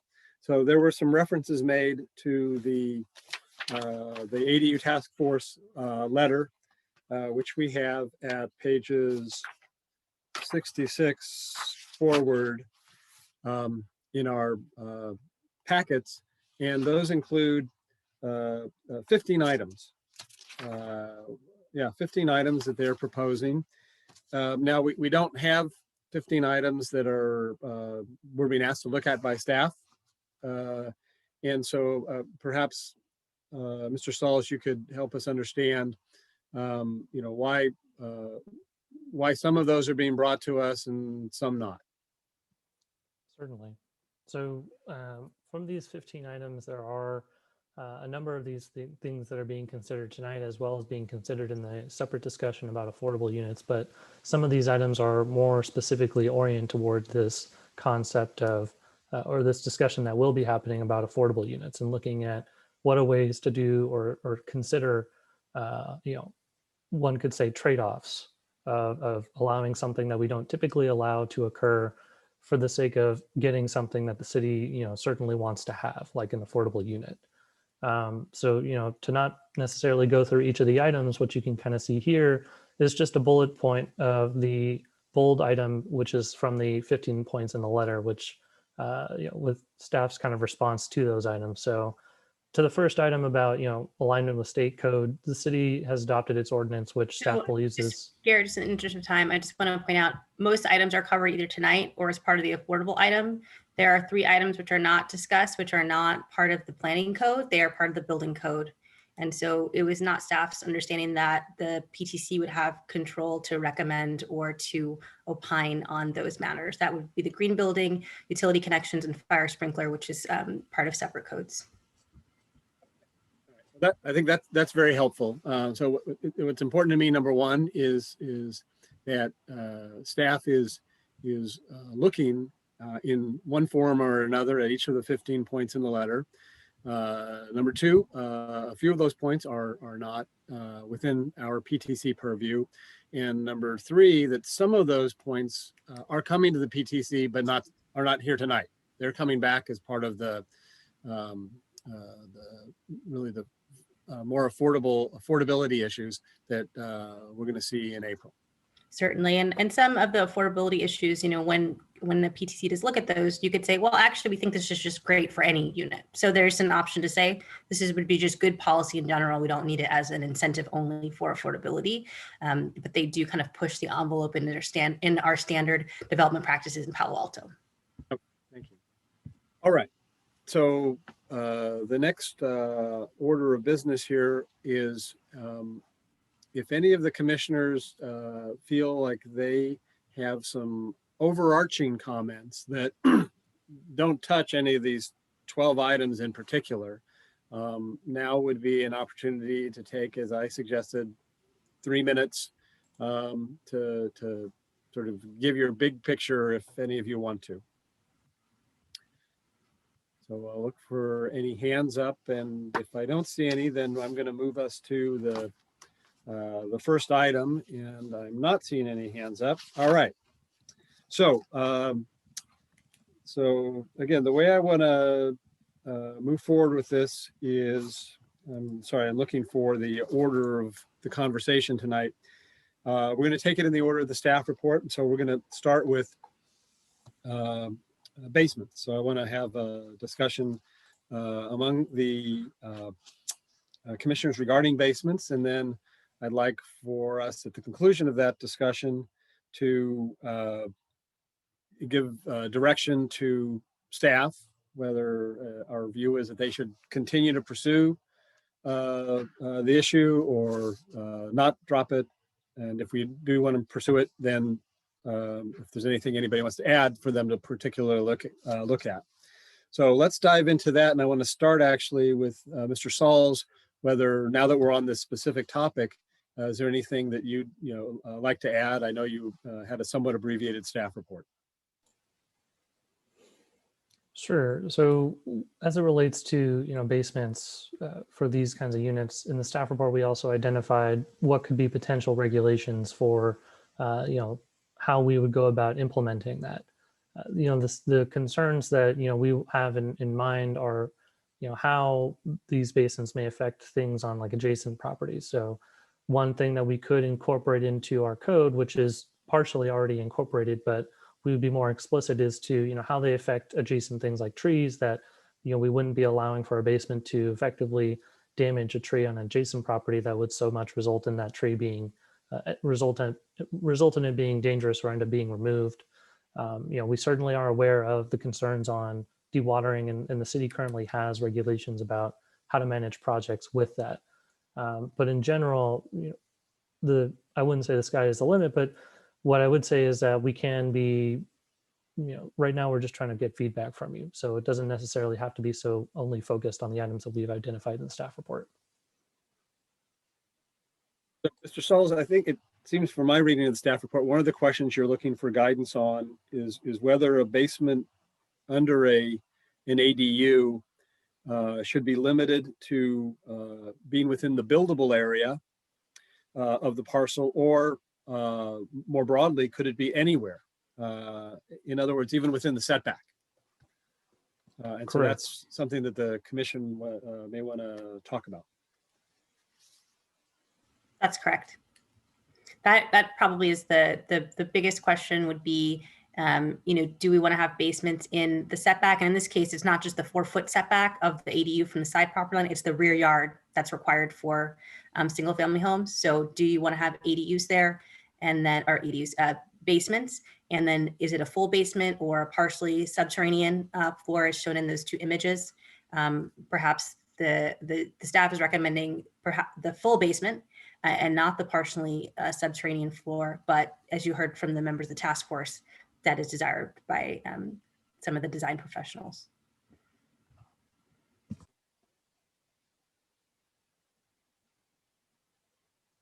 All right, it looks like Commissioner Alchek, your hand is up.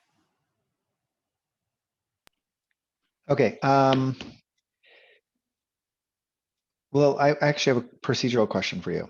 Are you opposed to, so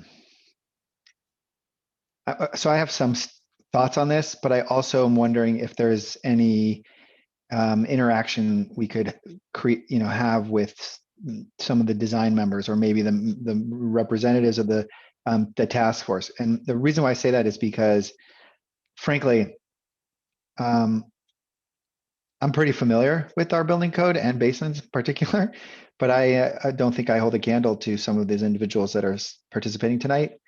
And I'm wondering if there's a organized way we could ask those questions maybe that we might have for staff and also design professionals, or what any thoughts on that? Yeah, actually, and we just hadn't quite got there yet, but my thought was these first two items, or staff is recommending, and so I was thinking we would handle those. When we get to the next 5 items, and we may or may not tonight, those are items that the task force has promoted, but staff was less supportive of. And for each one of those, I actually wanted to invite the appropriate member of the task force to illuminate their view a little bit more. Now, I hadn't thought to do that on these first 2 items because my impression was that they had staff support. But I think the point you're raising is the staff report is maybe not as broad for basements, for example, as the ADU task force is promoting. And so it may benefit us to hear them talk about that as well. Am I understanding that right? I mean, I have thoughts, but I feel like I need to reserve them till maybe there's a little bit more insight. Basements in particular, or other items? Yeah, I think the issue here is, well, I'll give you 2 examples. Number one, we heard from one member of the public about dewatering. And my familiarity with the dewatering process, which will be involved in below grade, is that the process that was described is how it used to be done. And I think that we've actually revamped that process significantly in the last several years. And so there's some questions there that I think sort of an expert in the field who has participated in this process, understands how the basements are executed, and understand the city requirements maybe could help us see. And then the second issue is, I heard one of the members of the task force, I think, talk about what they really perceive as what's likely to happen. And so there's a part of me that I don't know that I want to see us get into a really big discussion about basements as this big issue if the real focus should be, are we comfortable with a certain amount of below grade feet or not? And maybe the conversation is shorter. So there's a part of me that feels like it's a broad topic, but there's maybe a sort of focused emphasis here with respect to ADUs that why would we consider this change? What is the task force's sort of, or is there a representative that can opine on their perspective on this, and so that we don't make a mistake and then find out about it tomorrow when they write a letter? That's sort of what I want to avoid, is a failure to appreciate what's the most important part of this discussion simply because it's so big.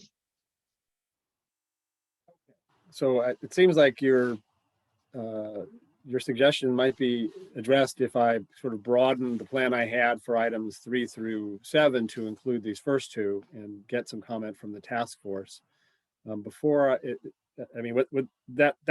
what you're looking for, some comment from the task force?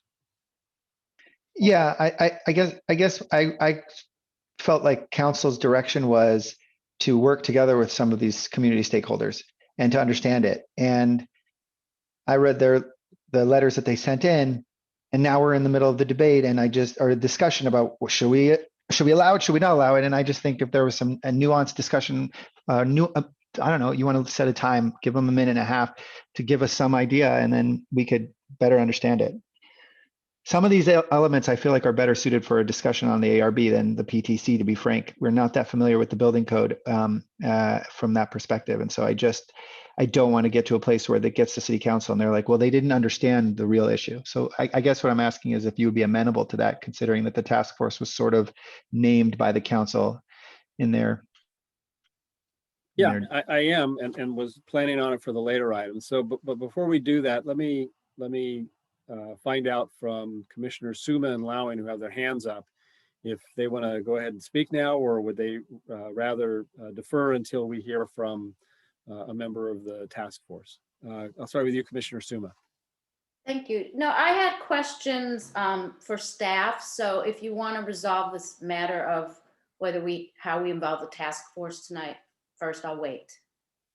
No, I think I have a strategy to involve them. Again, I was going to involve them in items 3 through 8. Now I think I'll involve them in 1 and 2. But we can deal with that after you ask your questions, because maybe some of the answers that come forward from staff will eliminate things that members of the task force might need to say. Okay, then I'll just go ahead and ask questions. And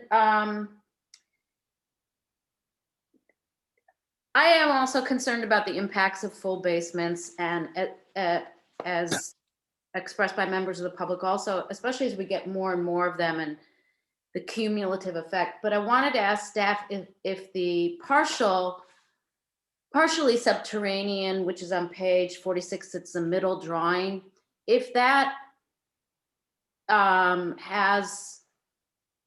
if that really eliminates the impacts. That was one question. The impacts of dewatering and full basement?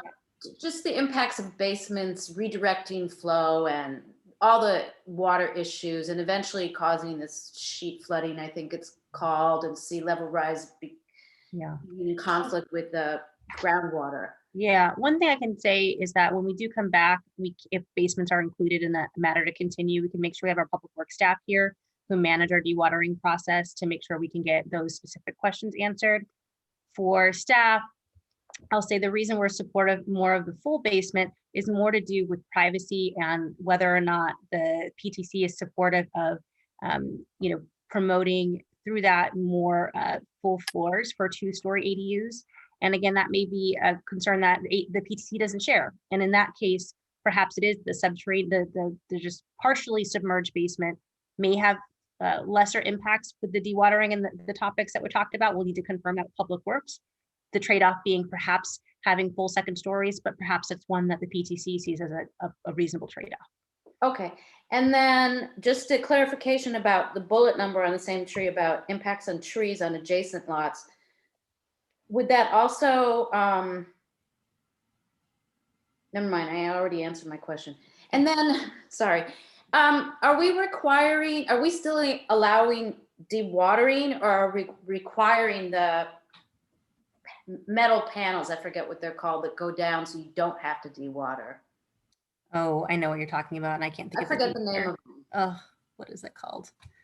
I know what you're talking about. I believe that the dewatering is still allowed, and in certain times of year, the secant walls, that's what it is that you're thinking of.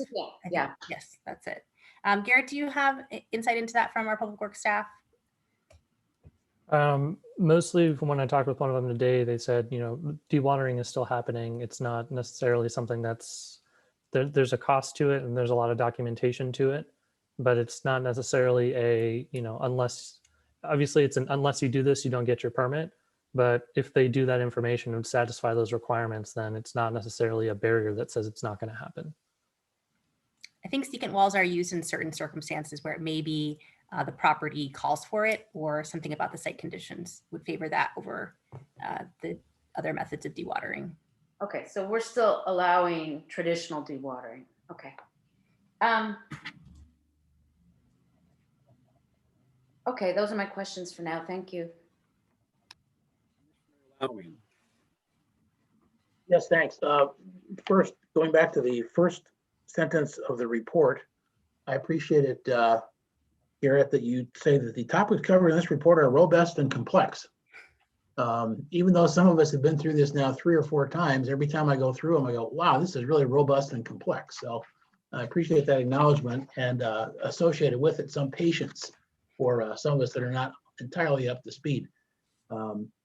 I had sort of an overall goals question on the basement thing. But first of all, in the second sentence, you say this could have a greater variety of configurations and accommodate a range of property-specific layouts. Does that translate to we could squeeze more people in there? I'm not quite sure what that sentence means. Yeah, so it's not so much that we could squeeze more people in there.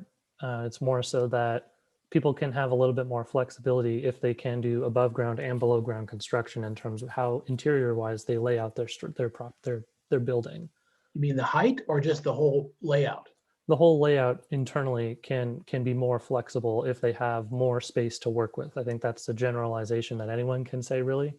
But the idea really is that, you know, if they are only allowed on the first floor, some site constraints like the placement of a tree or the existing building or the other setbacks or just the lot orientation can provide barriers to how they actually do that structure. Whereas if they can do part of it above ground and part below ground, you know, they may still fit some kind of a footprint, but there's still a little bit more space to work with.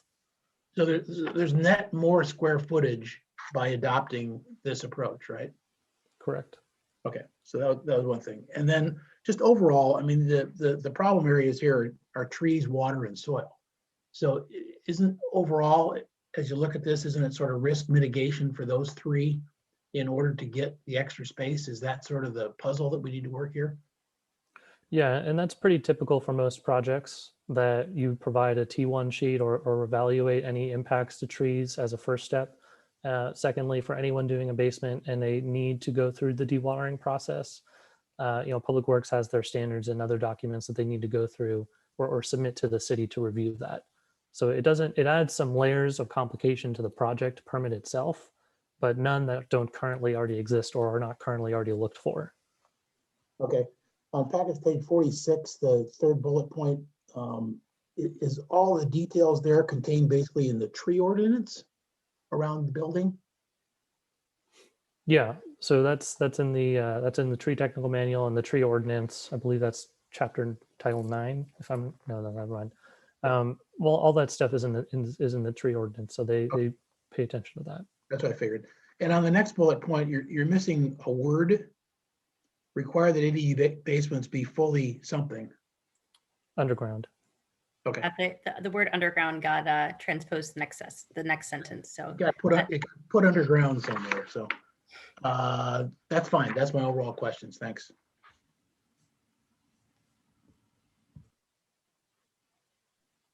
Commissioner Alchek, you have your hand up again? Yeah, maybe if this would help, if I just made my comment, and then if you felt like it was appropriate, you could allow a member of the task force to respond, because maybe they'll be able to respond to some of my inquiries, and would that be a better approach? I was going to ask them to weigh in after I took a round of questions, but we can do it your way. Okay, all right. Here are some of my thoughts. I'm comfortable with basements under ADUs, but I want to address some of the questions that I'm having a problem with. The first is it says the basement can encroach into the 4-foot ADU setback. These are some of the proposed suggestions. I would suggest that's fine, because if the building can't encroach within the 4-foot setback, then the basement shouldn't, because we have a requirement that basements be underneath the buildings. So that's consistent. And I like the idea of consistency in our code. The next bullet point, though, is problematic. ADU light wells cannot be located closer than 4 feet to a property line. All light wells would need to be screened from view from the public rights of way. I don't believe that light wells should be screened from the public rights of way. They are almost invisible from the street, ones that face the front. I'm familiar with a few properties in Palo Alto that have light wells that face the street, and you can't even tell they're there. So that to me sounds like just like a weird, I'd love to hear what the architects have to say about that, but I've seen homes that have entryways with bridges over light wells that provide light to basements. So it's a little confusing to me why that's important. The second part of that, though, is odd to me, because right now a main residence can have a light well, and that light well is allowed to be 3 feet from the property line. Let me say that one more time. A main residence, which is limited to 6 feet from a side property line, can have a light well in its basement extend within 3 feet of its side property fence. So why would we be uncomfortable with a light well coming that same proximity from the same fence line that the house would? This is now, I don't believe there'll be multiple homes with 2 basements. But I do believe that there may be there's some components of it. Maybe the ADU is the garage and there's a basement under, they convert a garage into a ADU and there's a basement underneath it. And so there's elements of this that I would like to be consistent. So for me, that one stuck out as oddly inconsistent. The next one, the next bullet point here, the new basement must not negatively impact tree roots on adjacent lots. I don't think we should require that. I don't think the language should be any different than the language we apply to basements on main residences, which is to say that if on a main residence, you can have your basement within, and your light well for that matter, within 3 feet of the property line. And there isn't a specific restriction for your neighbor's orange tree roots, then there shouldn't be one for ADUs. Essentially, we should take the language that we have in main residence basement and allow it by using the language in ADUs, allowing that general language to apply. Basements must be X. Doesn't matter if the basement's under ADU or if the basement's under the main residence. I don't think we need specific orange tree protections for basements under ADUs. And I mention orange tree because that first sentence says nothing about protected trees. Only the second sentence says protected trees, which are very different. I would be concerned, for example, if you found out that your neighbor was considering a ADU and you were really opposed to its location, and you go and you plant a couple plum trees right by your fence. You can plant a tree, by the way, right up against your fence. And so there's a little bit of a concern there that we would incentivize people to, maybe that's not a sincere concern, but it is a concern of mine. I think we should only require what we're currently requiring from main resident basements. Then the next one here, require that ADUs be fully underground such that the finished floor is placed at grade. So this flies almost entirely at the face of one of the comments I think the architects made, which was that by having a partially submerged basement, you can create an ADU that is below the height of the limited height that you're allowed and create some combination of living space. That's a win-win, in my opinion. I mean, I think for a significant number of properties in the city, the water table is significantly lower than the basement. There are locations where dewatering takes place. There are also lots of sites where the basement is dug deep, but still above the water table. And so in this particular instance, when we say, a few feet below grade, you're likely creating an option where a lot of ADUs can be below that height limit and create added usable space, which sounds to me like a win-win. Okay, so I think that fourth bullet is really a problem and should be taken out. And then the last one, this is so terrible. All basements for accessory units shall count towards the unit's gross floor area. What? We don't count gross floor area in basements anywhere on main residences. No one would build a basement in Palo Alto if you counted the basement as a gross floor area. Why would you say to an ADU person, we're willing to tolerate up to 750 square feet above grade, but if you put some of that underground where it won't bother anybody, then we only want to see 350 square feet above ground. That doesn't make any sense. The beauty of the basement is that it will create more livable space. Maybe it's storage, maybe it's a little office, who knows, for whoever it is that's living in that space. And it is, in essence, allows almost a doubling of the floor area without any impact. Let's excuse for a minute a situation where they have to dewater, without any impact on the views, right? It's super low impact. Now, there's a question about whether or not we should allow a basement within 4 feet of the setback. And here's a question that I have for staff and also architects, which is that I am familiar with the housing code allowing, for example, pools, residential pools, to be within 6 feet of a property line. And that is the interior line of the pool, which is to say that the exterior wall of the pool comes even closer, potentially 5 feet from the property line. And a pool can be 10 feet deep. There's no real rules regarding its depth. So there is excavation that's taking place within 5 feet of a rear setback in the form of a pool. So if we're comfortable with an above grade building within that 4 feet of that back property line, if we're comfortable with that, what is the difference between the pool that is excavated ground and concrete poured and potentially dewatered being 5 feet from the fence and this basement being within that setback as well? And so, I'm sorry. And so one of my questions isn't so much, is there a distinct difference? One of my questions is there a concern that when you build a basement, and like I said, we allow light wells to be underground within 3 feet of a property line. So presumably you can do it without affecting the integrity of the property 3 feet away. There are shoring methods that allow you to do it. So if there's an overarching theme here, it's let's allow consistency to be our guide. Anything less than consistency in my mind would suggest that we have a problem with the ADUs. My perception is if you suddenly make a rule that doesn't apply to the main residence, but would apply to an ADU, then maybe you really don't want ADUs. So I would suggest that let's try to align those requirements. If we allow basements within 3 feet here, allow them here, there. If you're going to allow below grade excavation 5 feet from the rear fence with respect to pools, then you should allow it, or 6 feet, then you should allow it 6 feet from the rear fence when it comes to ADUs, because they're not entirely different. Okay, those are my comments, and I would like at some point to hear from the architects if there's any validity to some of these comments. If I can just address a couple things first, Chair. So I want to make sure it's really clear that if you are in the buildable area of the home, you can build a basement with an ADU. What we are specifically talking about is the rear yard of a home outside the buildable area. When you talk about light wells of existing homes, presumably they're somewhat consistent within a given neighborhood, so that light well is 3 feet from the neighboring building. And so perhaps that's a pattern we have set up.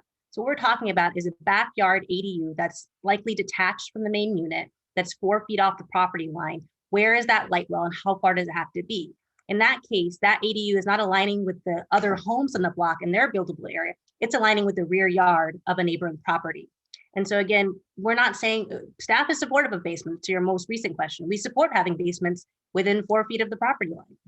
We're supportive of that happening. So we would agree with you in that. But I think it's important to understand this is saying that basements can be in the rear yard, and that is different than how we treat homes and how we regulate basements that are under homes.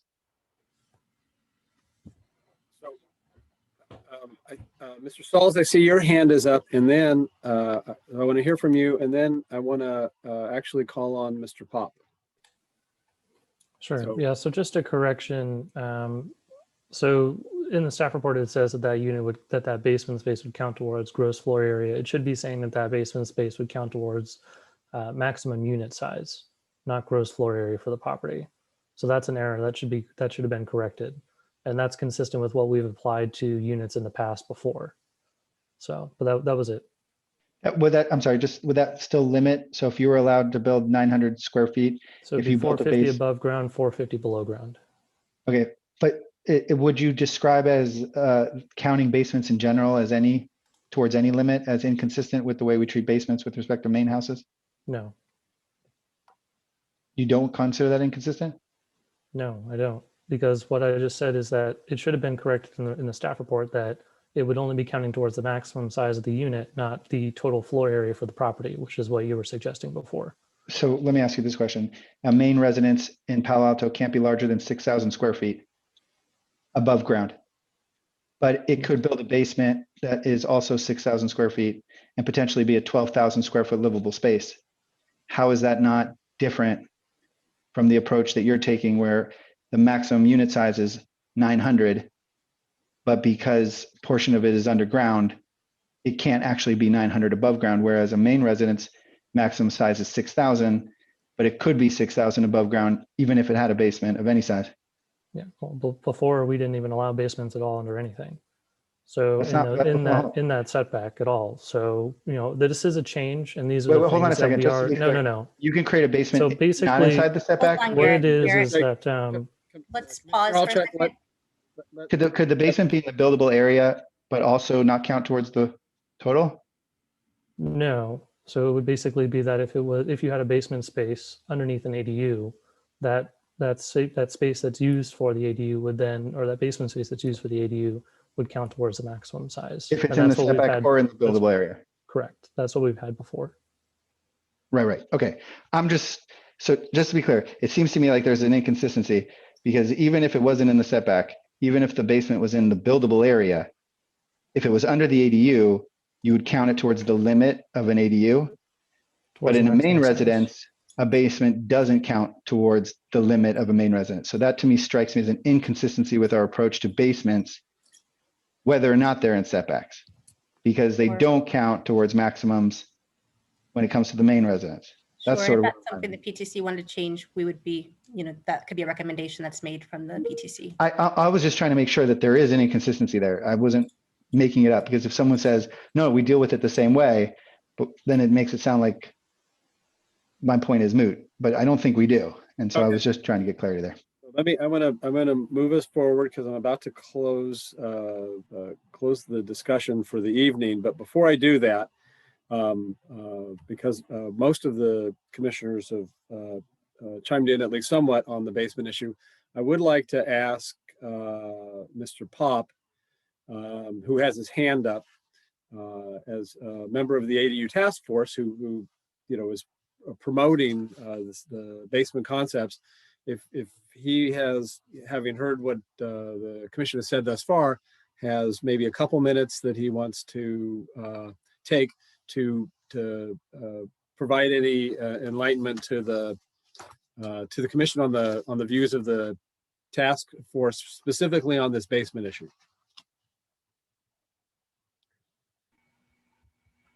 Mr. Nguyen, if you can unmute Mr. Pop, there he is. Great, thank you. And I think you can speak now, Randy. Thank you. Can you hear me? Yes, Great. we can. Yes. Okay, super. So thank you all for this interesting discussion. I appreciate the complexity and the way that you're traveling through this. I do want to agree with Rachel's comments. The state code is the minimum, and you all have the flexibility to go farther and to be more flexible about this if you choose to. I have had some very specific discussions with the staff at HCD, and I will state that I'm probably not in agreement with what staff's interpretation of some of this is, but I would encourage them to have similar discussion with HCD about this. My understanding from talking to the director of HCD and his staff is that the state exemption accessory dwelling unit, which is this sort of classic 800 square foot unit, is permitted within 4 feet of the property line up to 16 feet above grade. And HCD's interpretation of that is that there is no restriction below grade. So I appreciate all of this discussion, but I want to just state very clearly that from my understanding, this is not discretionary. Whether it's 2 feet or 8 feet or whatever it is, you can have a basement under an 800 square foot state exemption accessory dwelling unit if you choose to. And in contrast to Commissioner Alchek, part of the interpretation of that would be that the limit is 800 square feet. And so a portion of that goes underground. It's subtracted from the portion that would be above ground. This is the area where PTC could choose to be more flexible and incorporate something that's more consistent with the other components of our regulation. I do want to just comment in respect to Mr. Bennett's notes that I do a number of projects in Palo Alto. Virtually all of them have basements, and some of them are quite large. The process of trying to dewater in Palo Alto at this point is so onerous that virtually no one does it. And we have these very capable regulations regarding excavation and groundwater management using exclusionary excavation, secant wall construction, cutoff walls, as they're sometimes called. And the kind of concerns that I think were being discussed are really no longer quite so valid. I think it would be great to have someone from Public Works come and comment on that. And really, those are my points here. I think that I'm sorry. One more quick item in regard to the tree roots. It is possible, and I have performed tree root surveys where they do below ground X-ray of tree root locations. It's very expensive to do this, but if there was a heritage tree that was concerned of concern or at risk, you could require that as part of the process. That would be easy. So hopefully I've touched on everything you asked about. I just want to reinforce the idea of consistency, and hopefully you can benefit from what I've added. Thanks. Thank you, Mr. Pop, and to the task force. So I want to stop the substantive conversation at this point. Commissioner Templeton, I realize that you haven't had a chance to weigh in, nor have I, so I'm going to ask you to hold your powder, and we'll get to it later. I did want to ask Ms. Tanner if you've had a chance to sort of look ahead and see when this could come back to us to continue the discussion. Thank you, Chair. We can bring it back next week. Or not next week, in their next meeting. I don't know. We could talk perhaps about how we might need to break it up over a couple of meetings, because we do have quite a few items over the next few meetings. And so, and some of them are time sensitive that need to be heard at specific times. So we may not be able to finish this item completely in the next meeting if the pace of discussion is mirroring today's discussion's pace. Okay. Well, then I would like us to keep moving aggressively forward on this issue as our time will allow. I think it's important for us to move these items forward, get them clarified as soon as we can, so that people will start building pursuant to the new rules that will be in the ordinance that the City Council will adopt. So I'm supportive of moving it forward that way. Any commissioners feel the need to weigh in on that idea? Sorry, I got to look at my panelists. So I'm seeing two hands up, Commissioners Alchek and Lowing. Is that about this? Nope, down. Commissioner Lowing, you're up.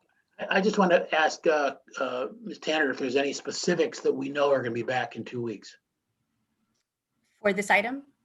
No, other items that are going to crowd this out. Oh, yes, we need to take up the comp plan annual report and the which includes the report on the housing element progress, because that's due to the state by April 1st. We've got to get that onto council.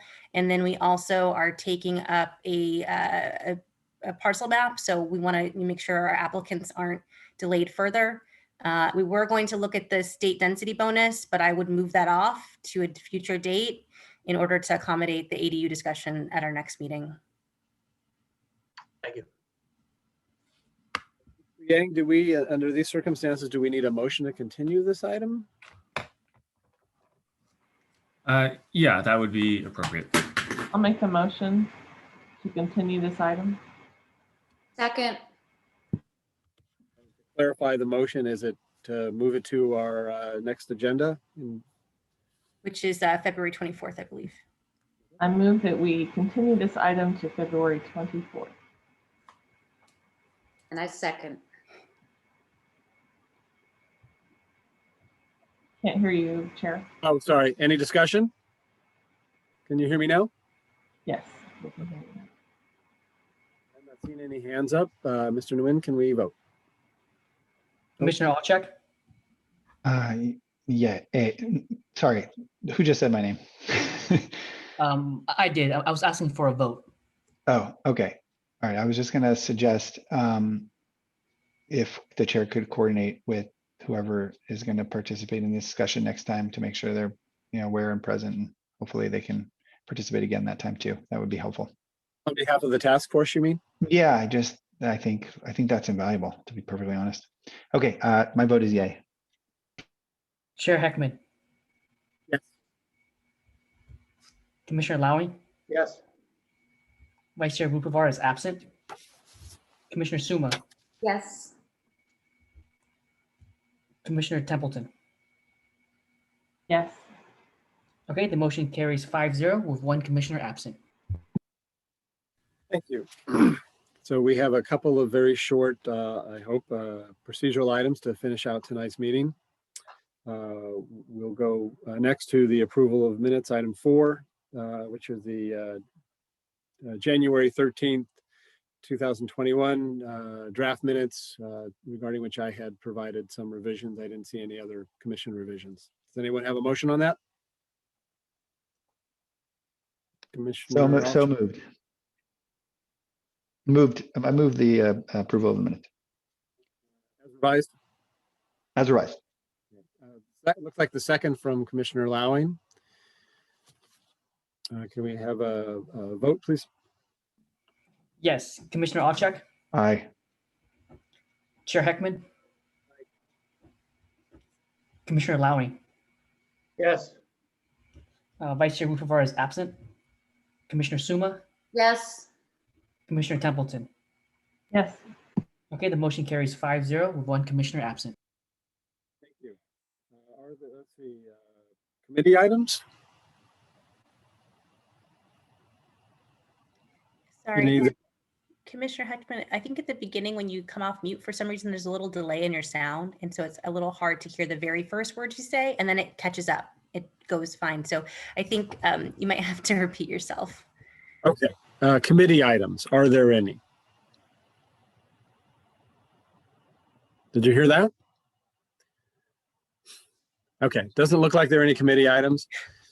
Commissioner questions, comments, announcements, or future agenda items. I had indicated at the end of the last meeting and at the beginning of this one that we would have a Zoom discussion amongst the commissioners. How's it going? I'm going to defer that to at least the next meeting. We'll see what time we finish that one. But are there any other questions, comments, announcements, or future agenda items?